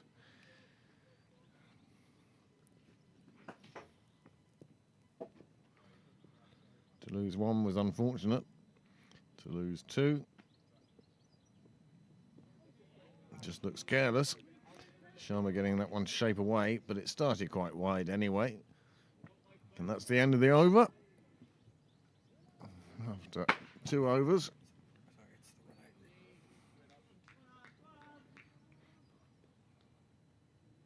Safely home.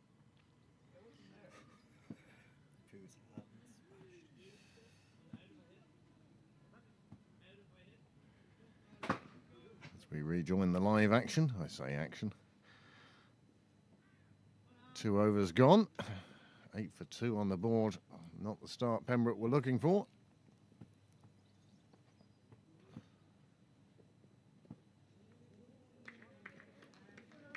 Mahan has that first over and first wicket.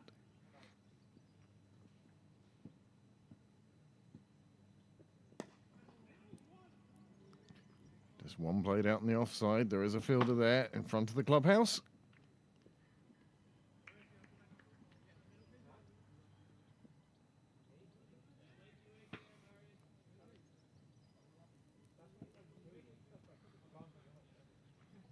you're watching the game live on your phone on the Pembroke bench at the moment, give us a wave.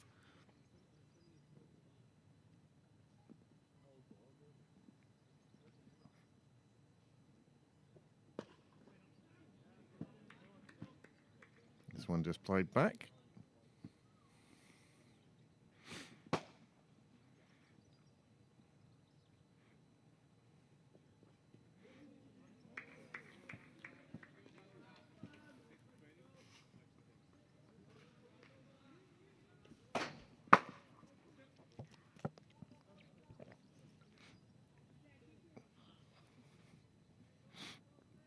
And Tucker wants to make the most of his chance with the bat. Chance to impress his skipper.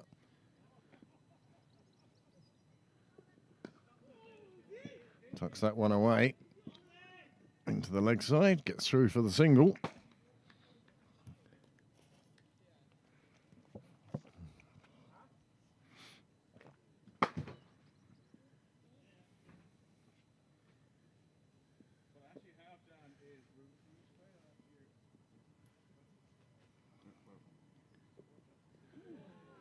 Nice bit of turn from the edge of the bat there, going through to the keeper, LaRue, to end that over, end the third over. Pembroke have moved on for 10 for 2 and still need another 101 from 17 overs.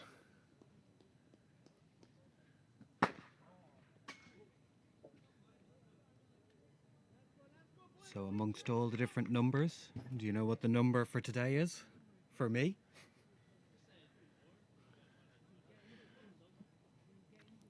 No. No, I haven't got a clue. There's so many numbers surrounding us. Pembroke streams? 250? 250 live games covered in 5 years. Into our 6th year now. That includes rain days. Nice shot down the offside. Only 2 outside the circle still. Plenty of space out there. Yes, you all caveat. You want to see your caveats? Well, Firko Chaka. He also would have faced a lot of Pooh Sharma. Sees that one. Frees his arms. Lifts it over on the offside. That's a lovely 4 runs.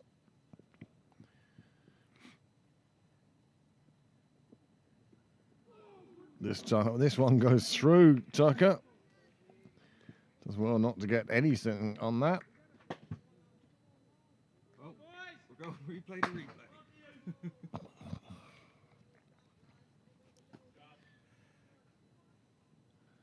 Good ball from Sharma. Jagging back. Coming off the seam.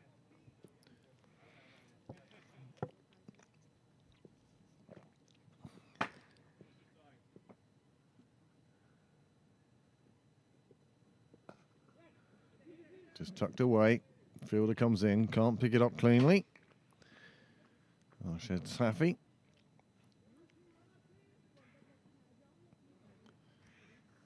Enjoying its cricket with Railway, playing on the first in the championship.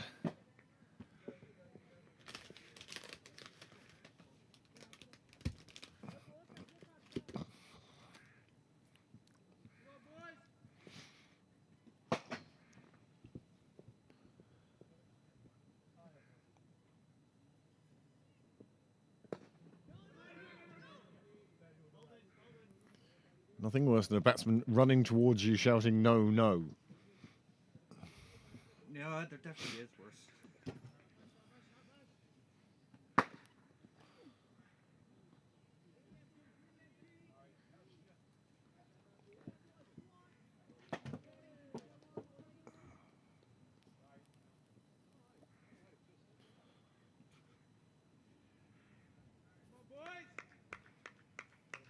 I was surprised Pooh Sharma was left so late in the first game.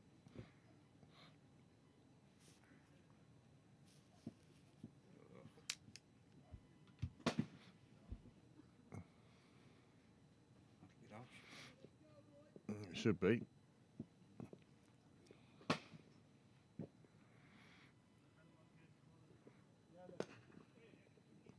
Hooked away onto the leg side.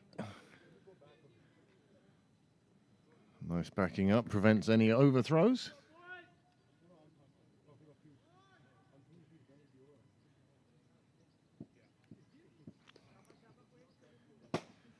Pembroke's chase of this 111 to win.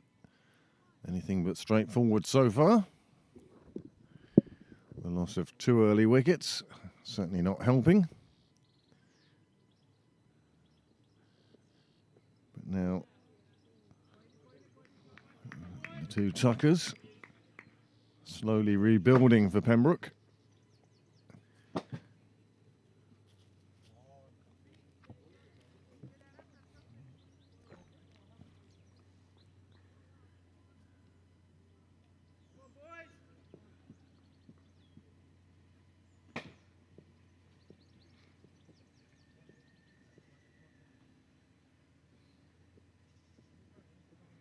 Another one slides down the leg side.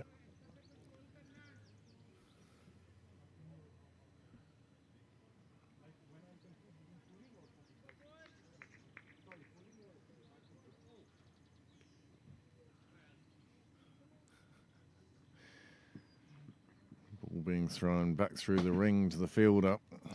And then young O'Brien threw it to a position where his colleague had to move a good few feet. A nice straight bat, straight down the ground.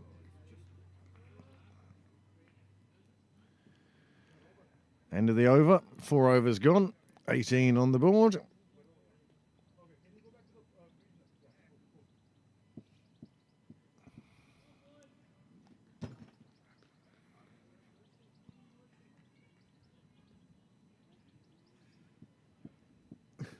Hear them in the bar complaining about the referee.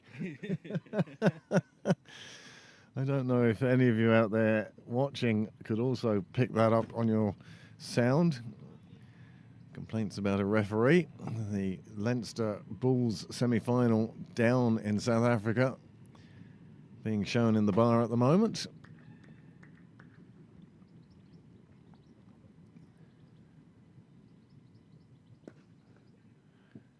Well, that's just played away and the single easily taken. There's no need for any fireworks at this stage. It's all about spending time in the middle. Keep the scoreboard ticking over. And if you get a bad ball, deal with it. That one flies into Con's nook. Heatley not only signalling the 6, but also fetching the ball.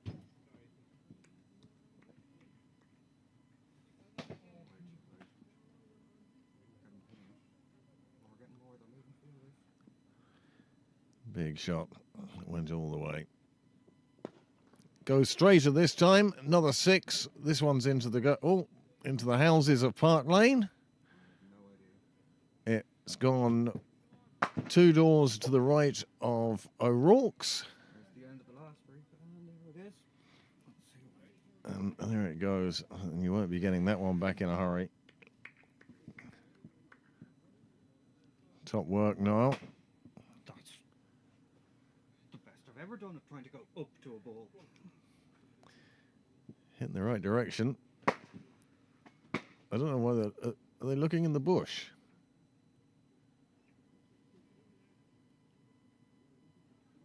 Yes, they are.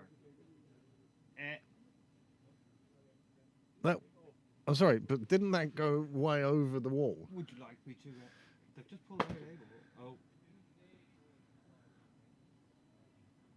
In which case, it was up in the air an awful lot. I could have sworn that cleared the wall and hit the house. I may have been wrong. Well, one person went in and 3 balls came out, so they're using one of those. And Tucker was again looking to pump him into the gardens, but not to be on this occasion. He takes the single, and his brother comes on to strike.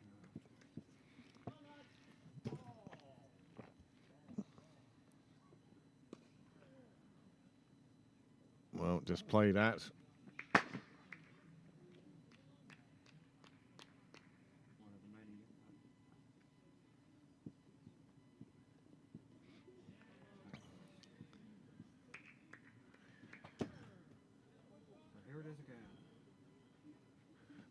started the end. Dead straight over the umpire. There it is. There it is.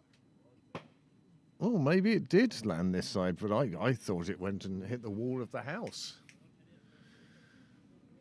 Should have gone to Specsavers. Leinster trying to play themselves out of trouble in their own line. Best of luck, lads. It's going to be a tough defence to break down. So Brian's come on now. 5 overs gone. 1 over left of the power play. Railway's 2 fielders outside the circle. One is at square point, deep square point. And the other one is down at the clubhouse, having a chat with a mate.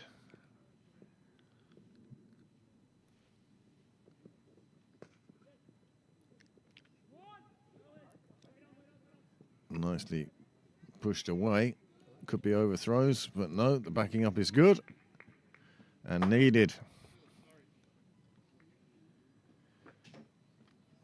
These two have been in for a little while now. Both faced 13 deliveries. It's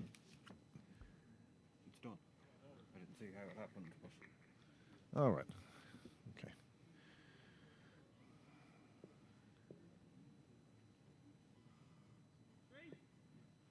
Wait for all the keyboard warriors now to explain why Leinster lost and why Leo Cullen should be sacked immediately. General overreaction to losing any game, any sport these days. There has to be a change.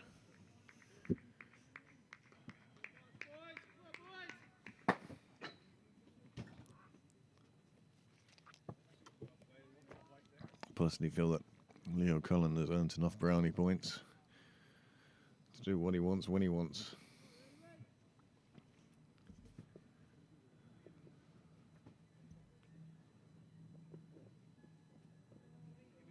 Wide ball given.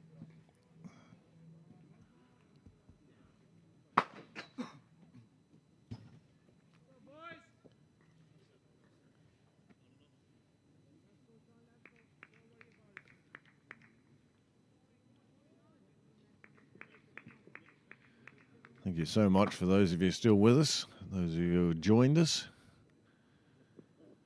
and even those of you who were with us earlier. This one is clubbed through the leg side without the full face of the bat. It will be pulled up inside the rope, but it also will be 3 runs for Pembroke.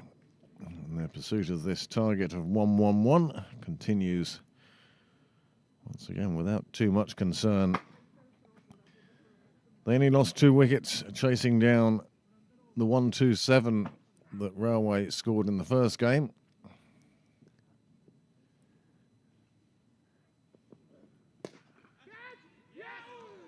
Oh, he spilled it. He did a great job to get there. His teammates thought he'd held it, but as he went to ground, so did the ball. And Fiacre Tucker survives. Great effort. Save for 4, certainly.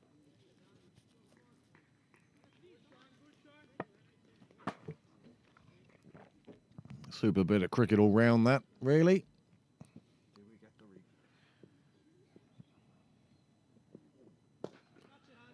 Well, there's no catching that one. It's wide of the fielder. It comes down, crashes into the garden fence.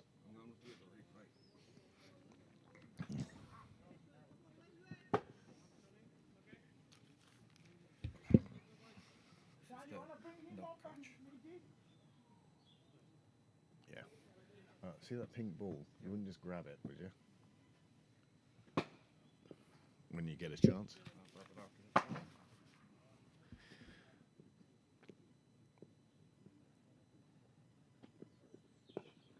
Nice straight bat to that one. Ends the over with Pembroke on 41 for 2 after 6 overs.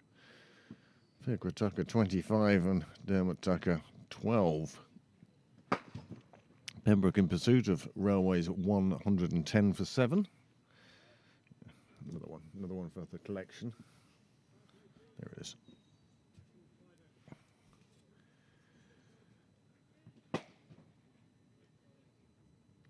Railway turning this way and that now, trying to find the right bowler.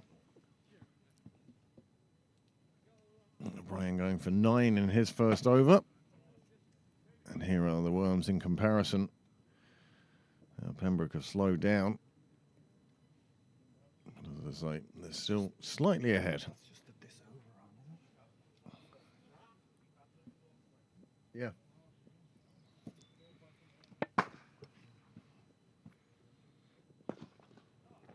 Well, that worm's going to turn the other way, isn't it? Nice shot for 4. Zaman Safi it is. And Tucker, well, he was taking him on. There was that aggressive step down the track. And the ball disappearing off for 4.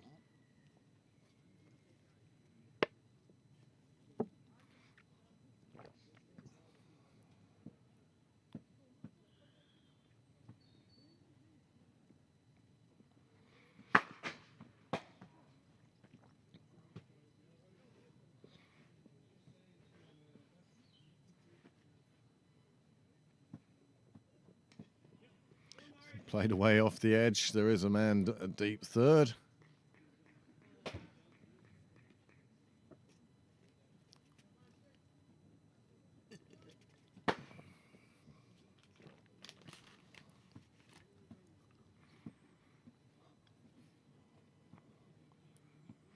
Crowd rate now dropping below 5. And Railway need a breakthrough, and they need it soon. And the bowler drops the ball in his run-up.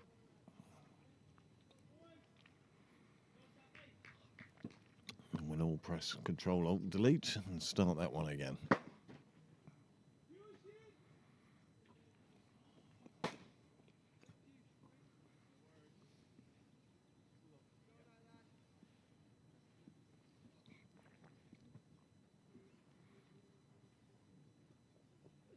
Full toss played away beautifully into the gap. The fielder chasing like mad. He reached a good top speed running down that hill, but it wasn't to be enough. The ball got past him. You see, he's got a lot to make up, and he is travelling and travelling quickly. He's only a step or two off when it crosses the boundary. Good effort, good speed. 4 more for Pembroke. Kratoka moves on to 29 now. 50 up for Pembroke.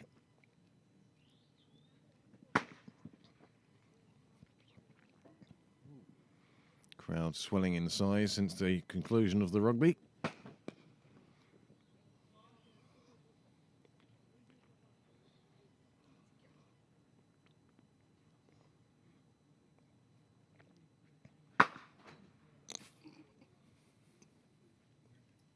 Taking evasive action as the ball slams into the roof of the net down the other end.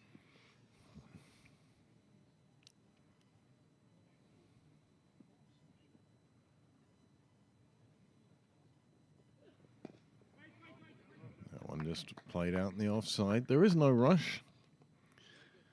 Required rate is well below 5 now, thanks to the work of these two.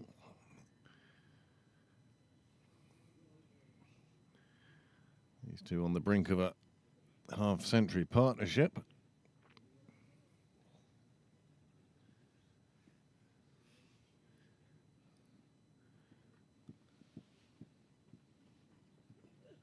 Comes down the track looking to play a more expansive shot than he actually ended up doing.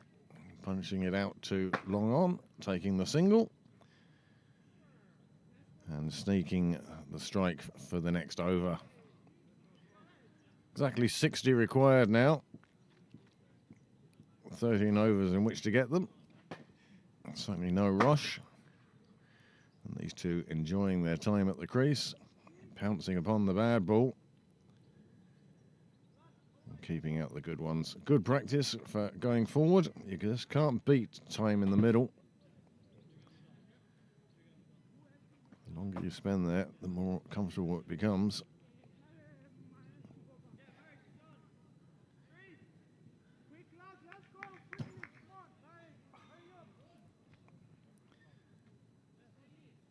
Well, O'Brien it is now from the St John's end.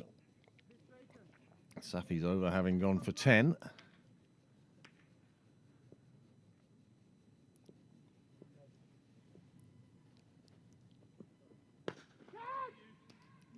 Oh, that one's put straight to the hands of Pooh Sharma, and it bounced out again. They were just too firm, the hands, no give in them. One could understand it. That was head high, and his head was what was in the way. But it ended up just bouncing out of the hands. And that's a wicket that should really have been taken, and Pooh will know that.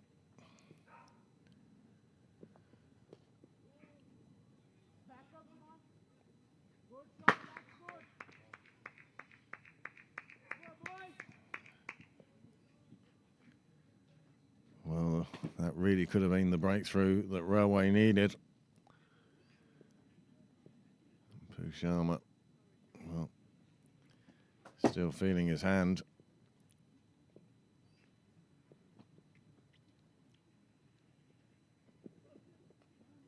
This one put in short by O'Brien, but beautifully dealt with by Tucker. It's getting an outside edge to it.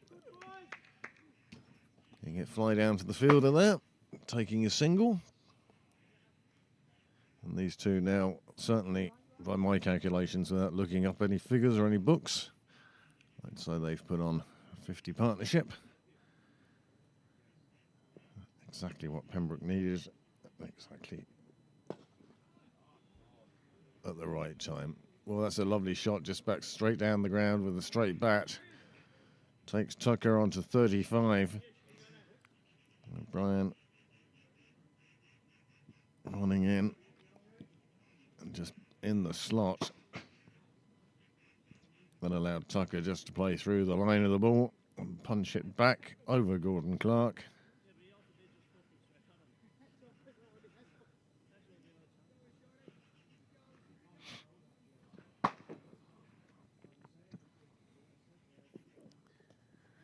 Well, that one's just a loose one down the leg side and it gets punished. O'Brien trying just too hard.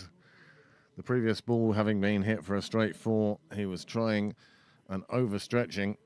As a result, he just dragged this one down short.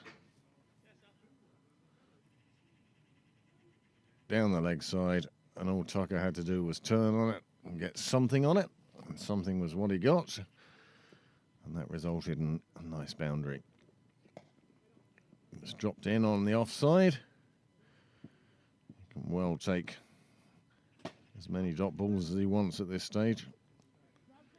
It's only taken him 25 balls to get to 39, so you can't accuse him of being slow. So if he decides that that's a ball worth paying respect to, then you can be sure it pretty much is. 50 required now from 12 overs. There is still time for drama to creep into this game. But at the moment, it's hard to see why or where it's going to come from.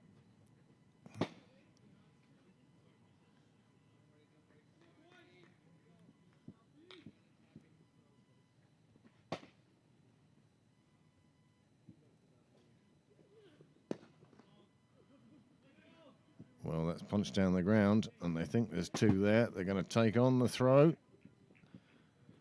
I think he'd have been home even with a direct hit. Well run by Fikra Tucker.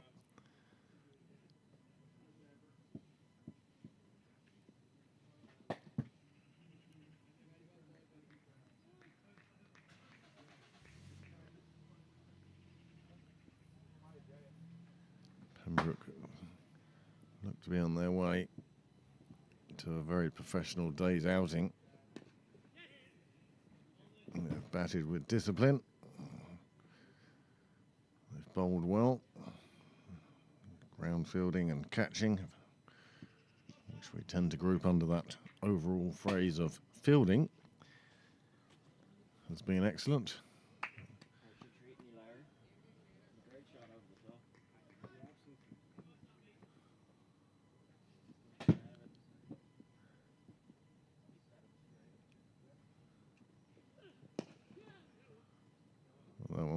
punch down the ground. Not really timed. But still results in another single.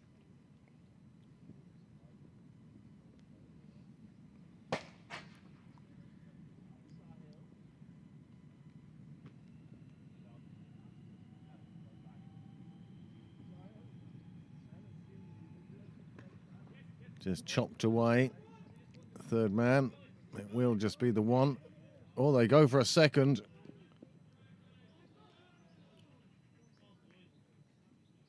And they take two.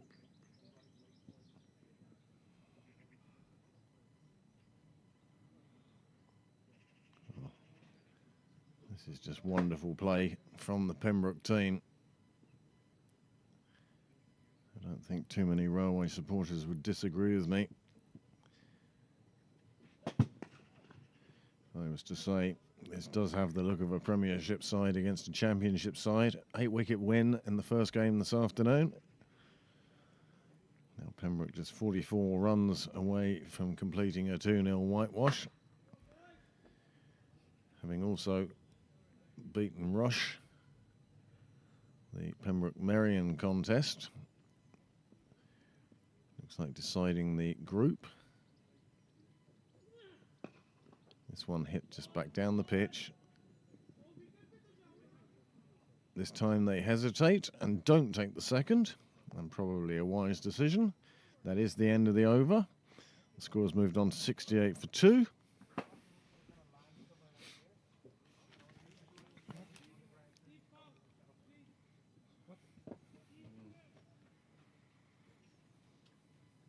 remember if I showed the replay or if no, I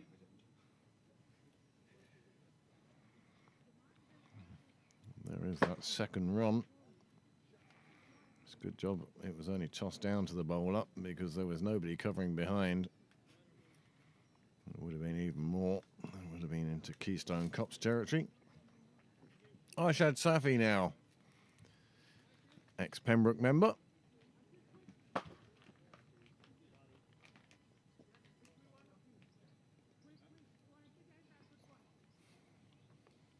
So Let's see how Dermot Tucker takes on Arshad Safi. He's looking square leg. It's where he holed out to last time. He's just checking there is a fielder down there.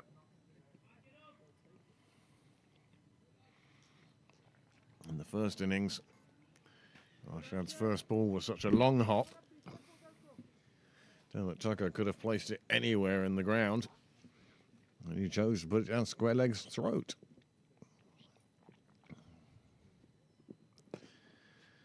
Goes in front of square this time. There is another fielder there. They have obviously strengthened that end.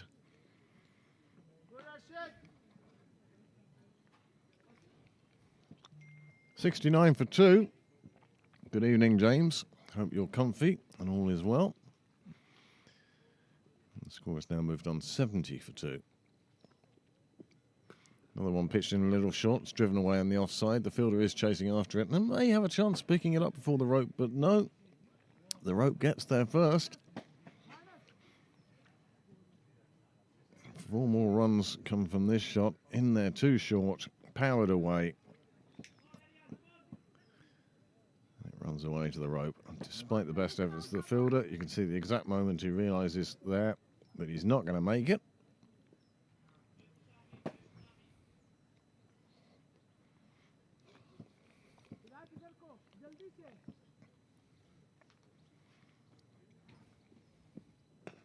This one on the stumps. Just played straight back to the bowler. What I would consider to be quite a wise decision.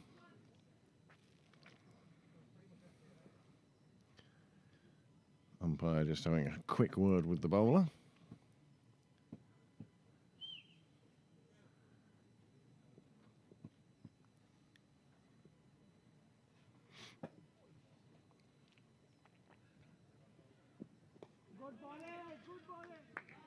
I think it's about getting off the pitch.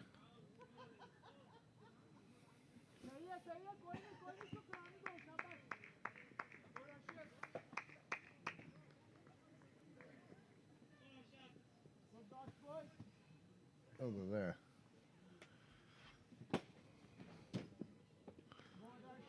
Well, Arshad has quite a good over, just the 6 runs coming from it. Score has moved on 74 for 2 at the halfway mark, and Pembroke still require 37 runs, but they do have 10 overs to get them in, and they do have 8 wickets in hand.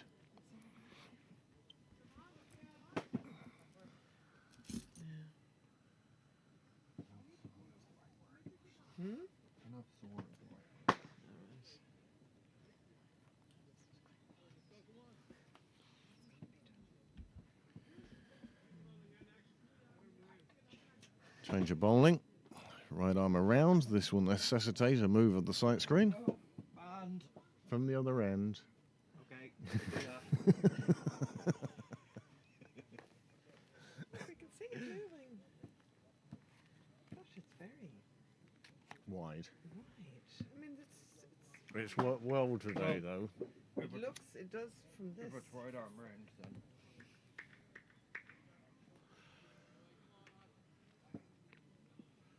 Well, Carpe on to bowl.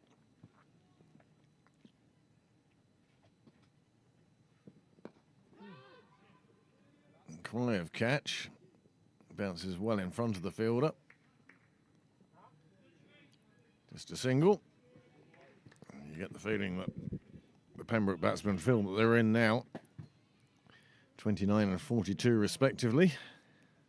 Well, they've kind of taken their time over this. In comparison with the first innings, yes. First game. But these two, Dermot Tucker's been there from the start, scoring at a run a ball or better. Fiacre Tucker, he's had a few big blows, and that means he's on 42 from 28. So I don't think we can accuse them of playing too slowly. Yes, they haven't had the blitzkrieg that was J.J. Garth in the first innings, first game. Is it the 2 Tuckers?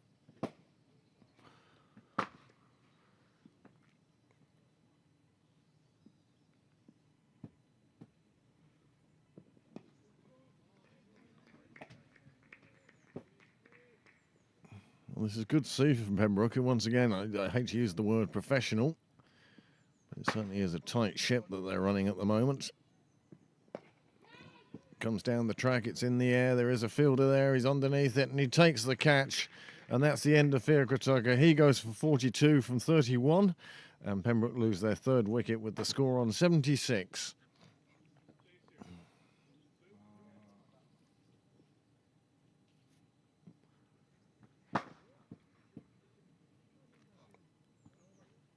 Well, Tucker was certainly looking to add to his score on this delivery. Came down the track, didn't quite get all of it. The cry of catch it was there. And once you saw the fielder starting to run in, then you knew Tucker was in trouble.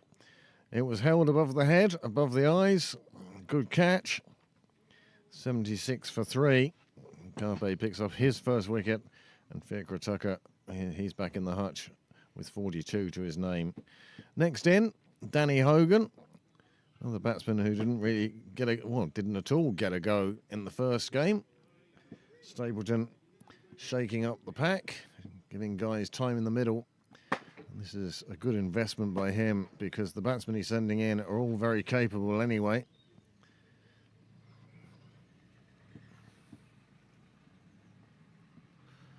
I've never known a Pembroke first team squad with such depth, to be honest with you.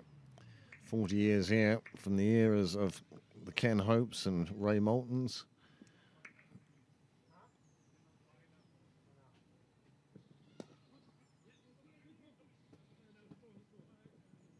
Through the years of Dwyer,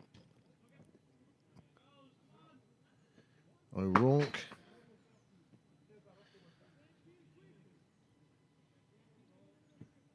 in fact, you look how many times Pembroke have won the Senior 2 Cup. And it isn't very many. But Joe has led them to the final of that competition and even to lifting that competition in the last few years.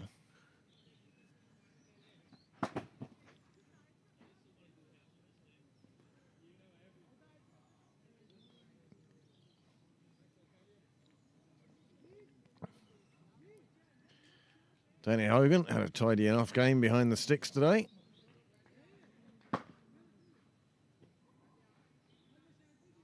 Including a run out at the non-striker's end by running there.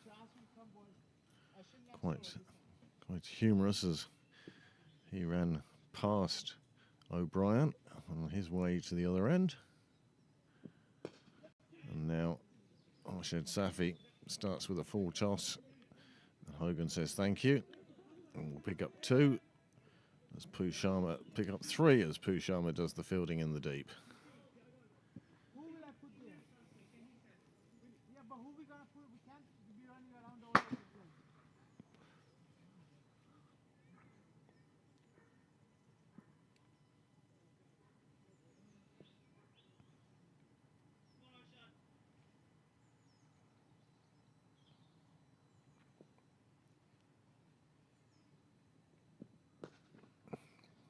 Played away straight at the fielder in the ring. It won't stop.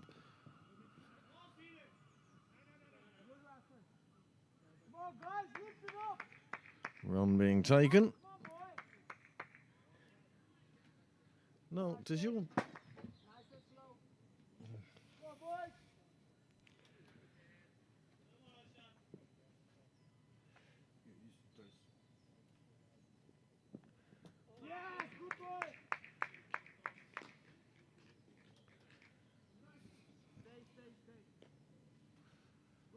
Well, the 4th wicket falls. Hogan departs. And Safi makes a breakthrough for Railway.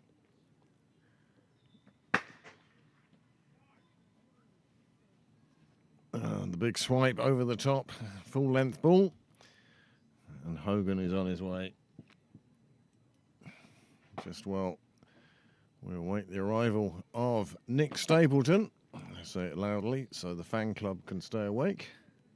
Did you figure it out? No, I was just looking to turn the brightness up and then it offered me menu choices. Just try one of the others, see if it gets brighter. Yeah, it's not really looking for that. They're all darker.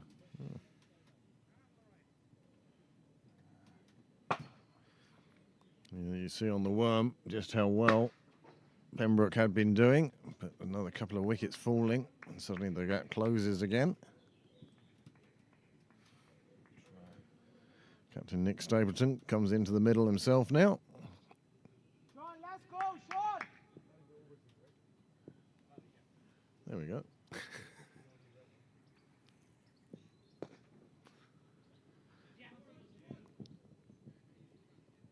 Just a nice easy single to ease himself into the game.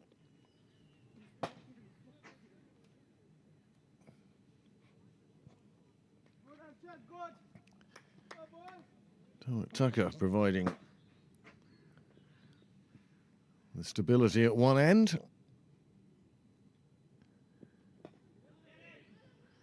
It's a well taken single. Don't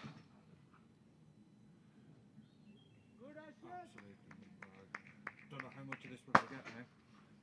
Just played into the leg side, and they're both alert, and they both set off. And that's the secret to it. The bowler tries to flick it away, and in fact is closer to landing on his own head than anywhere else.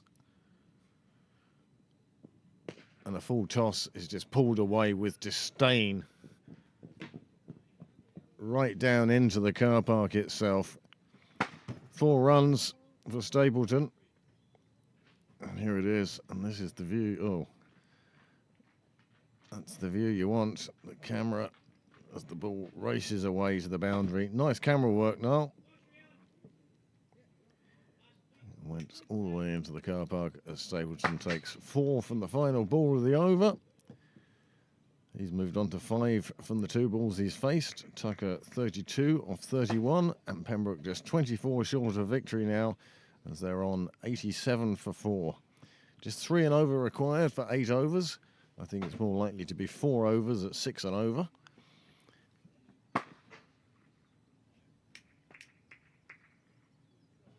Great to see the fan club is still awake, still with us.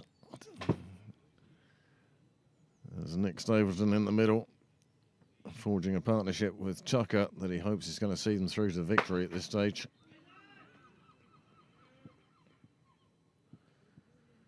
That one getting through Tucker.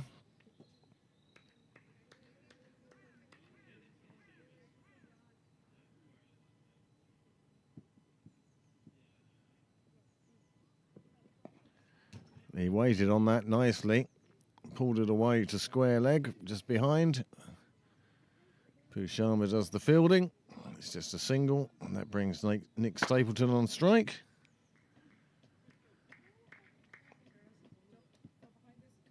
Oh, you're grand. It's all right, it's on the other camera. Just, yeah, be a little quiet walking past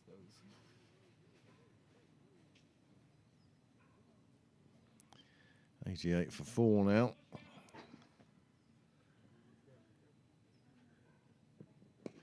Another one just turned away on the leg side. They'll look for 2, having placed it between the fielders. And the first one leaves it to the second one, who fumbles it, and the third one is required. Well, that's teamwork for you. Stapleton picks up another 2.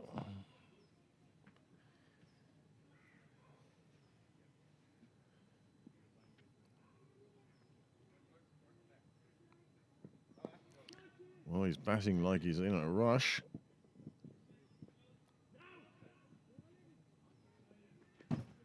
Nice bit of fielding, keeps it to a single. This occasion, he tried to go inside out. It took the edge of the bat. And luckily for him, it didn't go into hands. And luckily for Railway, it didn't clear the rope. Still, 8 from 4 balls faced. Well, wide is taken, and Stapleton alert to the fact the keeper hadn't taken it. That's another 2 onto the total, and the runs required has dropped to 18.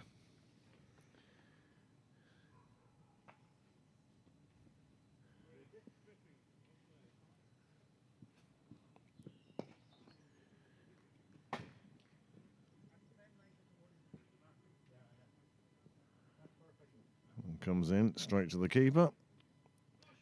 1 to come in the over.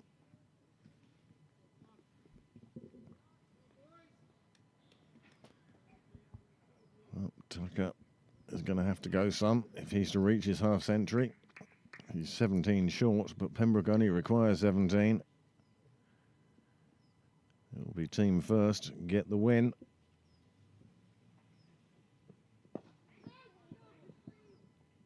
Just chipped past the bowler's outstretched hand. Times like that, you wish your hand was like Stretch Armstrong. Never really got the enjoyment out of a doll that had very stretchy limbs. Once you'd stretched him, what was there then?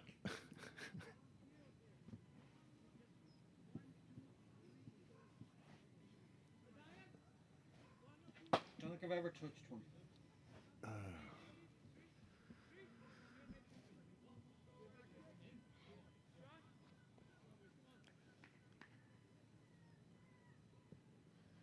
Well, the field well spread now.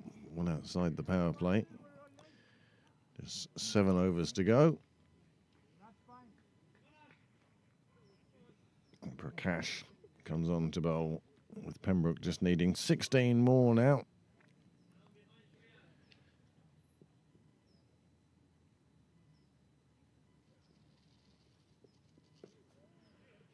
Just played away. They'll take the single. Despite the cry of hold it, big throw comes in.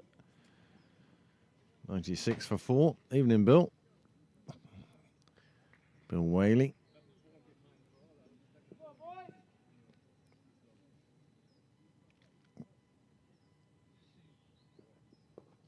Oh, that's gone straight up in the air. And Stapleton perishes for 9, and Kate, you can finally go to bed. Well, Stapleton's day is done. Really went for that shot. Got way underneath it. It flew up in the air. And that was going nowhere except into a fielder's hands. As you can see, never really in the right position for it. He knew as soon as he hit it. He did swap ends, but the catch was safely taken. And Pembroke find themselves 96 for 5.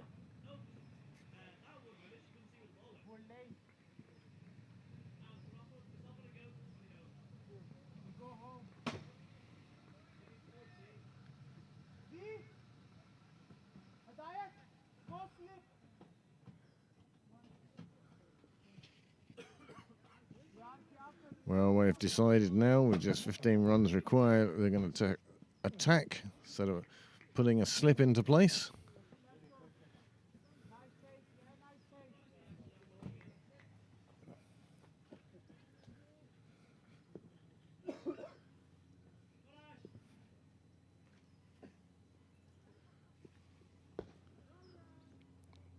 Just punched down the ground. JJ Garth, who got a half century in the first of today's double headers, has come to the wicket. I mean, when you get a side down and then you see the guy coming in at number 7 who tormented you in the first game, took 32 off 1 over.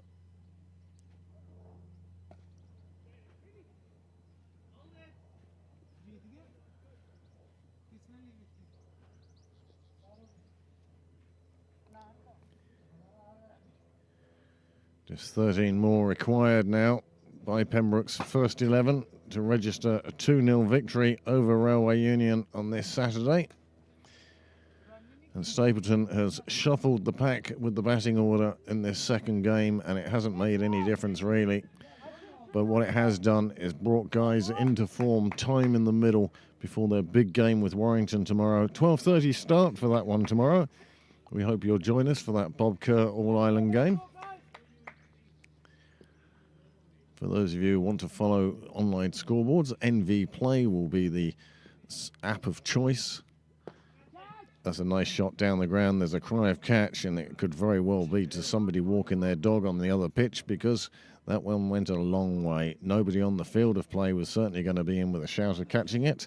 And JJ Garth continues where he left off this morning, or earlier this afternoon, and he hits a beautiful 6, and he's moved on to 9 from just 3 deliveries. He certainly is in some nick, and if there were interprovincials upcoming, you'd think his name would very much have to be in the frame now.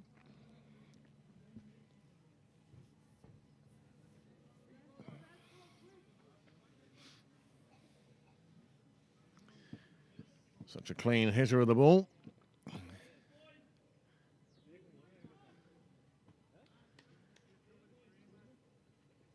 Tucker now on strike. He's the one with 36 to his name and a runner ball. And Pembroke need 5 runs. And they have 6 overs. I did say at 8 overs, I thought it was only going to take 4. I'm going to be wrong on that, I feel. It's only going to have taken 3. What did JJ say to him? I'm not running, just hit for 6, please.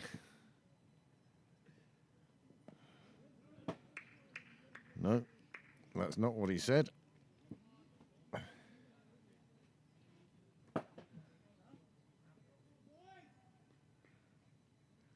Just 5 required. You get the feeling they would have liked to have done it with 1 shot. Not to be on this occasion.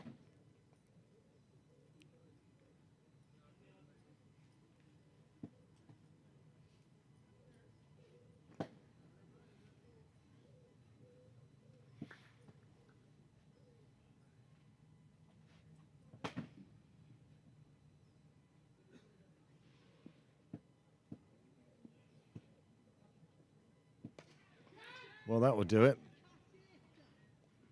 6 straight into the fence on Cyril's way. And that's a 2-0 victory for Pembroke.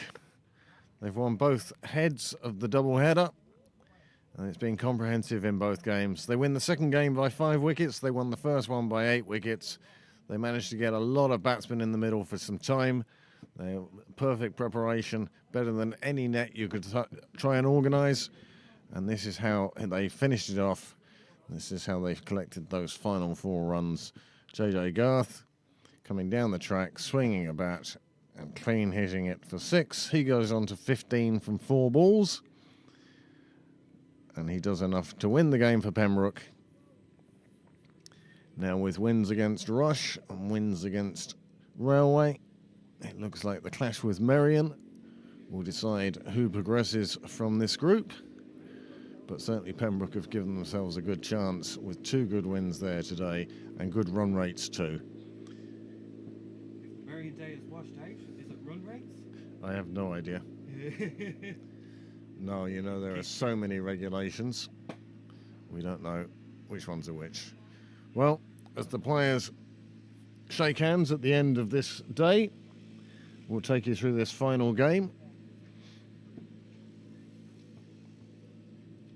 Railway Union batted first again. They amassed 110 for 7 in their 20 overs.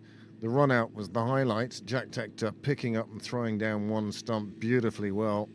And that for me was the highlight of that first innings. There wasn't so much in it for the Railway batsmen. Nothing they're going to write home about. The Pembroke bowling in that first innings, well, once again, Paul Lawson, he took 2 wickets at the top. He'd taken 3 in the first game, and he's got 5 for the day. And then the other wickets were mixed up and around before Pembroke chased down Railway's 1-1-1. Dale doing his hoovering. And there is the Pembroke card. The Tectors, well, they didn't have a great day today. Tim got going in the first game. We didn't see Jack. He came out, but Sharma got him with an absolute peach of a delivery. And then Fiacre Tucker with 42 and Dermot Tucker with 37. They took Pembroke to the brink of victory when JJ Garth came out and just made it absolutely academic with 15 not out off 4 deliveries. Pembroke reached 113 for 5. They reached their target with only the loss of those 5 wickets. And those 5 wickets were shared around a bit on the Railway side. Well, they used 8 bowlers in an attempt to break Pembroke down. It wasn't to be. That 3rd wicket partnership of 74 really broke the back of the challenge and led to Pembroke reaching their target with, well, not too much worry. The lads will get a good night's sleep now, knowing they have those 2 wins in the bag, and they look forward to welcoming Warringstown down tomorrow in the Bob Kerr All-Ireland Cup. We would like to say thank you for joining us today. We hope that you enjoyed our coverage from wherever you were in the world, and it was nice to hear from viewers in France, Italy, Australia, and Ireland. Thanks very much for joining us. Pembroke have won that second game by 5 wickets. Well, that doesn't reflect is Pembroke also won the first game by 8 wickets, and they take maximum points from this day's play. Dale and his crew of first-team players working hard to make sure the wicket is covered. I think we have some rain forecast perhaps overnight, and it's better to be covered than not. So thank you for joining us. I'd like to thank Niall once again for dragging himself from his nest and getting down here nice and early to get that first game that kicked off at 12. Also like to thank Amanda and wish our very best to those of you out there who aren't in the fullest of health. We hope that things improve for you soon. James, if you do need anything, do let us know. Graham, if you're still listening in France, have a great time. And Max, lay off too much coffee, yeah? Anyway, thanks very much for joining us, and 12:30 start tomorrow then for that All-Ireland Bob Kerr clash. We hope we see some of you then, and we hope that you see some of us then. Bye.